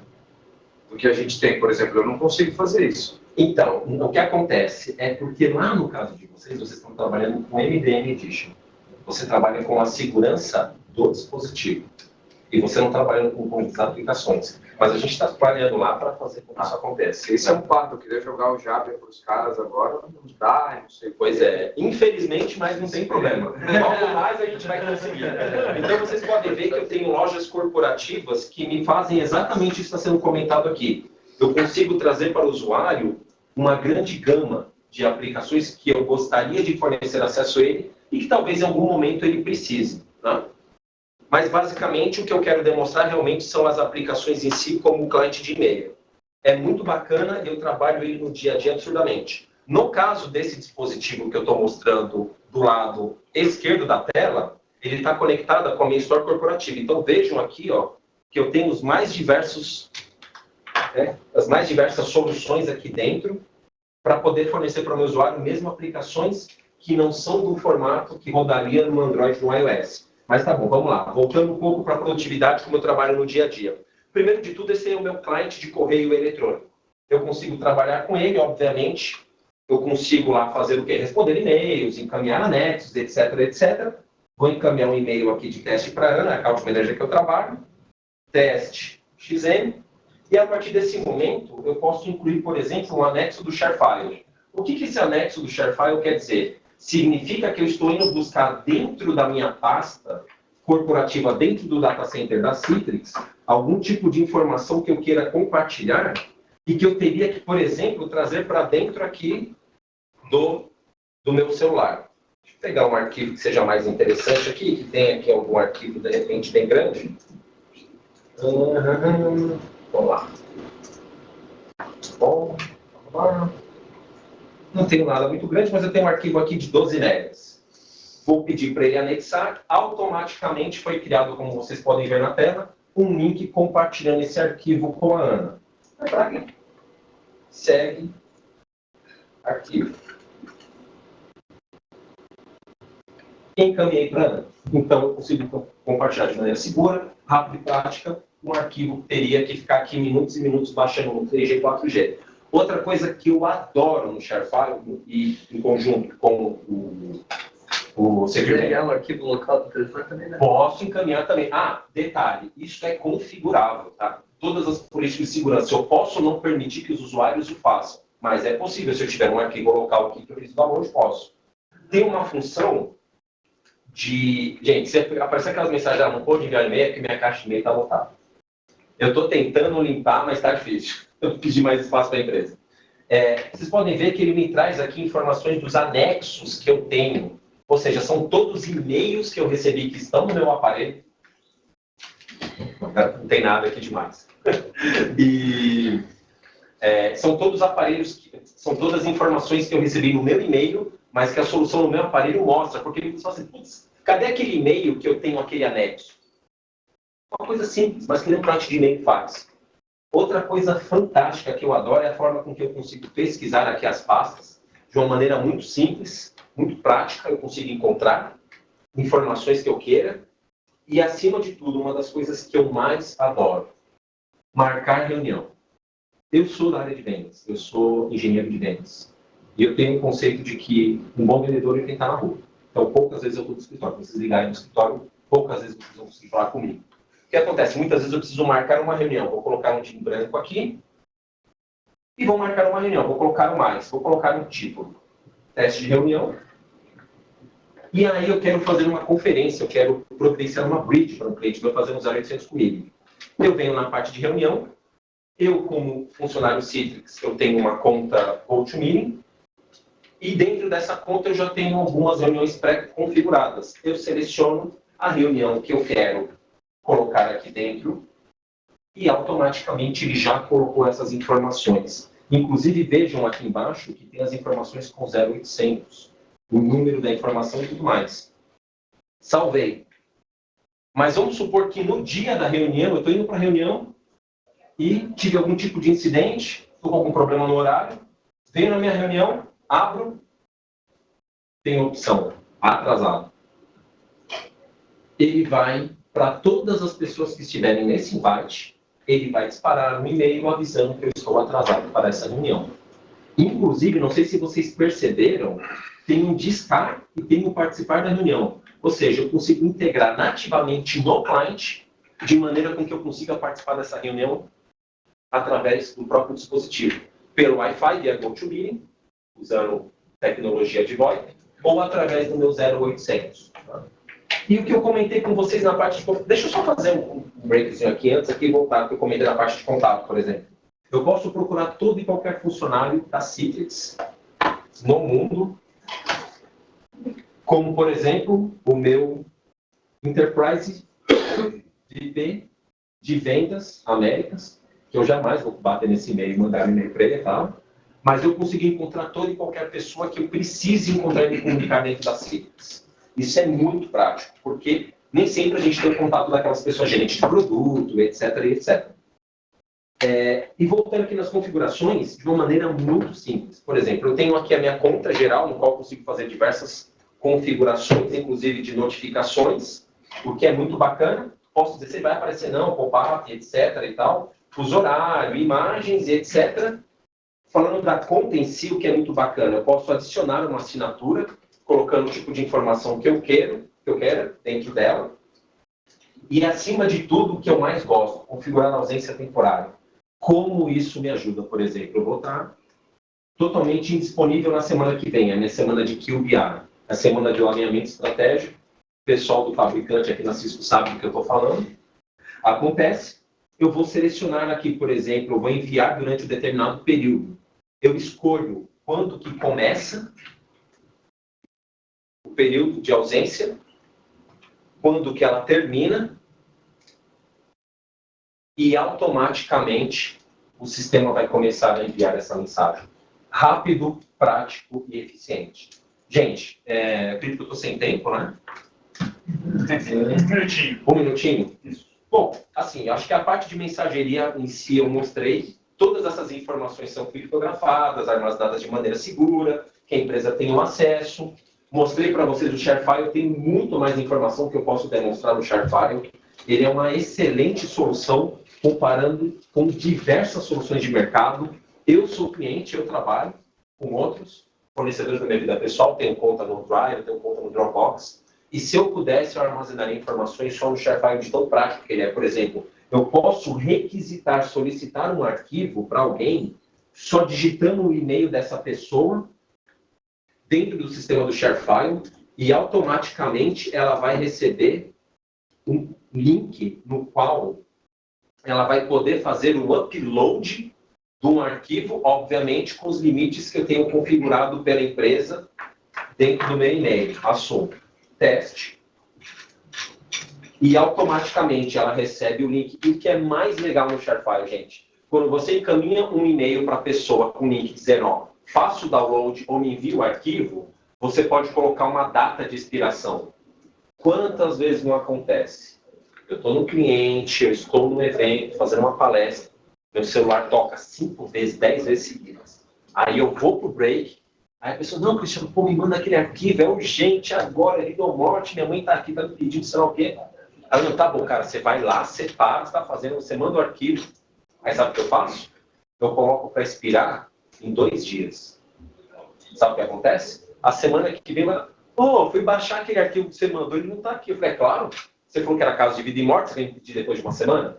Então você consegue colocar no tempo de expiração, dizendo qual é o período que cada pessoa pode baixar. Gente, muito obrigado pela oportunidade, agradeço pela participação, espero que vocês tenham gostado. E quem quiser, por favor, pode pegar o meu contato e a gente conversa depois. Obrigado aí pela participação do cliente. Satisfeito? Obrigado, gente. Bom dia.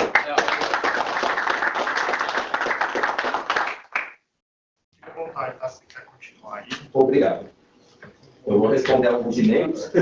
Tá bom, tem algumas ligações. Combinado. Boa tarde, boa tarde. Tudo intruso aqui no final. Eu sou da NetScout, o André, e esse que vai fazer a aplicação, Mark Almeida. Hey Mark, can you hear us? Are you there? Ele está aqui no Webex faz um tempinho.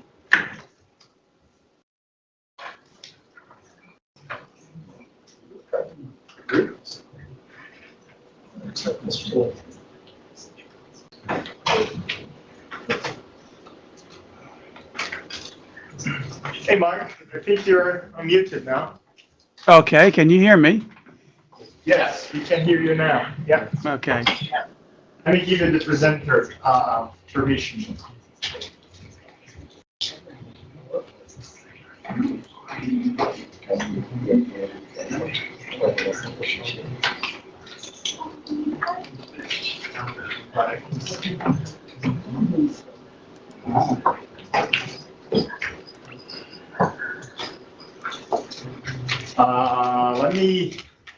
Let me change to the camera that you can see this part of us. Can you see us now? Yes. Okay. So we have here somewhere Andrea also in the room, in the back of the room. If you want to activate your camera, it's up to you. Then we can see you. Otherwise, you can take it from here. So thanks a lot to be with us. We already can see your PowerPoint. Okay. There. Yep. You just are seeing some gray boxes on top of your presentation. So, but you can take it from here. Do you want to do a more interactive session? Do you want to keep the questions to the end? It's up to you. Let us know. Okay, yeah, there's a lot of slides. I could keep them to the end, but if there's anything, you can go ahead and interrupt me. Okay. Anything you want me to focus on? All right. I'm sorry. I'm giving the session to you with 4 minutes late. So starting now, you have an hour, and you can manage the best as you want. Okay? Okay. Very good. Well, thank you for inviting me. My name's Mark Reichenbach. I'm in the San Francisco Bay Area, and I work for NetScout out of the Air Magnet business unit. And today my talk is going to be on securing your Wi-Fi access network. And I'm going to go through it. It's making you think a little bit differently than some of the other presentations. Of course, we always think about performance, network performance, design, and also about security. And I'm going to take my corporate hat off and think more like a hacker during this presentation. So that's kind of what we're going to go and present. So the agenda for today is facing the challenges in securing the wireless networks. And there's a lot that have to do with that in regards to securing the network. It's not just setting a secure passcode. There's lots of things to think about. I'm going to cover some of the common wireless attacks on the network, denial of service, honeypot, karma, and various enterprise attacks. From there, I'm going to cover some of the tools that are used to do these attacks. Now, don't go out and buy all these tools and do all this, but it is fun to experiment, so maybe you will do that. I don't know. Then, in terms of pen testing, what we're going to do is kind of cover different quadrants in terms of observing what's going on in the network, analyzing, executing your pen testing, and then plan so that your network doesn't get hacked and cracked. And we'll show you what to look out for and how to think. So in terms of challenges to your wireless network, everyone comes back and says we have good security, we use encryption, 256 AES, we basically have, Web 2, we're covered, we don't have to worry about any of this. So Wi-Fi has become a mission critical capability in all networks. As you see, everyone's using their mobile devices, laptops. It's all Wi-Fi. No one wants to connect to wires anymore. We're just not seeing that in most of the corporate environments we go into. So what is the risk for the business when everything's on the wireless? There's a lot of application complexity and visibility, and a lot having to do with security and compliance. For instance, PCI compliance for banks, HIPAA compliances for hospitals, and so forth. You just cannot transfer people's social security numbers and medical information in the clear. And sometimes people do set the machinery up wrong, and guess what? It's transmitting everything in the clear. And it can be picked up from anywhere, from anyone nearby. What's the cost and impact of what you cannot see? A lot of times I go into customers and they really don't want to see what I find, and that's kind of interesting. So in terms of wireless LAN user density, we're seeing huge increases from year to year in terms of bringing your own device. You can look at people, and some people may have 2 to 4 devices on them at any given time, between the laptop, their phone, an iPad, an Android, whatever they have that's connecting. Now you have to contend with that in the wireless space. Mobility, it's in constant use by the users. I mean, it's constantly being used. You can see all the activity if you're monitoring the network. Apps are generating much more traffic per user, and it's not just the video apps. It's everything. The Twitter, Facebook, people uploading, downloading, gaming. It's really getting out of control at this point. In terms of some of the stats that we've seen, growth rates by devices, you can see PCs, TVs, smartphones, tablets, mobile devices. We're going to see Internet of Things. It's just going to explode. Everything from wireless video cameras to your refrigerator. It's so much that's attached on your network. Just in my home network, I can look at it any given time, and I can see upwards of 45 devices attached to the Wi-Fi. So there's a lot going on, and the same is true in corporate environments, that any of the open access networks just have so many users connected to it, and I'll cover some of that and what the dangers are. In terms of the smartphone monthly traffic, you're seeing how it's increased 1,600%. Laptop traffic, tablet traffic, the amount of devices per person, consumer IP traffic, non-PC devices. So anything, like I said, wireless cameras and so forth, doorbells. Wireless device share of IP traffic is now 34%. And you can see that Wi-Fi is now taking over for wired. It's just an incredible thing, what's going on in the network. So now what you're seeing here is different places where the Wi-Fi is being used in terms of what we're seeing. You're seeing the Wi-Fi in the airplanes. People are hacking the neighbor sitting in the seat behind them. Very easy to do. Resources, media, compliance, truck rolls, bring your own device, audit. You can see all the items that are being touched by the wireless. So let me cover the layers of security and why this is so different on the wireless side compared to the wired network. And a lot of people will protect their network from the firewall, and they'll say, oh, we're protected from the firewall. We have wired LAN. It's fantastic. So you have the building on the wired network. You have the front door of the building. You have to actually get into the building to plug in. You have to get past a security guard. You have to get past locked doors, Ethernet port control, everything down into the network access control, everything down into the LAN to get into the network. With a wireless network, building security, well, that's if they have a camera looking at you outside the building. AP, encryption and authentication, and then you're in the LAN. So you can see there's not a lot of blocks to get in on the LAN. Defending the new perimeter, wireless landscape and defense. It's not like the prison. Those walls, you can go right through them. So an example is that the wireless propagation gives a hacker a very, very large target. And as you can see, even though you've deployed Wi-Fi in the building, it's all over the parking lots. It's across the parking lot. I can sit in a building and shoot across and pick up all the other access points in other buildings.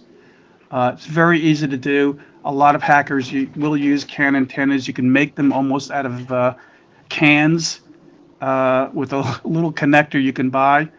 And then you have a long-range directional antenna for maybe $2.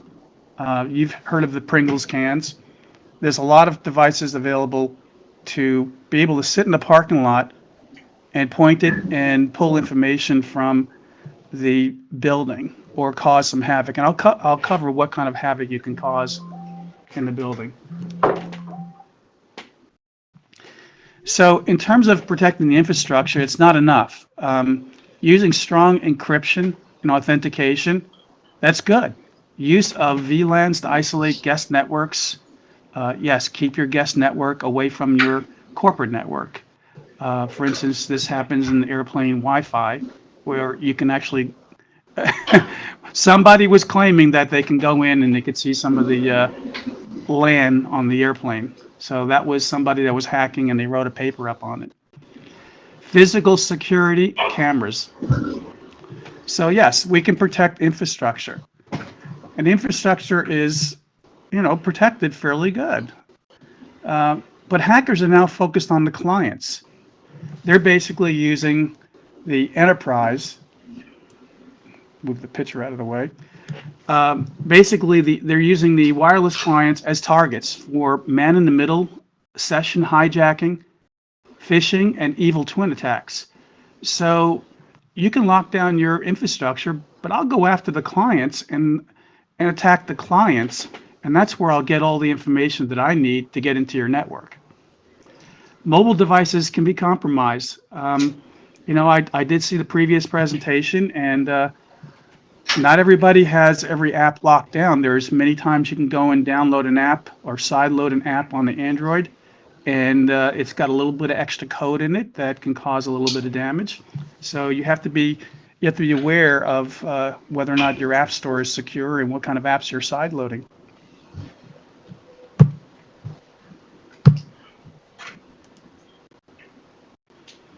Okay, so in terms of portable hacking devices, right now there's quite a few devices, and you can make a lot on your own also.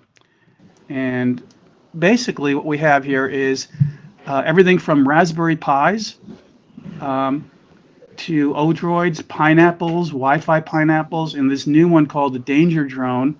It's a hacking spying drone that you basically program to fly over the building and collect all the data, and it's got a GPS on it, so it can actually identify where your access points are and which ones are the most vulnerable. And it can also pick up all the clients. So that's one of the new things that have come out. And then, of course, you can also root one of the Android or load Kali on an Android device, and your Android device becomes a hacking tool. And there's lots of tools in the Kali Linux that can allow you to perform this hacking. So in terms of, this also extends into physical security when you're looking at what's going on. So security patrols can keep an eye on what's going on. Video cameras, it's obvious. I mean, when you see someone walking around with lots of antennas and a laptop with collecting data, and Pringles cans in the parking lot. There's a lot going on. Devices are getting smaller and smaller.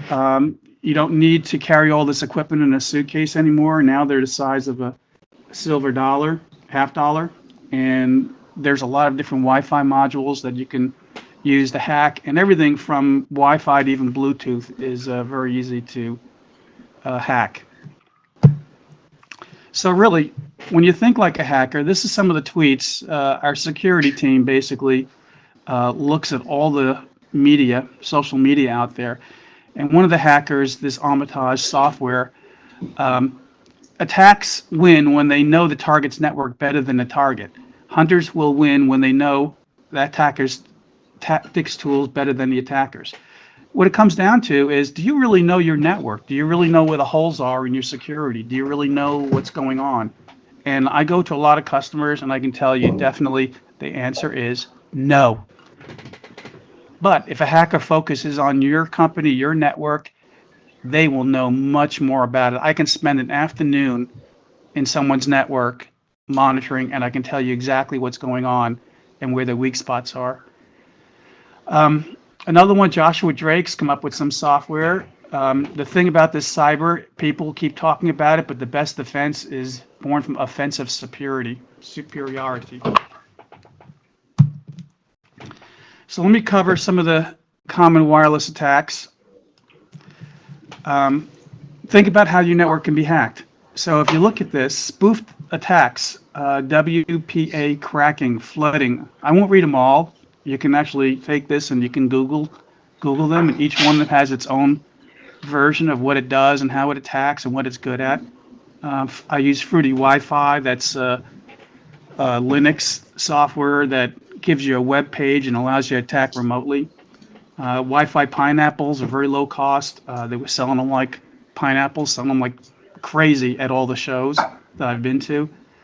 But there's lots of different things that you need to watch out for in terms of the attacks.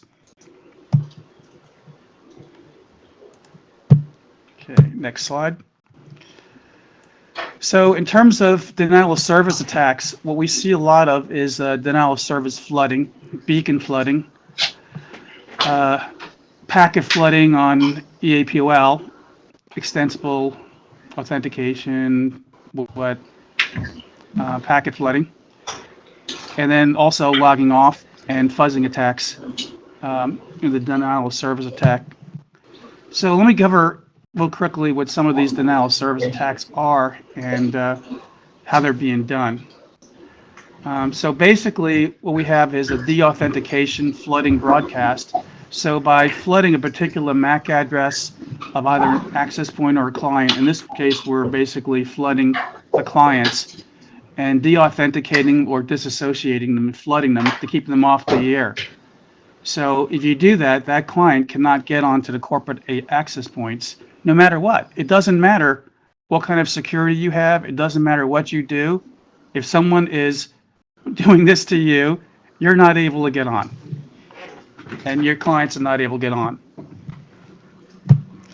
Virtual carry attacks. This is another form of attack that it prevents clients from transmitting. This is a slight modification of a wireless card with some software, and it just tells them clear, don't get on. So here's some of the slides that we use to be able to detect these things, where you see in the MAC header, the frame control and durations. We're setting frames continuously with large duration values. And that basically, if you look at the spectrum, will show you that the attack started. If you look at where the orange is on the right side, the attack started and when the attack stopped. So basically, this is using mod Wi-Fi, and of course I give you the address there, allows you to transmit the back off and keep everyone off that channel. Hey Mark, can I interrupt you for a second? Sure. If you go back to the disassociation attacks, are you going to comment something about how to overcome these attacks? Like, I was more interested to get your feedback about how the industry is adopting like 802.11w, especially from the client side. We know that it depends on the chipset, the software, the driver of the client. Are you going to mention something about it, and what is your opinion about that? Yeah, I was going to mention why this can happen and some of the ways you can cover and stop this, and also monitor to know that it is happening. So let's go here. Why is it so easy to do? So this is the reason why. Management frames are unencrypted. And so therefore, sorry, it's moved ahead. So therefore, how can we stop these spoofed attacks? 802.11w, that's basically protecting it, but you have to run 802.11w on both the client and the access points. Cisco management frame protection, same thing. Supposed to help, but we all need the access point in the clients to support 802.11w. But if this is happening, and this is just a side note, you have to know and monitor the network to see that someone is causing deauthentication attacks. And I come out of the air magnet side, and we have tools that can monitor and detect deauthentication attacks on your network, including spoofed MAC addresses, deassociations, rogues, and those kind of things. So those are the kind of tools, and I'll cover the tools that that you can use, but I won't, it's supposed to be a generic presentation, so I won't go into any of the specifics of my products. So in terms of honeypot attacks, this is one of the most common attacks where the attacker spoofs the access point. It's a man-in-the-middle connection. So basically, if you're going and connecting to the AT&T Wi-Fi, it is basically saying, I am the AT&T Wi-Fi, please connect to me. And what it does is very tricky, and there's a lot of different ways these attacks work. But it basically, some of the attacks, the karma attack, basically will disguise itself and ask you where you've been connected to before, and it'll basically duplicate that connection. And I'll cover a little bit of that when I get into the karma attack. So just basically attacking 802.11x, basically you're configured, you're going to an access point, you have an authentication server. Okay, well, they set up a fake access point and a fake authentication server, and now they capture your data on their server. So what they do is, this is a research done, it was called Enterprise Honeypot, free radius it uses, WPE. It was done by Joshua Wright and presented at ShmooCon 08. Lack of certificate validation for PEEP and EAP TTLS configurations. So what this does here is, so what he does basically on this is that if you don't have the right certificate, the right settings on the certificate clicked, it actually will go in and connect you into the network. So I might have to go ahead a slide on this one here. Okay, so this is right here. Basically, when you're configuring Windows, and I'll go through the other products too, the iOS and also Android, you have to validate your server certificate. So you have to validate it, and you have to have this thing set up and clicked. However, a lot of people are not, they can't get on, so they unclick that. And now they're open. And basically, if you don't have it validate the certificate because you're having trouble getting in, you can now get in on the network. And you can basically fool the client out and be able to capture the client's password and the MS Chap and everything when they're trying to connect. So you have to make sure your certificates are validated and you have them set up in your EAP properties in your Windows settings. Otherwise, you're open. So this is one of the major catches that we found where people just unclick that because they had trouble getting on. Here's a certificate. This is iOS. A screenshot of iOS client sees when connecting to host APD WPE, relying on the client to make the right choice. Well, the client won't make the right choice. And Android,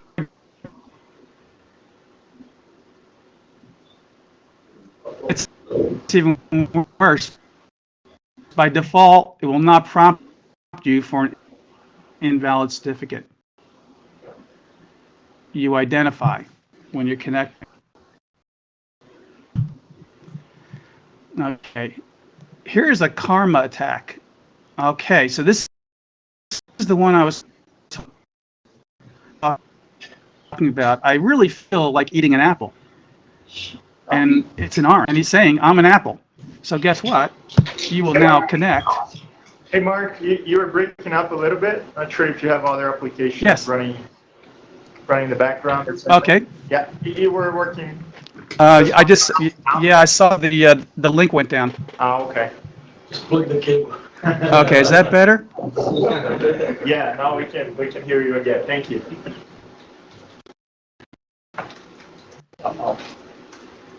Yeah. Okay. Great. Okay. The karma attack is another interesting attack. Are you my preferred wireless network? So the honeypot access point responds to all probe requests. It's really the first stage in a multi-stage attack. So an example is that all of the locations that you've been to and connected to a wireless network, you probably know that it remembers that you've been connected, whether they are encrypted or open Wi-Fi networks. For instance, an iPhone does not allow you to clear out your the SSIDs and a Wi-Fi network you've been connected to. You actually have to be on the network or be in vicinity of the network to delete it from your iPhone. Android, you can delete them. On your PC, you can delete them. But iOS remembers everything. So when I look at an iOS device, I see a long list of previous SSIDs that it's been connected to. Well, when a karma attack probes is where have you been, the iPhone spits out, I've been here. And what happens is then the attacker says, well, that's who I am. I am AT&T. And you automatically connect, and your phone doesn't even care, and you don't even know you've connected to an open network. So that's the first stage of these attacks.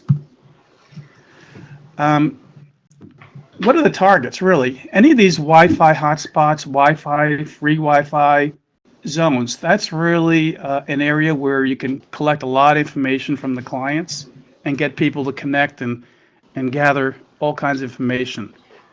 But you can also do it at any place in a company because most people have been to Panera Bread or been to AT&T or another free open Wi-Fi hotspot coffee shop, maybe Starbucks.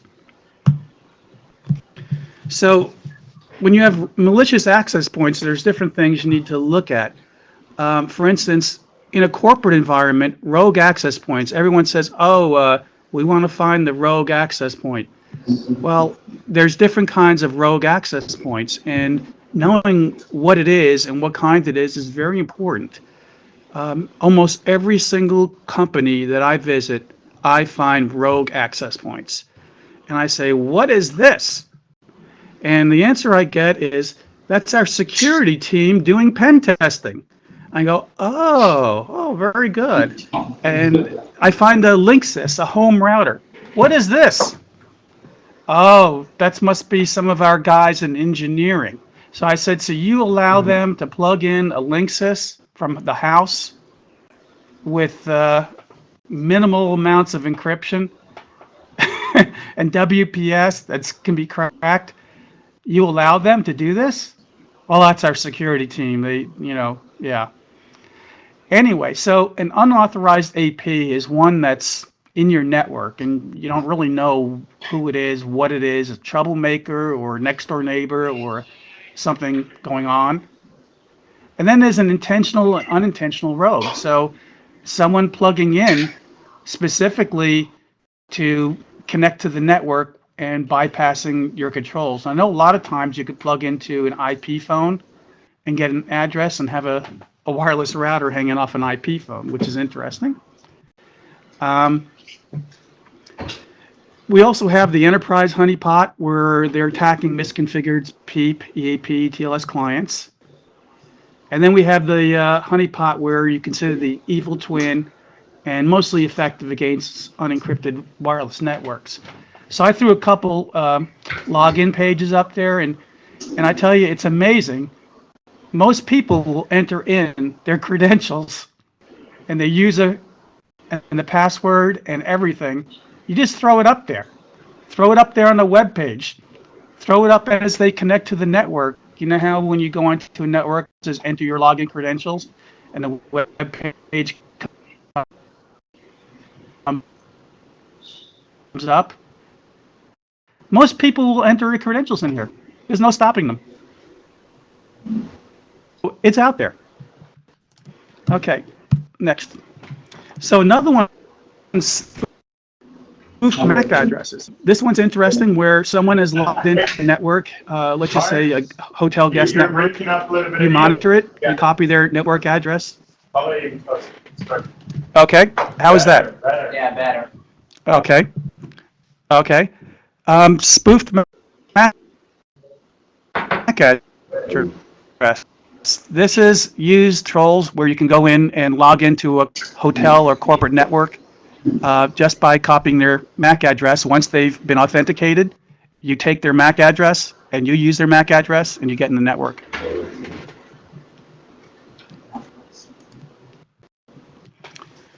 Everything else, man in the middle attacks, WPA, WPA2, PSK cracking, WEP. Well, you know WEP's already cracked in 10 minutes. WPS, there's an attack called the Reaver attack. If the router has WPS enabled, then cracking the encryption is no longer necessary. It uses the PIN numbers. And let me go through. A lot of this cracking is not brute force cracking to crack the encryption. A lot of it is basically finding the weaknesses. For instance, if you use WPS, it's using PIN numbers to get in, and that's for home routers. For corporate, it's basically using social engineering to trick the user into entering in their information. But there's also quite a few ways where you can get in with PSK cracking, where they use the dictionary attack on the four-way handshake. And so that's one of the things. I'm going to roll back to the cloud cracker slide because I kind of went forward.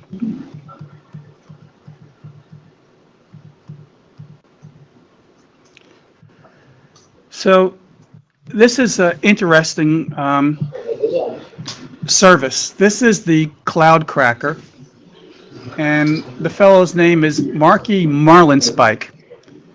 And what he did was he put up a system where it can actually crack the WPA, NTLM hash, and it'll launch a dictionary attack across a cluster of GPUs and CPUs up in the cloud.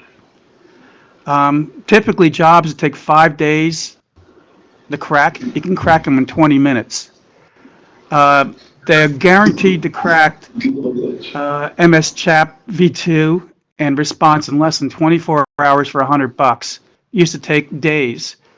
So this exists.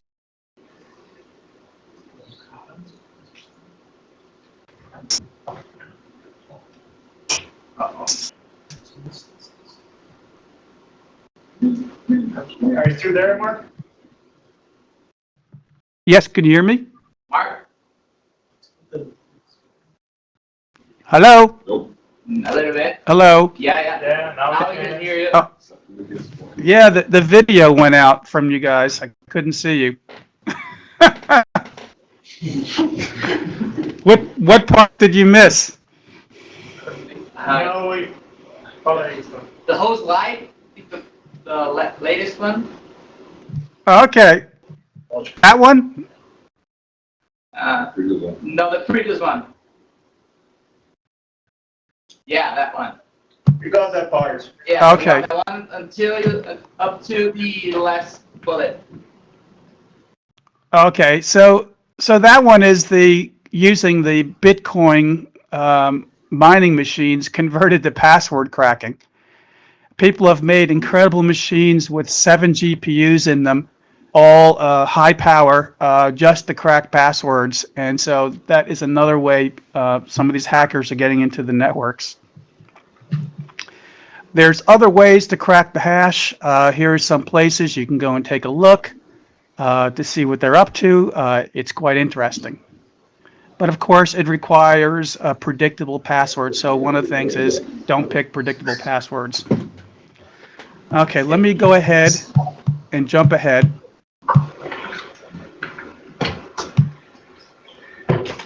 Another interesting software is Snoopy NG, which they run on different devices, but basically it captures where you are and what you're doing, and it basically can track you around the globe. So it goes back into a software database that basically sees where you've been. So there's a lot of interesting information that you're generating that people can track you on.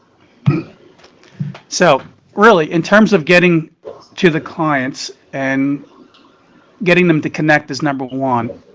Tar pitting them, locking them in so they stay on your access point. So what you do is you attack them so they cannot go to any other access point, so they have to go with you.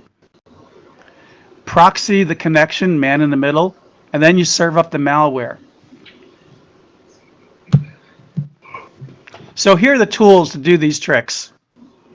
I'm only just going to cover generically. I'm not going to tell you how to use them and what to do with them, but this is kind of what you're going to need to do some pen testing.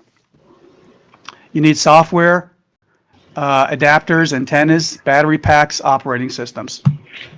So here are a list of the tools. This is just a small list, but these softwares are available. Most of them are Linux-based, and basically you could even get ones that are pretty together, like the Wi-Fi Pineapple.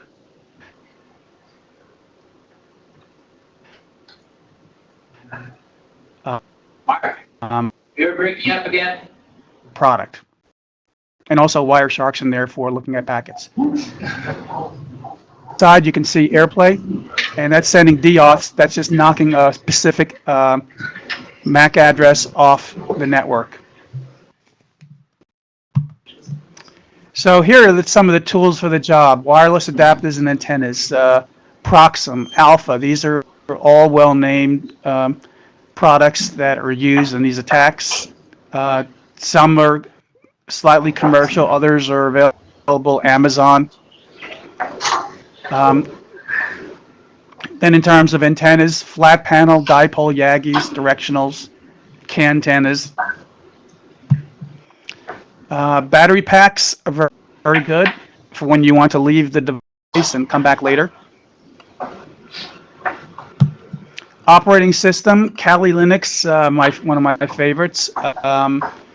You can download that, download the image, load it on a Raspberry Pi. You can download it onto a tablet or your PC.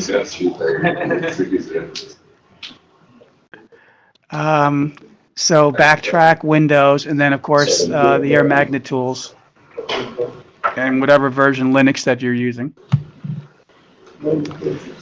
So here's what I'm going to cover here. This is the 4 quadrants of pen testing so that you know what you're going after when you're looking at the network. So first thing is observe the network, reconnaissance phase. Go in and take a look. And I'll cover each section here. So in terms of observing, take a walk outside around the building. How far does the signal go to from your access points? Is it a strong signal? Can everyone see your signal? Can you reliably connect to your company's access point from a distance? It's important to know this. Who's around you? There's lots of strange people around. You might need to know what's going on. If you're in a field, then don't worry about it. What type of information are they trying to capture? Okay, BSSIDs, power strengths, channels, your type of encryption, what authentication, ESSID, and the manufacturer. So once we capture the MAC addresses, we can look up who the manufacturer is. You can see Cisco D-Link, there it is. Building the target map, okay? You look for the power, signal strength, how close are they to the target? What are the encryption? What's it look like? What's the authentication they're using? And do they have descriptive SSIDs? In other words, the name of the company, engineering department, or intellectual property department, that kind of thing. And then knowing what vendor they use is important too. So you can target known vulnerabilities on particular vendors' access points. And there are some. Once you do that, you analyze. There's plenty of tools, both open source and commercial. Air Magnet and other commercial tools you can use for that because I am with Air Magnet, so I know those tools really well, and you can see quite a bit. Air Check, Aero Dumps, Wiresharp, you need Air PCAP and the adapter for that. And extra Windows capture. Kismet also, that's a Linux-based capture, like a NetStumbler, where you can see things. You look at the data collected, for instance, rogues, denial of service attacks, and others, and you analyze what's going on in the network, any vulnerabilities. So then what you do is you set up and prepare for your gear off-site. This is when you're doing the pen testing, not someone else, hopefully. Do you have everything? Do you need to get anything? Update. Everything's got to be the latest. Test your equipment, make sure it works. Run through your exercises, know what to expect. And get permission to do this, because if you're running around outside the parking lot or someplace with a laptop with all these antennas hanging off it, it's going to be very suspicious looking, and you may be arrested. Plan. Develop an incident response plan. If you detect a rogue, what's in your network? Poor connectivity. Is it a DOS attack? So if you're getting poor connectivity, maybe you think you don't have the right antenna shape, or you don't have enough access points. Maybe it's something different. Is someone spoofing to get into your network? And then, of course, implement countermeasures, putting in a WIPS WID solution to be able to monitor and see what's going on in the airwaves, to understand if you do detect something, how would you prevent it? Do you go and attack the attacker and shut it down? And make sure you secure all your clients and put up a set of rules for people coming into your network to secure the network. And then, of course, implement compliance reports. There are systems that basically can monitor and generate a compliance report, whether you're meeting PCI or HIPAA compliance in the network. And that's really what's driving a lot of this monitoring solutions on the security side. It's really the need to have compliance reports. And it's kind of interesting where I've run into many customers saying, oh, we can meet PCI compliance, no problem. But how do you meet it wirelessly? So that's what I had. There's plenty of questions. Yeah, one question for you about that. If you go back one slide. Sure. One of the things that I see here in general in the market is that, as also happens with the IPS and IDS in wired networks, if you do implement your wireless IPS, but you don't know how to tune it, how to change the thresholds, you're going to get a bunch of false positives, and nobody going to take a look at the alarms after 1 week it is implemented. So do you see the same thing? For instance, do you see people like doing professional services to really tweak their WIPSs? Because most of the time it's next, and people think that the tool is going to do the job by themselves, and that really doesn't help much. So this is one of the difficulties that I see here in our market. Any comments about it? Yeah, I mean, with all the alarms, if you don't set the thresholds right and have the right alarms, you definitely be overloaded with alarms, and they just basically hit the clear button and ignore them. So you have to basically go in and configure it properly so that you do monitor the things that pop up that are very different, and keep an eye on it. But it's really having a total understanding of your network to know which of your access points, what the security is on your access points, why are you receiving a denial of service, why are there spoofed MAC addresses, what is causing this. So you have to set up filters to be able to filter out any external behaviors, except that's what's in your network. So what you do is you look for authorized SSIDs and authorized clients and only monitor them. So filtering is very important to make sure you're not collecting so many alarms that you can't handle it. So you usually, when you said that you need to know your network, you usually think that this is a task that the people from that company that bought the solution gonna have to do that, or they are going to hire like professional services from someone? Yeah, so here's what the problem is with a lot of customers.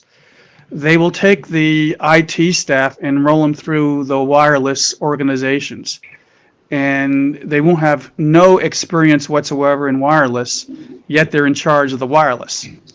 And a lot of times people will go and look at their network management system and try to figure out what's going on in the network. And so you do have to have one expert or somebody that is very familiar with the whips and wids to be able to monitor the network to make sure you're not being attacked or in terms of someone attacking your network. So I would say that you probably do need one person that is fully trained on the whips and wids and being able to monitor the network, because you just can't go into a system and learn this overnight. It's got to be something you build up, kind of like I was saying, thinking like a hacker. How do you think like a hacker? Well, you sit in the basement all day long hacking. You think like a hacker. Okay. Perguntas? Mark? Yes. Still on the subject of the wireless IPS, how do you see the effectiveness of the vendors integrated and also the overlay, vendors that do overlays? Okay, well that's the question I get asked all the time since I'm the Air Magnet Enterprise person. And we do have white papers showing the differences of what an overlay can do versus built in. And what it comes down to, and what I tell a customer, do you feel that what you get from your infrastructure vendor is good enough? And if they feel it's good enough, then that's fine. And as a matter of fact, Cisco and some of the Cisco mobility services engine, they license from us the signatures. So there's 40 signatures we license to Cisco in terms of security, because we have this engine called the Airwave engine.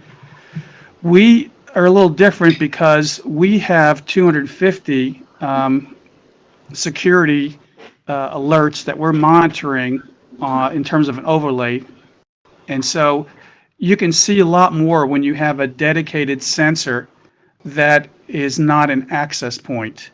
So it all depends on whether it's good enough for you to have what's built into the system, the controllers and having an extra mobility services engine or what have you, whether it's Aruba, whatever the vendor might be, versus an overlay which sees everything. And we're agnostic because it does not matter to us whether it's Cisco, Aruba, Ruckus, any access point, even from the store. We can see and we can monitor and we can test against it. So to me, I definitely favor having an overlay, but I think some customers feel that having an overlay is a lot of extra money. So it depends on your business. If you're not too concerned and you think it's significant that what you have is good enough, then so be it. But we do have customers that have data centers and other places where they require detailed compliance reports on the wireless, and the overlay system is definitely one of the only ways you can produce this report. And along the same lines, what technically make it better? Is because you do use more airtime to listen to the frames and get more information, or it's all about the way that you process that, the signatures, as you mentioned, the alarms? What makes it better technically? It's just you don't have enough airtime to do in a integrated approach. You need external sensors for that, or what? It's a couple different reasons. One of the reasons is that the sensors have multiple radios and spectrum analyzers and are dedicated 24/7 to monitor, and it can scan through the frequencies much faster than an access point. And the sensors can scan frequencies that are not licensed for access points to operate on. So we can, since we're a sensor and we're licensed as a sensor, not an access point, we can look at 180 different frequencies that are not seen by an AP. And why would you ask? Well, people do go between channels, as you know, for all kinds of different things and attacks. So that's one of the reasons, because we're constantly scanning, we have multiple radios, and of course we do have many, many more signatures. We can actually tell you what kind of an attack or rogue it is, instead of just saying it's a rogue. We tell you the type of rogue. It's a honeypot or karma attack or what have you. So we have a lot more detail in what you have to look at when you have a sensor. Does that answer? Yeah, excellent. Thanks. Any other questions? Oh, I have one more. Onde que eles estão falando aqui? Olha para frente. Mark, regards of 10, 11, for the access point side, you can have a lot of features to block the attacks, but what kind of, network adapter, Intel, something like that we can use for avoid attacks on floods and something like that? Intel, Apple, what kind of do you see in the markets? That's Okay, so in terms of attacks at hotels, what they do is target CEOs and important people, and they try to get the CEO's laptop to attach to them. And I did a quick experiment in my company, and I was logged in. We were in a conference room. I was logged in, and I turned to the sales engineer sitting 2 seats down from me, and I said, "Jim, why did you put your name on your hotspot?" He had a little LTE hotspot, LTE to wireless, to Wi-Fi. "Why did you put your name on that?" And he says, "Well, I don't know." I said, "Don't ever do that." So I immediately turned his hotspot off and said, "Jim, I could easily have you attached to my laptop here and you would never know." So the kind of attacks we see in the hotels and airports are these free Wi-Fi attacks where someone's sitting there with a laptop or a small device, and they're basically getting all the people around them to attach to them, and they're capturing the data onto a hard drive or to a flash, and basically going back and analyzing the data to see if they can find anything where they can get in. But they specifically target important people, and it's kind of funny because people are putting their names on their phones, and so you know right away who it is.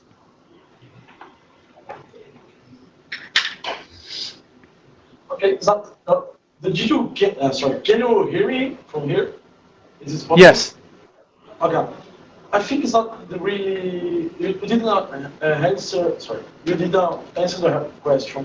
The point is, I'm running right now a project with a very critical business, a lot of calls. It's a kind of call center. How can I protect the end devices for flood? Because if they do any kind of the authentication fraud, I can turn off the entire call center. How can I protect my customer? I think it goes back to the first question of 11.1. Yeah, I'm happy. How do you see that, like, clients, drivers, operational systems? And as Yuri said, for a voice network, like a call center over Wi-Fi, this is very critical. So, what is your take on it? How can we secure that? How can you how can you secure a call for Wi-Fi, voice over IP on Wi-Fi? Yes, that's right. Well, the only way we look at is having to put the VPN. Okay, you can secure, but I'm more concerned about the authentication flow. Maybe, okay, for jammer, if I have a blasting channel, you can turn off the port. But I don't know, there's any kind of Intel and NIC adapter, something like that can protect the end device, anything like that. Yeah. Who is the most secure Yes, that's vendor? That's the point. So, Is there any kind of max authentication, next step for Wi-Fi? Is there something like that? Okay. Could you hear the question? I can't. Can you repeat it? I'm having trouble. Yeah, no, the question was it's more related to the over-the-air attacks, like the DAuth attacks. Yes. So how can we protect, like a call center, for instance, that is running their voice calls over Wi-Fi, and we know if someone gets there and run an easy DAuth attack, the whole call center is going to go away. So is there any chipset or operational system combination that you are aware of that is more compliant with 11W, for instance, or MFP, this kind of thing? So we're more concerned about the over-the-air attacks, and not really with the integrity of the data itself, but over-the-air attacks that can get your network down. Okay, so the way we solve the over-the-air attacks like that is you actually have to track down who is de-authing you. So you have to find that person, and we have some tools that allow you to detect someone performing a DOS attack upon an access point or a client, and then you have to go and track them down. We have some tools. One's called Wi-Fi Analyzer, and one's Spectrum Analyzer, Spectrum XT, and that will allow you to find that particular device and shut them down. But the only thing you can do is maybe perform an attack against that particular device. But I don't think you can stop these attacks because the attack is part of the protocol of DAuth. An access point would send a DAuth to a client. So it's not easy to defend yourself against that kind of attack unless the management frames are encrypted and protected. Excellent, excellent. Any other questions, Mark? Excellent. Mark, thanks a lot. Thanks for your time. Thanks to be with us here. First meeting that we have here in Brazil. Yes, Hopefully thank you. You had enjoyed to share part of your knowledge with us. Thanks a lot. I'd like to thank Andrea as well to be here with us. So Okay. thank you. All right. Thank you. It's a pleasure. Thanks. So we're going to switch gears now to Romulo. Romulo da Ixia. Só um complemento aí, eu acho que vocês sabem que MFP, lá o NTF, tem o CCX versão 5, né? Mas tem que achar quem implementou, porque acho que quase nenhum fabricante implementou. Padrão, né? Só porque isso, né? É, o W é o padrão, mas aí tá, o W está dentro do CCX versão 5. Amanhã é uma boa pergunta para o Clemente da Apple. Ou seja, uma região, digamos, que tem bastante moradores que acelera essa... Ou integração centros ao redor. Padrão, não. Põe no roadmap, antes no roadmap, né? Tem que ter um SSL específico para ele ou tipo, a mesma, sei lá, se habilitou lá, se for compatível. Não, o cliente tem que ser capaz de fazer o MFP e a controladora, na parte do Wi-Fi, também tem que fazer. Então os dois são Na verdade, acho que isso aí somente tem que na primeira aplicação, não é porque você pode que você deve. Então, assim, eu não colocaria dessa Wi-Fi. A gente pode ter tipo um inseguro e um outro seguro. Se deixar o inseguro com medo das testes. É tipo pessoal. Ali. Nossa última sessão do dia, a gente está estendendo hoje um pouco, amanhã a gente termina mais cedo. Mas depois a ideia é a gente tá junto aí, quem puder, para um refresco. Então eu passo a palavra aí para o Rômulo. Boa tarde, pessoal. Trabalho na IXA, sou assistente da IXA. A gente vai falar um pouco das ferramentas de testes que a IXA possui, de soluções para testes que a IXA possui não só para o ambiente Wi-Fi, para usar em laboratório, para avaliar produtos, para treinar pessoas, como também para usar e medir capacidade de Wi-Fi em redes quentes, redes ativas, redes em produção. Então, cada vez mais a gente está vendo mais aplicações, mais dados, mais necessidades de segurança, e tudo isso sendo compartilhado sempre, ou até já usado como redes primárias para alguns pontos, alguns ambientes, ambiente de hospital, muitos elementos, muitos ambientes já estão sendo usados, toda a parte de comunicação usando rede Wi-Fi, pela dificuldade de passar cabo, enfim, desse tipo de cenário. E aí que você possui soluções que ela consegue fazer simulações dos ambientes, fazer simulações de usuários acessando os APs, os elementos reais da rede Wi-Fi. E aqui não significa que o elemento real está em produção. Você vai pegar, por exemplo, um AP ou uma infraestrutura de rede, Wi-Fi, conectá-la na solução de teste, na ferramenta de testes e gerar clientes associados e medir o desempenho daquela infraestrutura com os clientes e associar esses clientes em tráfego. Você pode gerar um tráfego, e aí tráfego camada 4, só de camada 2 e 3, só pacote cru, só pacote de configuração com payload e ver o desempenho desse circuito. Então, tanto o AP pode ser um AP autônomo, quanto pode ser um AP controlado, um AP mais de um AP. Aí que você possui soluções de testes para você verificar o desempenho disso. Por que se testa? O teste não é só para dizer assim, funcionou, não funcionou, mas muito mais para ver a questão de capacidade daquele elemento, daquele conjunto de elementos numa determinada situação, em um determinado ambiente. Testes permitem a gente validar e homologar produtos, fazer seleções de fabricantes, medir benchmarking de serviços, testar e treinar pessoas. Ambientes de testes, ambiente de laboratório, eles são também voltados para criar exercícios para preparar pessoas. Sejam pessoas de segurança, sejam pessoas de infraestrutura. E aí você pode aliar as ferramentas de testes para criar situações onde você cria um problema controlado e você treina a pessoa para resolver um problema. Você vai virar para ele e vai dizer, olha, nesse ambiente de Wi-Fi que está dentro do laboratório, o AP não está associando, e é um AP real. Você tem que achar um problema e ver por que o AP não associa.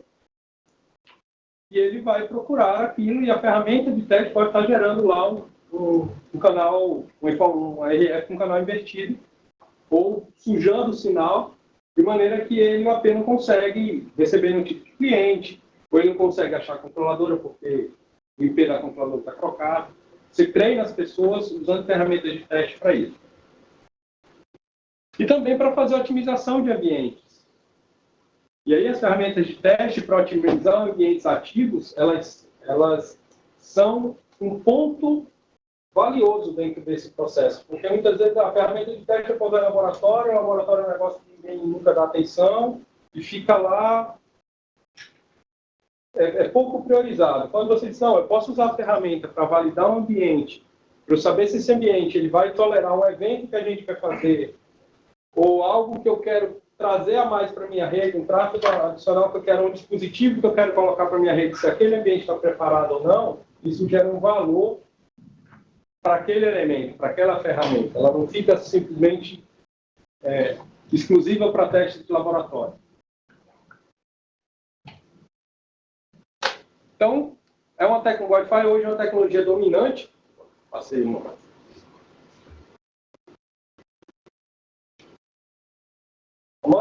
devices e aplicações, enfim, rodam e utilizam os ambientes sem fio, os ambientes de missão crítica também hoje já estão utilizando redes Wi-Fi, áreas que está lá é um bom exemplo.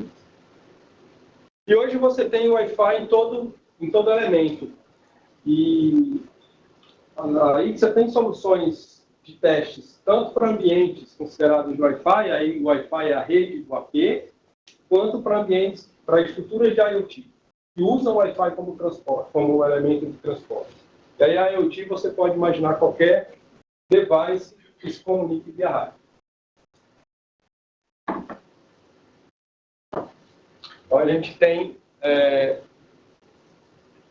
capacidade de fazer testes, verificando a parte, simulando distância e range, simulando roaming, criando interferência de sinal,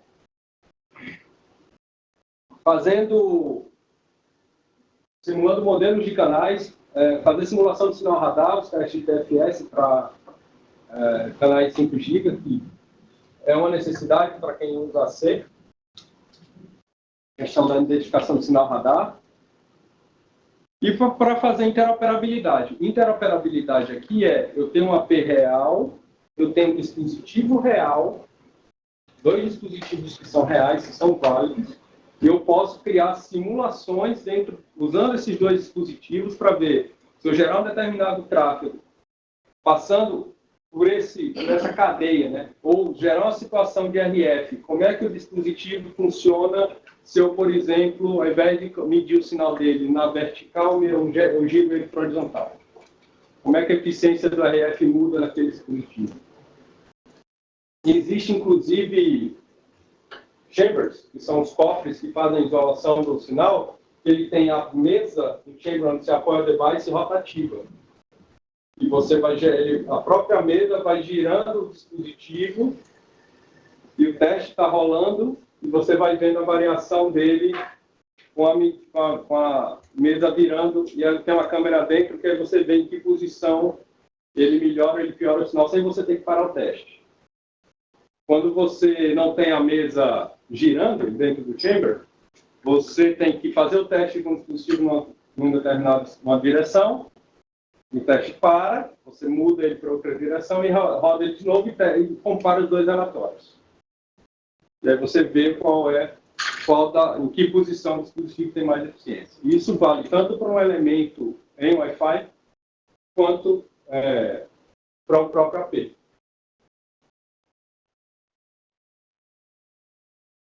Eu comecei, mas eu não fiz uma pergunta.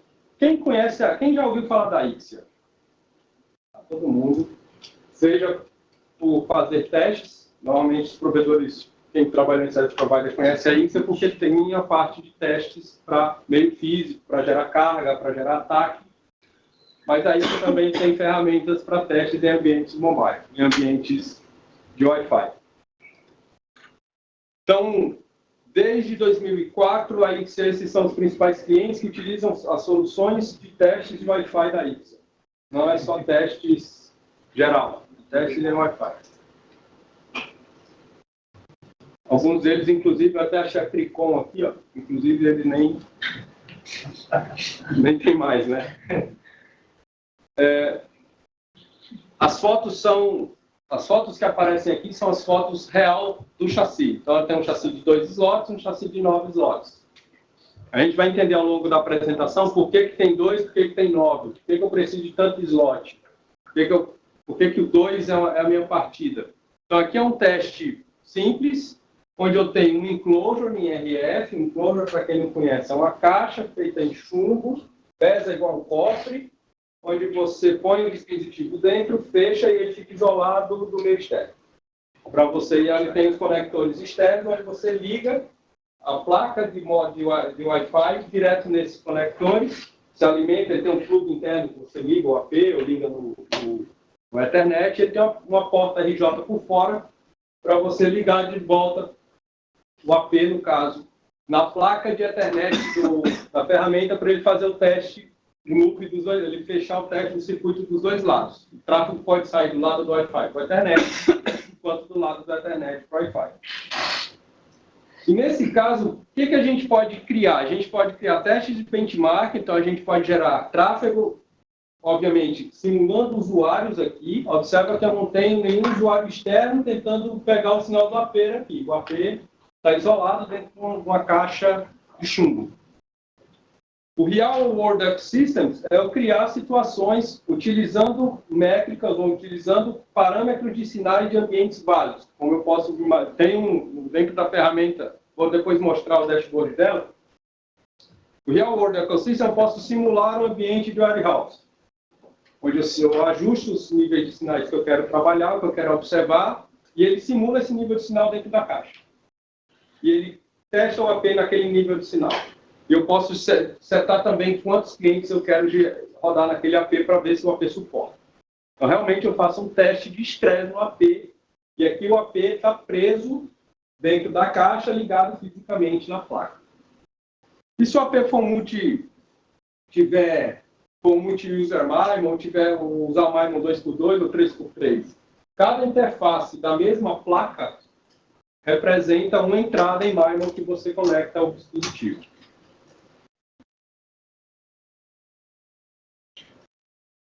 A gente consegue fazer o teste só do AP isolado ou de uma infraestrutura. E depois, com uma foto real, onde eles conseguiram um chamber mais ou menos na largura desses dois móveis aqui, eles colocaram 16 APs dentro.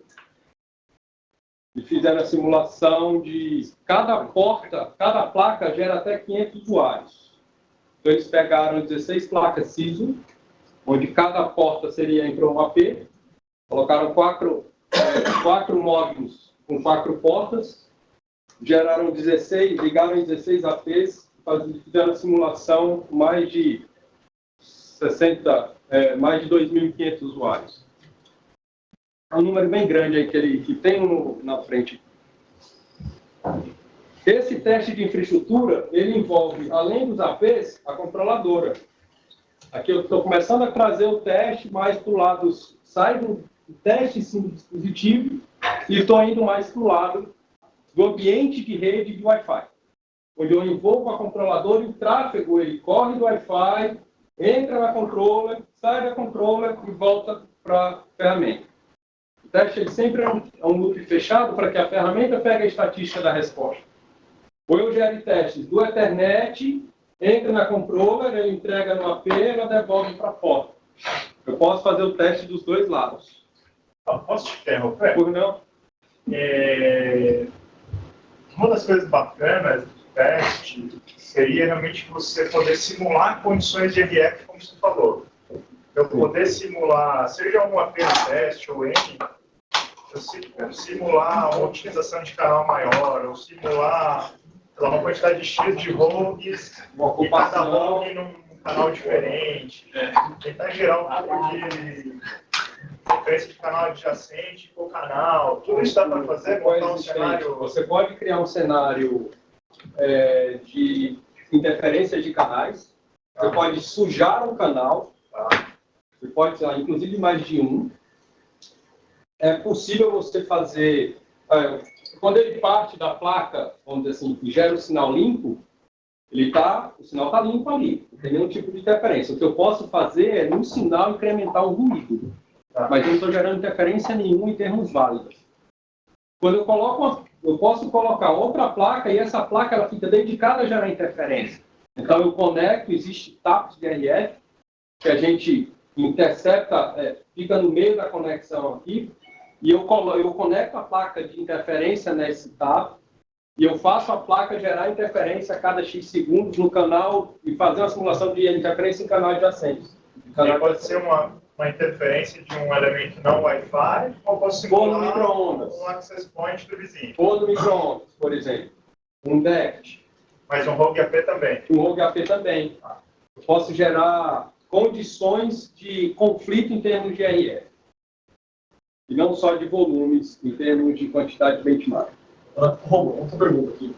Se os fabricantes sempre colocam no datasheet dele as capacidades, quanto que vocês têm visto assim, de diferença do datasheet? Vocês usam isso para comparar? Porque o número teórico lá, hoje, você acaba sendo uma ferramenta para Se o cliente está querendo comprar, avaliar. O que é melhor?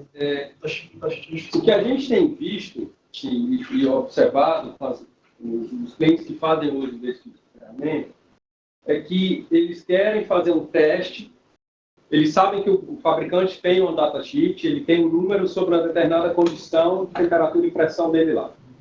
Então ele abstrai essa informação, ele não está muito preocupado com o número do datasheet do cliente, ele quer saber o seguinte: na minha condição de temperatura e pressão, como é que o device vai se comportar?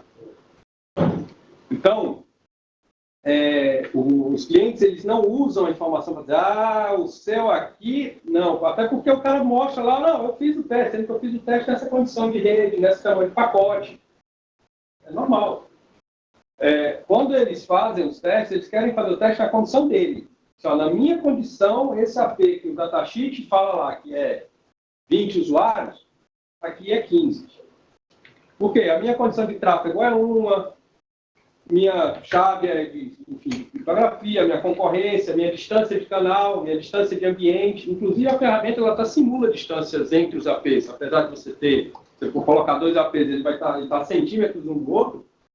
Você pode olhar, esse AP ele está a 15 metros um do outro. E ele faz a simulação como se os APs tivessem uma distância de 15 metros. Se você quiser fazer a placa, o nick do Intel da vida possível usar também, você pode simular o que eles chamam de ecossystem. Fazer o irradiado ao invés do conduzido, né? Ou seja, dá para fazer um teste irradiado ou só conduzido, só com cabo? Não, dá para o teste você pode fazer um teste com cabo, que é o irradiado, onde a placa sai e você liga direto no device. Então, antena, né? Então, elemento. Você pode ligar no elemento de antena e fazer um teste irradiado. seria um teste aberto, vamos dizer assim. Qual o contraponto disso? É que você não controla a interferência. Mas é possível. Sim. Na ponta do cabo aqui, ao invés de você ligar no chamber, você põe uma antena na ponta e tira uma antena. Mas continua sendo um chassi, né? Não é algo para eu sair andando no andar, nem para eu sair na rua, fazer um drive test. Não é um chassi, né? Ele tem um limite em termos de alcance, inclusive do próprio cabo. Então, por mais que você queira fazer um teste a quente e gerar clientes associados, por exemplo, no AP do auditório aqui, esse espaço do auditório dava. Mas se você quiser, eu quero cobrir o andar inteiro, aí tem que fazer em pedaços. Mas na ponta dele aqui, ao invés de você ligar ligar direto no AP, no transmissor do AP, você liga direto no chassi. Você liga uma antena. Inclusive APs que tem antena integrada, que não tem a saída da antena, não tem um conector externo, como é que você conecta dentro do chamber? É mais ou menos como se fosse fazer irradiado, sendo que a antena fica dentro do chamber. Você pega o cabo, liga no chamber, dentro do chamber, no conector de dentro do chamber, você liga a antena e põe o AP com a antena integrada dentro do chamber. Então a comunicação ali vai ficar do AP, do transmissor que está integrado dentro da caixa, com a antena que está ali dentro. Bom, você tem visto cliente final adquirindo ou é mais integrador? Cliente final compra muito serviço para fazer testes ou para validar ambientes. Porque para o cliente final não uma rotina, né? É mais algo de demonstração? Ele compra como serviço. Olha, eu quero validar um grupo de produtos, para eu fazer um RFP, para fazer um refresh no meu FAQ, eu queria contratar o serviço para fazer o teste. Ele contrata como serviço as ferramentas para fazer o teste. E aí, quem compra normalmente são empresas que têm uma política de homologação de produto recorrente, são normalmente empresas maiores, integradores, e provedores de serviço, operadores. Bom, duas perguntas. A primeira é que você falou que consegue simular espaço, distâncias. E os obstáculos? Tu consegue, simular uma parede, um vidro? Não é uma precisão absurda, mas dá para você criar alguns obstáculos, sim. Tá. E a segunda pergunta é, como é que você faz com a logística do equipamento, que eu imagino que tenha tamanhos? Esse equipamento aqui, ele dá... Tá vendo essa... Parece um cabrecho aqui em cima, isso é uma alça. Esse dá para carregar. Ele é uma maletinha mesmo. Esse dá para carregar. Mas o enclosure, tá?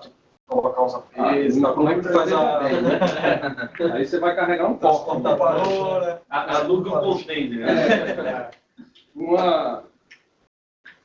É um container e meia dúzia de gente para carregar. Pois é, mas quando o cara contrata como serviço, como é que você faz? Normalmente, assim, quando ele contrata como serviço, aí vai em conjunto. Vai o chamber, normalmente os chambers cabem um ou dois, põe na determinada sala, monta o caderno de teste, põe na determinada sala, usa uns 2 elementos para poder fazer a referência, que é o controle, que seria assim, ó, o que você julga como bom?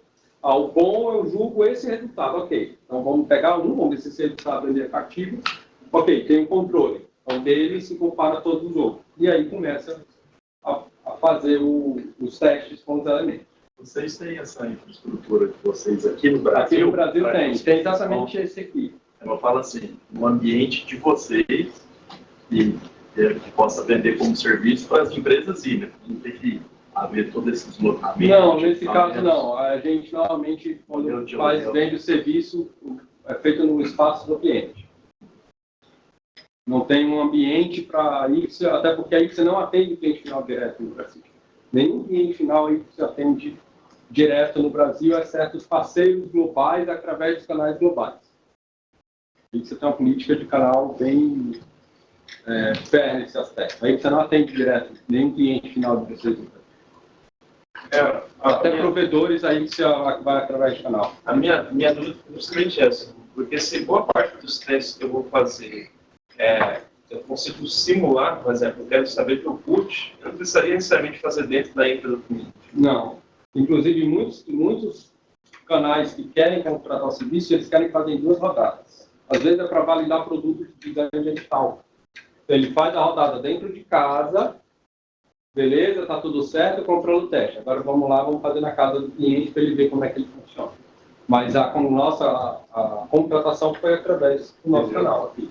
Então, levamos o equipamento para lá, ele fez o teste. Levou o equipamento, testou, controlou, beleza. Pega o mesmo equipamento e leva para o cliente. Até para validar firmware, isso já aconteceu na prática. O mesmo elemento, rodando a versão de firmware. O teste de benchmark, em termos de capacidade do usuário, condição de TCP, associação, é um número. Troca o firmware, seja para cima, seja para baixo, o número muda muito. Em parâmetros chegam até dobrarem em termos de resultado. Esse teste desses fazem públicos, não? É tipo só um teste que eu diria tipo benchmark mesmo, que tivesse publicado, desafio. Alguns, quando os fabricantes têm, a Cisco é o principal fornecedor, é o principal parceiro da IXA no mundo. Certo. Então eles têm o produto lá dentro da casa deles. Inclusive tem um grupo na IXA lá fora que atende a Cisco. Os testes, os resultados desses testes, eles são públicos ou não? Isso são internos da empresa que contratou? Normalmente os resultados desses testes, se a empresa entende que ela quer publicar, muito bem, mas ela não tem, às vezes, a autorização do fabricante para fazer isso. O da Mirko, da Cisco, para usar IXA. No lista do teste da IXA. Sabe uma coisa que me preocupa agora para nós engenheiros? Vamos para um negócio que é importante sobre condições de temperatura e pressão do cliente. Então, por mais que a gente publique testes ou tenha testes, se não for para aquele caso específico, o teste muda, o resultado muda, o touchable muda. Então, ele falou, para o caso específico do cliente ABC, for isso, eu estou procurando lá 500 clientes associados. Imagina que essa é a condição. Eu vou lá e testo 500 clientes associados. Se for para o outro 398, é 398.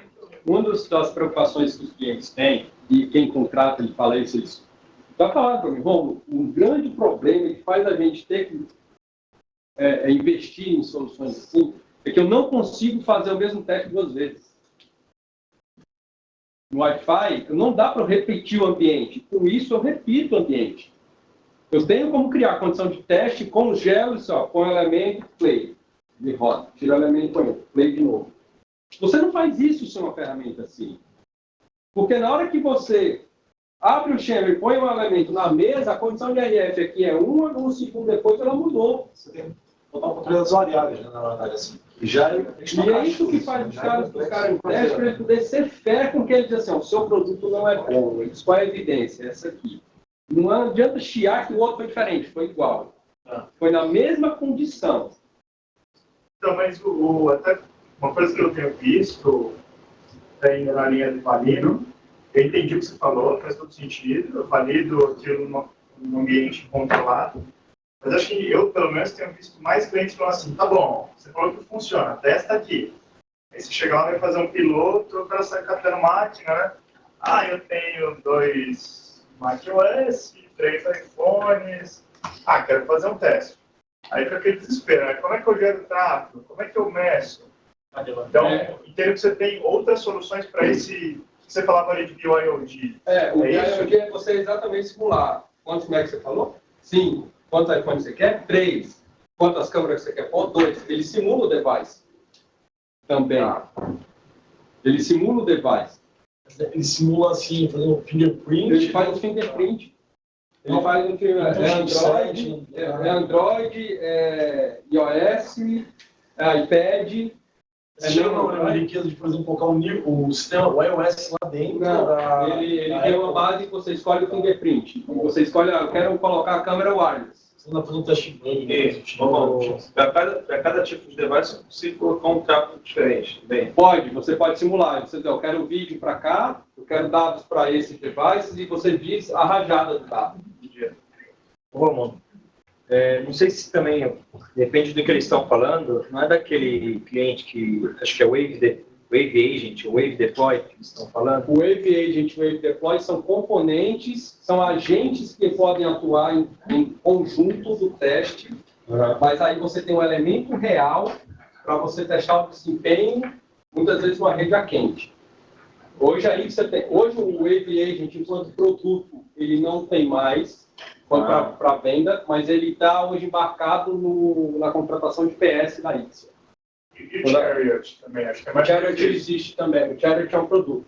Vai ter um produto aqui lá na frente, que a gente está no teste aqui, tem quando a gente falar do Hawkeye, que é um produto que é a evolução do Chariot para a rede ativa, aí tem lá uma probe, que você tem uma interface Wi-Fi, que aí ele mede o desempenho da rede a quente. Aí a rede ativa, ele é um elemento que você deixa ele exposto, você espalha as probes e ele mede tanto a capacidade, o desempenho todo o processo de autenticação e associação do Wi-Fi para aquele ambiente, para aquele AP, e você pode setar um threshold.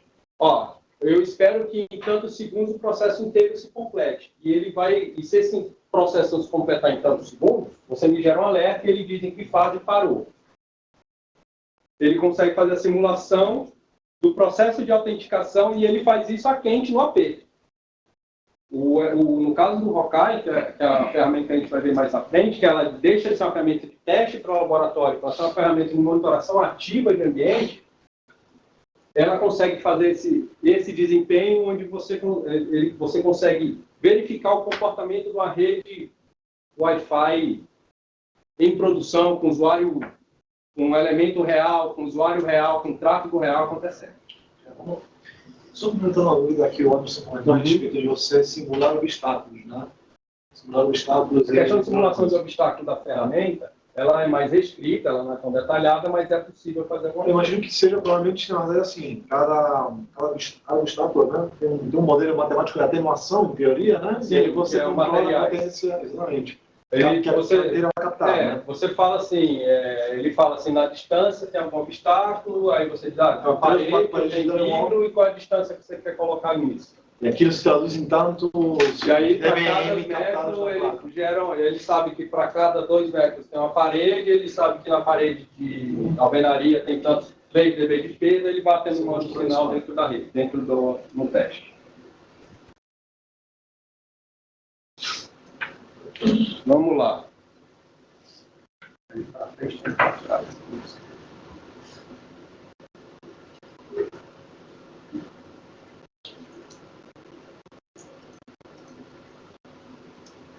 Aqui eu já tinha comentado a parte de benchmark, parte de controller, a parte de ecossystem, que é o interop, onde a gente tem esse RF1000, isso aqui é um TAP de RF. Onde você consegue conectar mais de um elemento, e aqui são mais de um chamber, onde eu tenho um chamber para device, um chamber para AP, ligo todos eles nesse TAP de RF, ligo a minha ferramenta de teste, e aqui está tudo em ambiente RF. E aí você pode gerar tanto o tráfego quanto os testes Mas aí eu poderia no chamber de device colocar um laptop inteiro dentro. Mas aí eu preciso abrir a tela, colocar em cima da antena. Não, normalmente assim, é uma caixa onde você põe. Se o chamber for grande, dá para botar os dois no mesmo chamber. Um chamber médio, você põe os APs num, aí saem os cabos e ligam no tapa. E outro chamber, você põe os elementos que você quer dentro dele. É só para ele isolar aquele teste do ambiente. E aí fica tudo correndo dentro.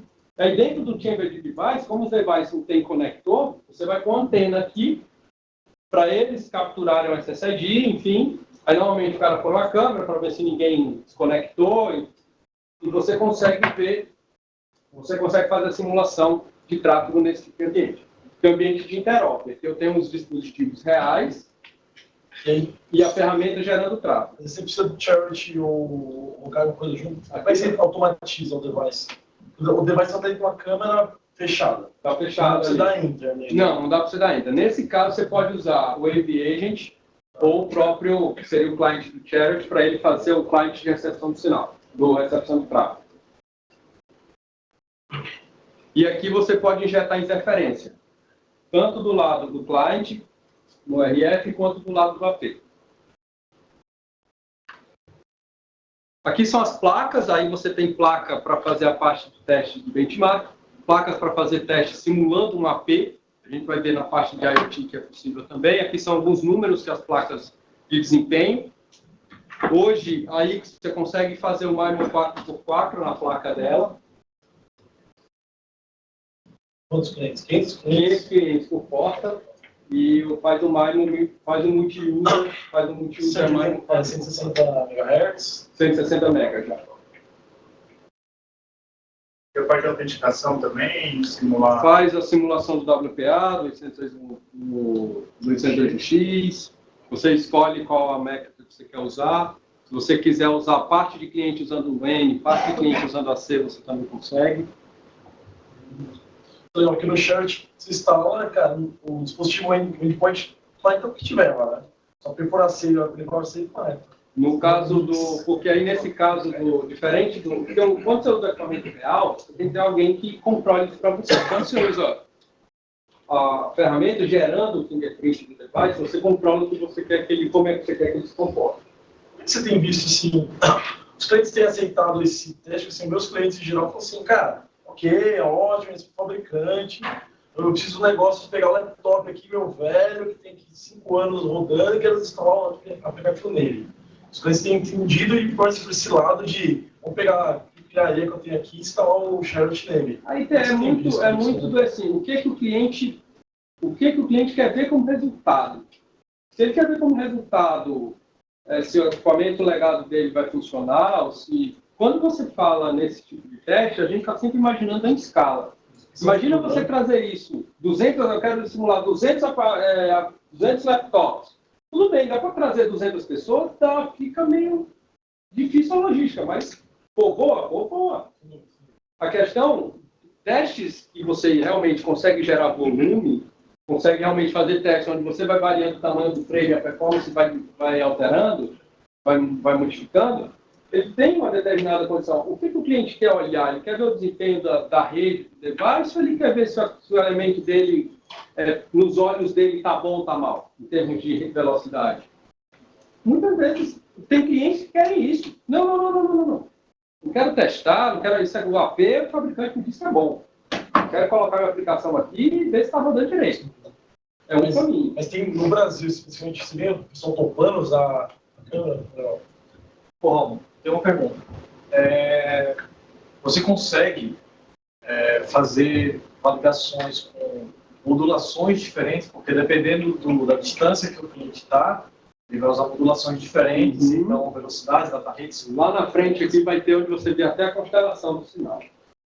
Mas eu consigo estar pensando uma coisa, 500 clientes na placa, mas desses clientes eu quero 50, 64 QAM... aí o que normalmente faz? Essa parte da distribuição da RF... Você vai simular realmente um ambiente mais ou menos real. Isso. O que normalmente você consegue fazer? Dá para você fazer, sendo que aí quando você tem você quer usar uma gama muito grande de constelações, ou uma gama muito extensa de modulação, A gente normalmente separa as placas. Cada placa faz. Cada placa cuida de uma faixa, de 64 a 128, a outra é 256 até outro pedaço, porque a distorção é muito grande em termos de resultado. Então, normalmente separa-se as placas ou faz parte a parte. Porque se você tiver muita placa, você testa tudo ao mesmo tempo. Sim. Quando tem cliente que diz, mas só passa um por um, não, dá para fazer um monte, vai botando as placas e vai colocando. Aí é o caso do cara usar novos slots. Vamos estar uma apresentação do produto e tal. Estou entendendo a motivação do produto, mas eu talvez esteja entendendo de uma forma muito branco, não sei se todo mundo sabe, que eu trabalho bastante com competitivo. Tá? Eu estou vendo aqui uma forma de validar N produtos para competitivo, para competição mesmo. Primeiro, né? Várias mata um e deixa os outros rodando. Algum outro uso, de novo, eu estou vendo que a minha visão é desse jeito, né? Tem cliente que quer validar, foi ele falou, o ambiente dele. Estou comprando uma rede de gigabit Wi-Fi. O vendedor está falando que eu consigo colocar 50 clientes.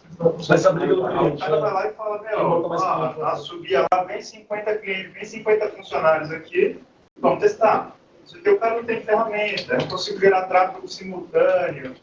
Aí você gera um relatório consistente. Tem que fazer um relatório consistente. Não é só para matar não é para matar concorrência, isso é um produto para fazer teste de validar. Para validar.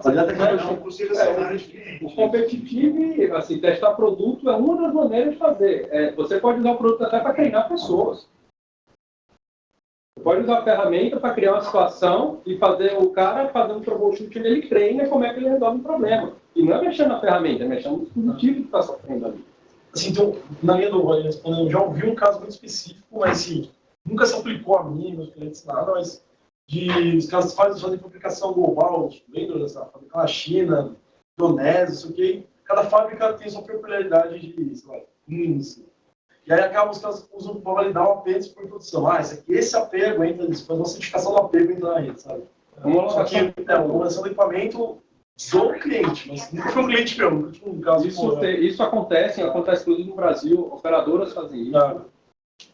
Por quê? Porque o produto que ele põe na sua casa, ele também tem Wi-Fi. Se ele não usa dessa maneira, cada um vai reclamar de um jeito e ele não tem como testar. Porque ele não consegue ter um ambiente controlado, porque ele pode, o mesmo produto do fabricante A, que faz aquele set-top box lá com Wi-Fi, eu testei na mesma condição do fabricante B. E eu tenho uma referência de que esse tem um desempenho igual, ou melhor, ou pior do que aquele. Então ele tem como evidenciar. Isso é maneiro. Às vezes fazem, sei lá, compra um lote, você nunca tinha um caso, 200 a peso e pega essa amostra, vamos testar 3. Normalmente faz assim, eles vendem a amostra de 10, traz 10. Aí ele traz 10, eles rodam um teste.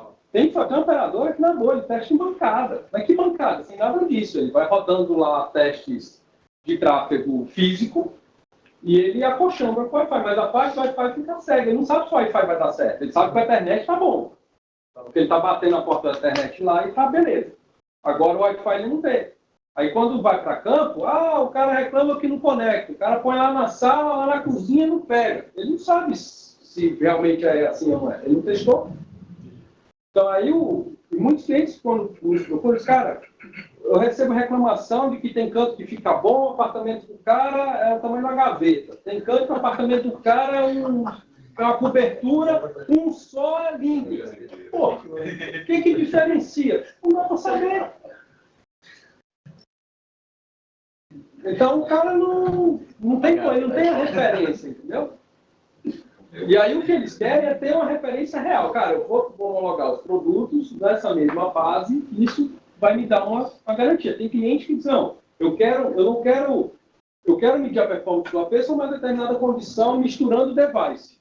Eu quero simular. O meu ambiente tem a Macintosh, tem Windows, tem iPhone e tem Android. Eu quero simular esses devices, criar carga para eles e eu quero ver como é que a pessoa se comporta. Deixa eu fazer duas perguntas. A primeira é a seguinte. Você disse que tem representação aqui no Brasil, principalmente na área de serviços de homologação. É assim, a gente não faz, a gente, Ixia, não atende o cliente diretamente. A gente atende através de parceiro. Você tem a representação para fazer isso, principalmente a parte de serviço. Também. Tá bom, isso eu entendi, legal. Aí minha segunda pergunta. Você falou bastante de clientes operador. Tá? A gente tem algumas operadoras aqui dentro, tá? Assim como a gente também tem clientes e fornecedores. A gente tem os três aqui dentro da CCC. Tá? Nesse sentido, agora passando a pergunta. A gente vende para cliente do mercado enterprise esse tipo de serviço? Eles compram isso? Existe esse tipo de Existe, interesse? sendo que não é cliente pequeno. O interesse normalmente tem em clientes maiores, por exemplo, bancos que querem homologar produtos, que querem fazer verificação de ambientes, existe esse interesse. Tá? Para clientes pequenos, clientes que às vezes o cara tem uma rede de varejo até grande, mas o cara tem uma AP no ambiente, ele não olha isso aqui como um diferencial. Escola Pedrão, por exemplo, não faria isso. Não, só se tiver uma necessidade muito específica para fazer isso, mas normalmente não faz. Não é um perfil clínico específico. Você vê uma Enterprise na Enterprise. Na Enterprise Service. Já bagunçou sua apresentação, né, Romulo? Oi?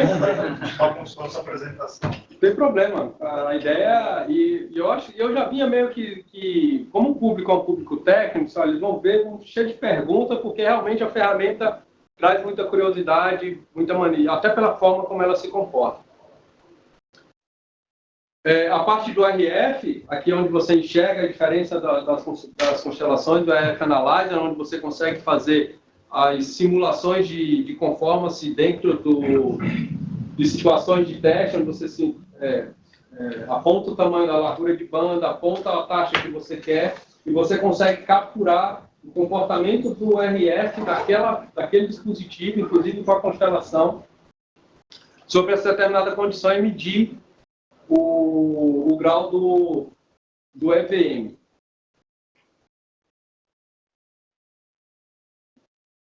Fazer a geração de RF, aqui você pode ter taxas diferentes para cada um dos tipos de MCS, no caso do M e do AC.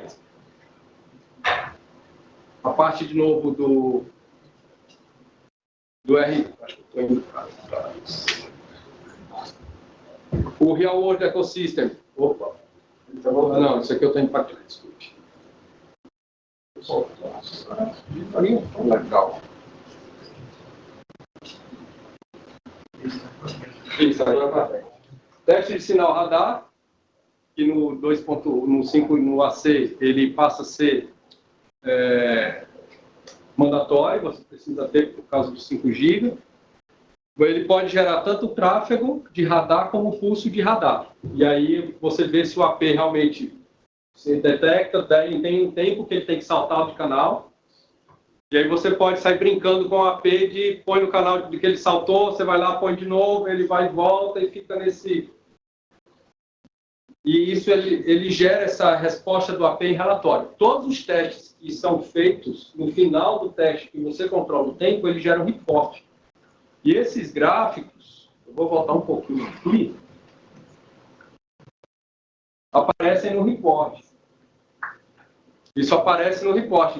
Aqui são aplicativos com protocolos, inclusive VoIP, vídeo, e você vê se naquela condição o AP suportou ou não a taxa daquele protocolo naquela condição que você estabeleceu. Normalmente, quanto tempo você deixa rodando para chegar nesse resultado?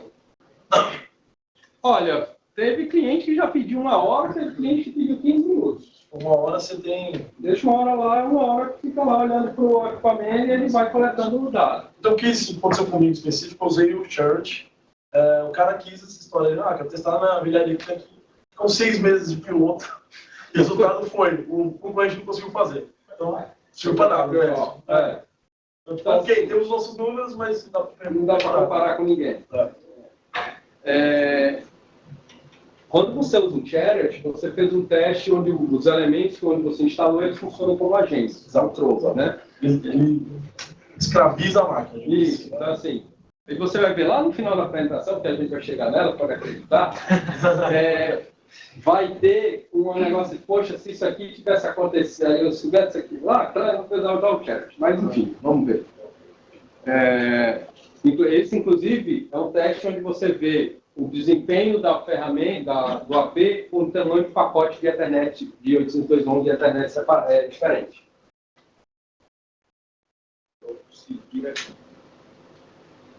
E aqui é aquele teste que eu falei de você testar a infraestrutura. Se o chamber não é pequeno, ele coube 16 APs, onde eles fizeram os testes gerando aí 16 APs com 2.000 clientes em 4 canais e fez essa simulação de infraestrutura. A controller não aparece aqui, mas ela também está ligada, os APs são todos controlados. O BIOD, onde você consegue também simular dentro dessa infraestrutura, imagina aquela rede de APs conectados da controller, você gera tráfego de aplicações em cima do ambiente. E aí, no caso, pegando o gancho aí da solução da Cisco, até para medir a eficiência do ABC, você conseguir gerar o teste e ver o ABC lá distribuindo os protocolos, é um bom exemplo de uso da ferramenta. Checar QoS. Checar QoS, a questão das taxas de downstream e upstream, você também consegue ver através dos testes de infraestrutura. E um ponto importante é a parte de roaming também. Ele consegue, você testando com mais de uma AP, você consegue simular a taxa de roaming quando você cria, sei lá, minha fronteira de canal é essa, de sinal é essa, depois desse sinal eu quero que ele faça o roaming. Você vê o cliente saltando de um lado para o outro. Dentro da mesma, obviamente, com mais de uma AP sendo testado. Como que é feito isso? Você estabelece, quando você vai testar roaming, você estabelece uma fronteira de canal, você dá, o meu sinal pré-roaming é menos 60 dB. E aí você começa a gerar o teste e, obviamente, ele vai criar uma condição onde ele vai começar a sujar o sinal, gerar ruído naquele canal. Vai gerando ruído, o sinal vai tendendo a piorar. Quando ele chega naquela fronteira, o outro está gerando um sinal melhor, ele vira o client. Né?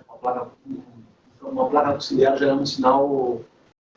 Não, o ruído você consegue colocar na mesma placa. Tá, mas... A interferência que eu quiser gerar em um forno micro-ondas, por exemplo, aí que eu preciso de uma placa separada. Mas assim, o outro sinal que vai gerar justamente o ponto para onde esse cliente vai... Imagina que você tem 2 APs. Aí você diz assim, ó, esse AP eu quero começar com ele com ruído ou com um determinado nível de sinal. É que a decisão de roaming, normalmente, ela é parte do baseada em cliente. nível de sinal, não ruído. Isso.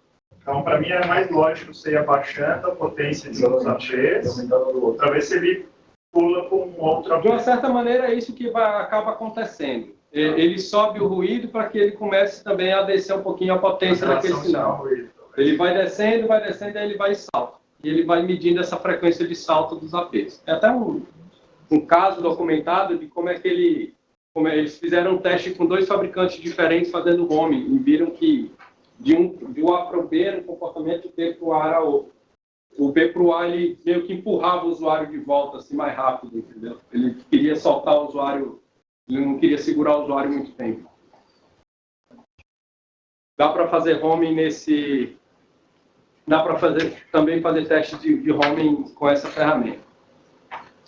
A parte de simular clientes, e aí medir tanto a parte de perda, de jitter, de latência, e colocar dispositivos, aqui eles chamam de dispositivos reais, ou você pode pegar os elementos, colocar dentro do chamber, como usar a parte de fingerprint, e ver o comportamento dos elementos dentro, você recebendo ou não aquela performance do AP.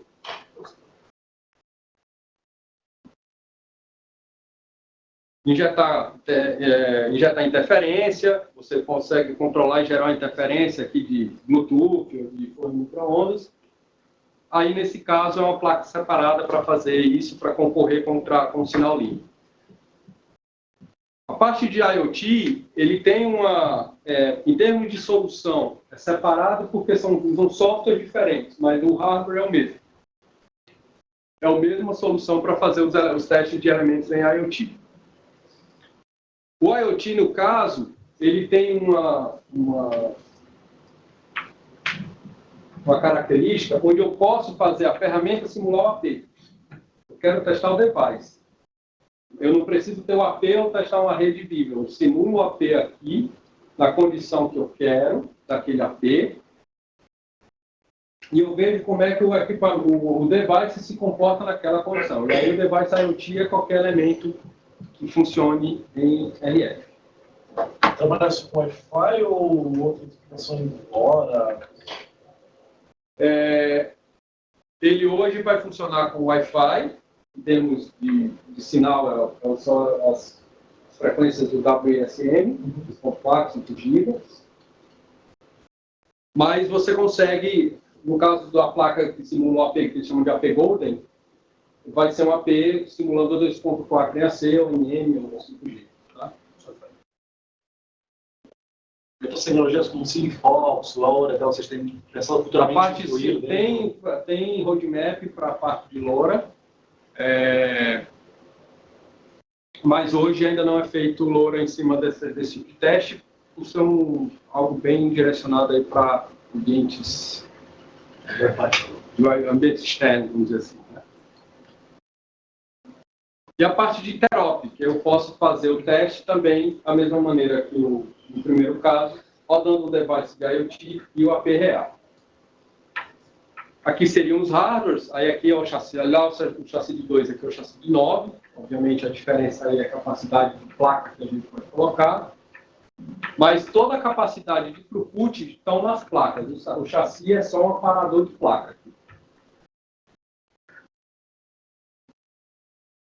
E aí você tem, aqui é um exemplo que ele faz a captura do RF, consegue fazer a distribuição dos sinais, a transmissão de constelação de cada um dos espaços streams. A parte de testes, onde você consegue também fazer a simulação de cobertura desde menos 80 até mais 5, e pode sair crescendo essa parte de testes do RF, onde você pode também fazer a questão de range de teste, que é uma performance que pode variar com a distância. Os testes de roaming também são possíveis fazer para o IoT, assim como são possíveis fazer para o RF. A parte de ecosystem, você consegue simular até 30 Ps na placa, onde você verifica como é que o comportamento daquele device, ou como é que no caso, como é que um determinado AP se comporta com vários tipos de devices diferentes. Teste de data plane, em cima do elemento, onde ele verifica a questão da capacidade de throughput mesmo do device. E a interferência, assim como tem no Wi-Fi. Então, tanto no Wi-Fi quanto no IoT, é a mesma solução. Antes de eu entrar no Rokai, me permitam eu mostrar a cara da ferramenta de testes do Wi-Fi, onde aqui eu tenho nesse menu as minhas opções do que eu quero medir. Então, se eu vier aqui em Benchmark, obviamente eu não tenho um chassi aqui para a gente fazer um teste, ele traz até já alguns testes montados, inclusive a parte de roaming, de benchmark, a máxima capacidade de client, aqui onde eu vou alocando. A primeira parte que ele faz aqui é qual chassi que eu vou conectar. E conectando o chassi, eu escolho as portas, depois eu defino a característica dos clientes, e aqui eu posso sair adicionando a quantidade de clientes, depois eu defino o tipo de testes, duração de testes, como é que eu quero fazer a parte de associação, se eu vou ligar QoS ou não. Os testes são só com apenas com antena externa, né? Não, o teste com AP integrado, ele é feito da seguinte maneira. Você pega a ponta do transmissor, a ponta da placa, na saída dele vai ter um cabo, você liga, ao invés de ligar direto na entrada do transmissor do AP, que não tem porta por fora, você liga uma antena, e você pega o AP com a antena integrada e põe os dois dentro do chamber. Então, dentro do chamber, quando você testa com o AP com a antena integrada, ele fica dentro do chamber, fica uma antena por dentro do chamber, um cabo ligando no móvel. Então, o sinal sai dessa antena aqui que está dentro do chamber. Você não precisa descascar, tirar a casca do AP para poder ligar o cabo nele. Mas assim, é uma sequência. Esse botão verde aqui, eu acho que ele vai presumir aqui que você vai dar o play, ele vai começar a fazer o teste, é isso aí. E no final, você consegue salvar o teste, e no fim ele gera um reporte do teste. E aí ele gera um relatório. Infelizmente eu não trouxe um modelo aqui para mostrar para vocês, mas ele gera um reporte. No final do teste ele já dá o botão para você gerar o reporte, ele gera o reporte daquele teste com todas as informações que ele enviou. Vamos achar essa pergunta da Teams? Sim. E a parte do ecossistema, a gente consegue, deixa eu ver ele aqui, ele simula tipos de ambientes e ele simula tipos de aplicações e protocolos que a gente pode carregar em cima desses ambientes aqui. Só para vocês terem uma ideia da interface da ferramenta. Falando um pouquinho da parte de monitoração ativa. Então, agora, a gente está saindo do ambiente de ferramenta de laboratório, que fica em lab, ou que você testa um ambiente isolado, e indo para o ambiente vivo, um ambiente ativo. Onde aqui eu vou conseguir fazer medição de desempenho em cima de rede Wi-Fi. E aí, imagina, a rede está plantada, está tudo ligado, está tudo instalado. Eu quero ter uma ferramenta com capacidade para fazer medida e monitoração de desempenho do ambiente de mobile. Essa ferramenta é um demand, né? É um demand essa ferramenta. Você instala e fica... Por exemplo, tem 1.000 usuários, instala uns 1.000 e fica... Não, você vai ver como é que ele pode funcionar. Renova essa ferramenta? Ele é uma evolução do Chariot. O Chariot é uma ferramenta que você faz um assessment. Então, você tem que estar pilotando, aperta o play e aperta o stop. Essa ferramenta não. Você pode medir quanto tempo dura o play e ele fica rodando. Você pode setar um threshold para quando ele desviar, ele gerar um alerta. Um trap, você me envia um e-mail dizendo que aquela métrica mudou. E você tem o mesmo agente que você tem do Chariot no mobile, no smartphone, como agente para essa ferramenta aqui. Então, ele é um software onde você tem probes. Aqui é uma probe, uma Raspberry Pi, embalada pela Ixia, que tem um USB Wi-Fi homologado. E você consegue fazer os testes, espalhar esse elemento na rede, ou em vários pontos na rede, e fazer testes através dessa controle, desse dashboard. O dashboard basicamente vai servir para coletar o resultado e setar o teste. Quem gera os testes são as probes. Quem executa os testes são as probes. Essas probes para o Wi-Fi, elas sempre vão ser probes físicas. No caso do Wi-Fi, só o modelo Raspberry Pi, ou em softwares rodando em aplicações Wi-Fi, em elementos Wi-Fi. Onde você diz o tipo de teste e diz quais são as probes envolvidas. Você tem esses dois elementos fazendo a coleta, enfim, estão executando os testes e estão mandando os resultados para a console, e qualquer desvio ele consegue alertar. Tipo de KPI, então, você trabalha SNR, MOS, que é um... Vai SNR, ele mede SNR do AP, ele mede MOS, ele mede jitter, ele mede latência. Mas o que o cliente vai se preocupar hoje? A maioria deles é desempenho, é throughput. A maioria que ele tem buscado é throughput. E aqui, por exemplo, é um teste onde ele faz a monitoração da conexão. Que eles chamam de Connect Monitoring. Isso é um tipo de teste que está lá. Quando você escolhe ele roda todos os testes, desde o processo de associação até o processo de autenticação, e pega de endereço IP daquele elemento. E aí, nesse teste, ele coleta o SNR do SSID. Só uma pergunta. No slide período eu tenho que fazer um BGN 2.4 e 5 não fala qual que ele pega. 2.4, 5 GB aqui, ele vai pegar o A e o N. O acenda. Tem roadmap?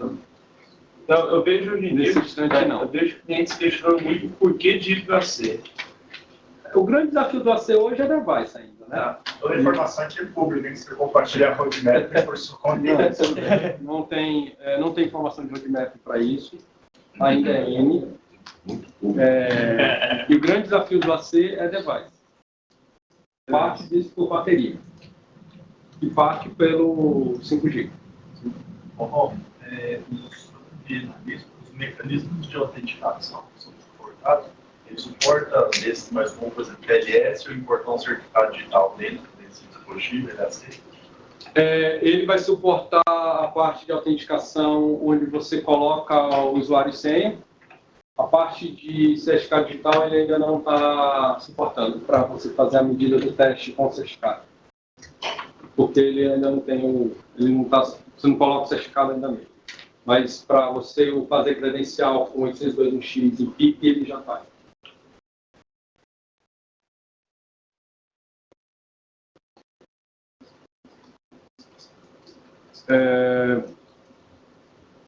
E o Wi-Fi Inspect é um outro tipo de teste, onde ele permite você importar uma planta e ele vai identificando quais são os APs legítimos, quais são os APs rogue, enfim, bem parecido, não interface, mas em funcionalidade com que o Prime, o componente de wireless do Prime traz.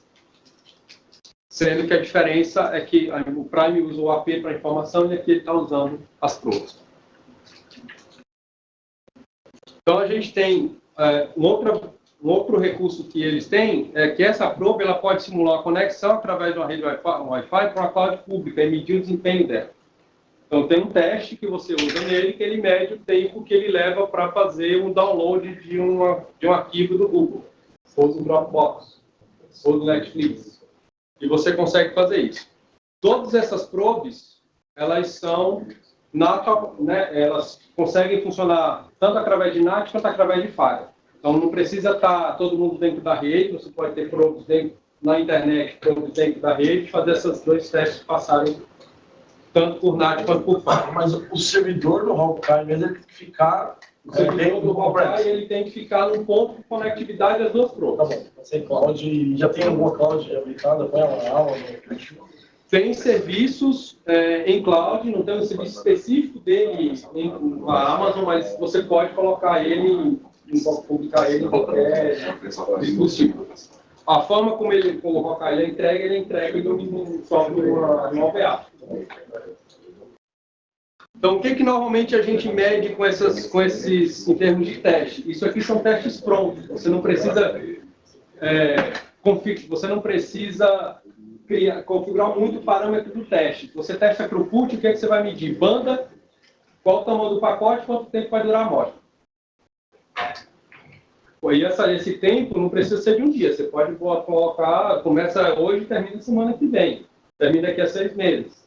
E eles ficam rodando aquilo continuamente de tantos minutos ou tantos segundos.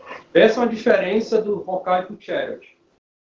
O Chariot, em essência, ele é uma ferramenta que você tem uma console e você tem as probes. Você escolhe os testes e envolve as probes. Sendo que no Chariot, você tem que comandar o início e a parada do teste. Alguém tem que estar lá para dar o play e alguém tem que estar lá para dar o stop. O Hawkeye, uma das diferenças é essa. Você seta o tempo do teste e ele executa. E outra diferença dele é que você consegue setar threshold para os parâmetros. Se o meu throughput ou se o meu tempo de resposta cair, o meu perda de pacote cair para tantos por cento, gera um alerta. No Chariot você não tem isso, você tem um resultado bruto. E o look and feel dele, a experiência de utilização dele, comparado com outras ferramentas, ela é bem interessante, uma vez que ele dá a maior parte das informações já em gráfico. Você não precisa ficar convertendo do tabular para o gráfico, mas ele já monta o gráfico, inclusive de desempenho e tendência. Aqui é um teste onde ele compara a taxa de download, ao mesmo tempo que há uma mudança na média da potência de sinal. Bom, você falou que eu posso enviar um trap baseado no resultado do... Se houver uma mudança daquele teste, onde ele manda um trap, ele diz qual o parâmetro que ficou fora. Eu não tenho condições, por exemplo, baseado num determinado resultado, com um determinado parâmetro, alterar outro parâmetro. Não, ele é uma ferramenta de monitoração. Ela não, se você vê que está tudo muito fora, o administrador vai lá e reequaciona. Último slide. Então, a ferramenta, a solução de monitoração, ela serve para, enfim, fazer um teste em rede real, é bem diferente. Aqui a gente não está envolvido, os elementos em hardware envolvidos é basicamente as probes. E você também pode fazer um controle de antes e depois e fazer uma validação com vários tipos de aplicação. Obrigado. Desculpa a correria. Desculpa, gente.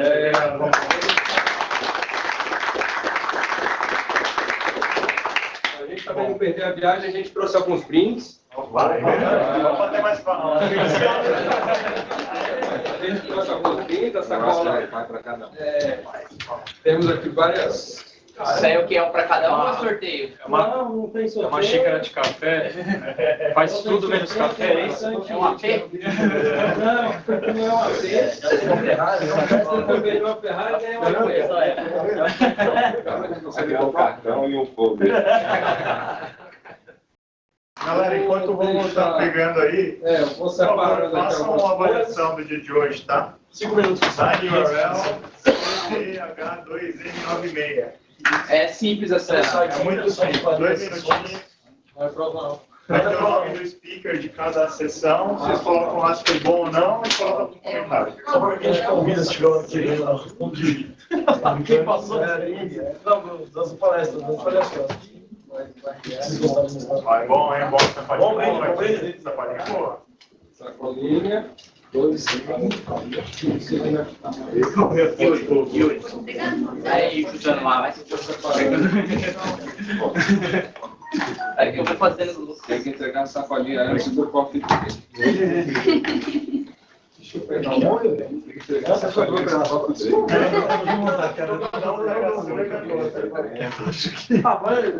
E aí, pessoal, o happy hour a gente vai fazer aqui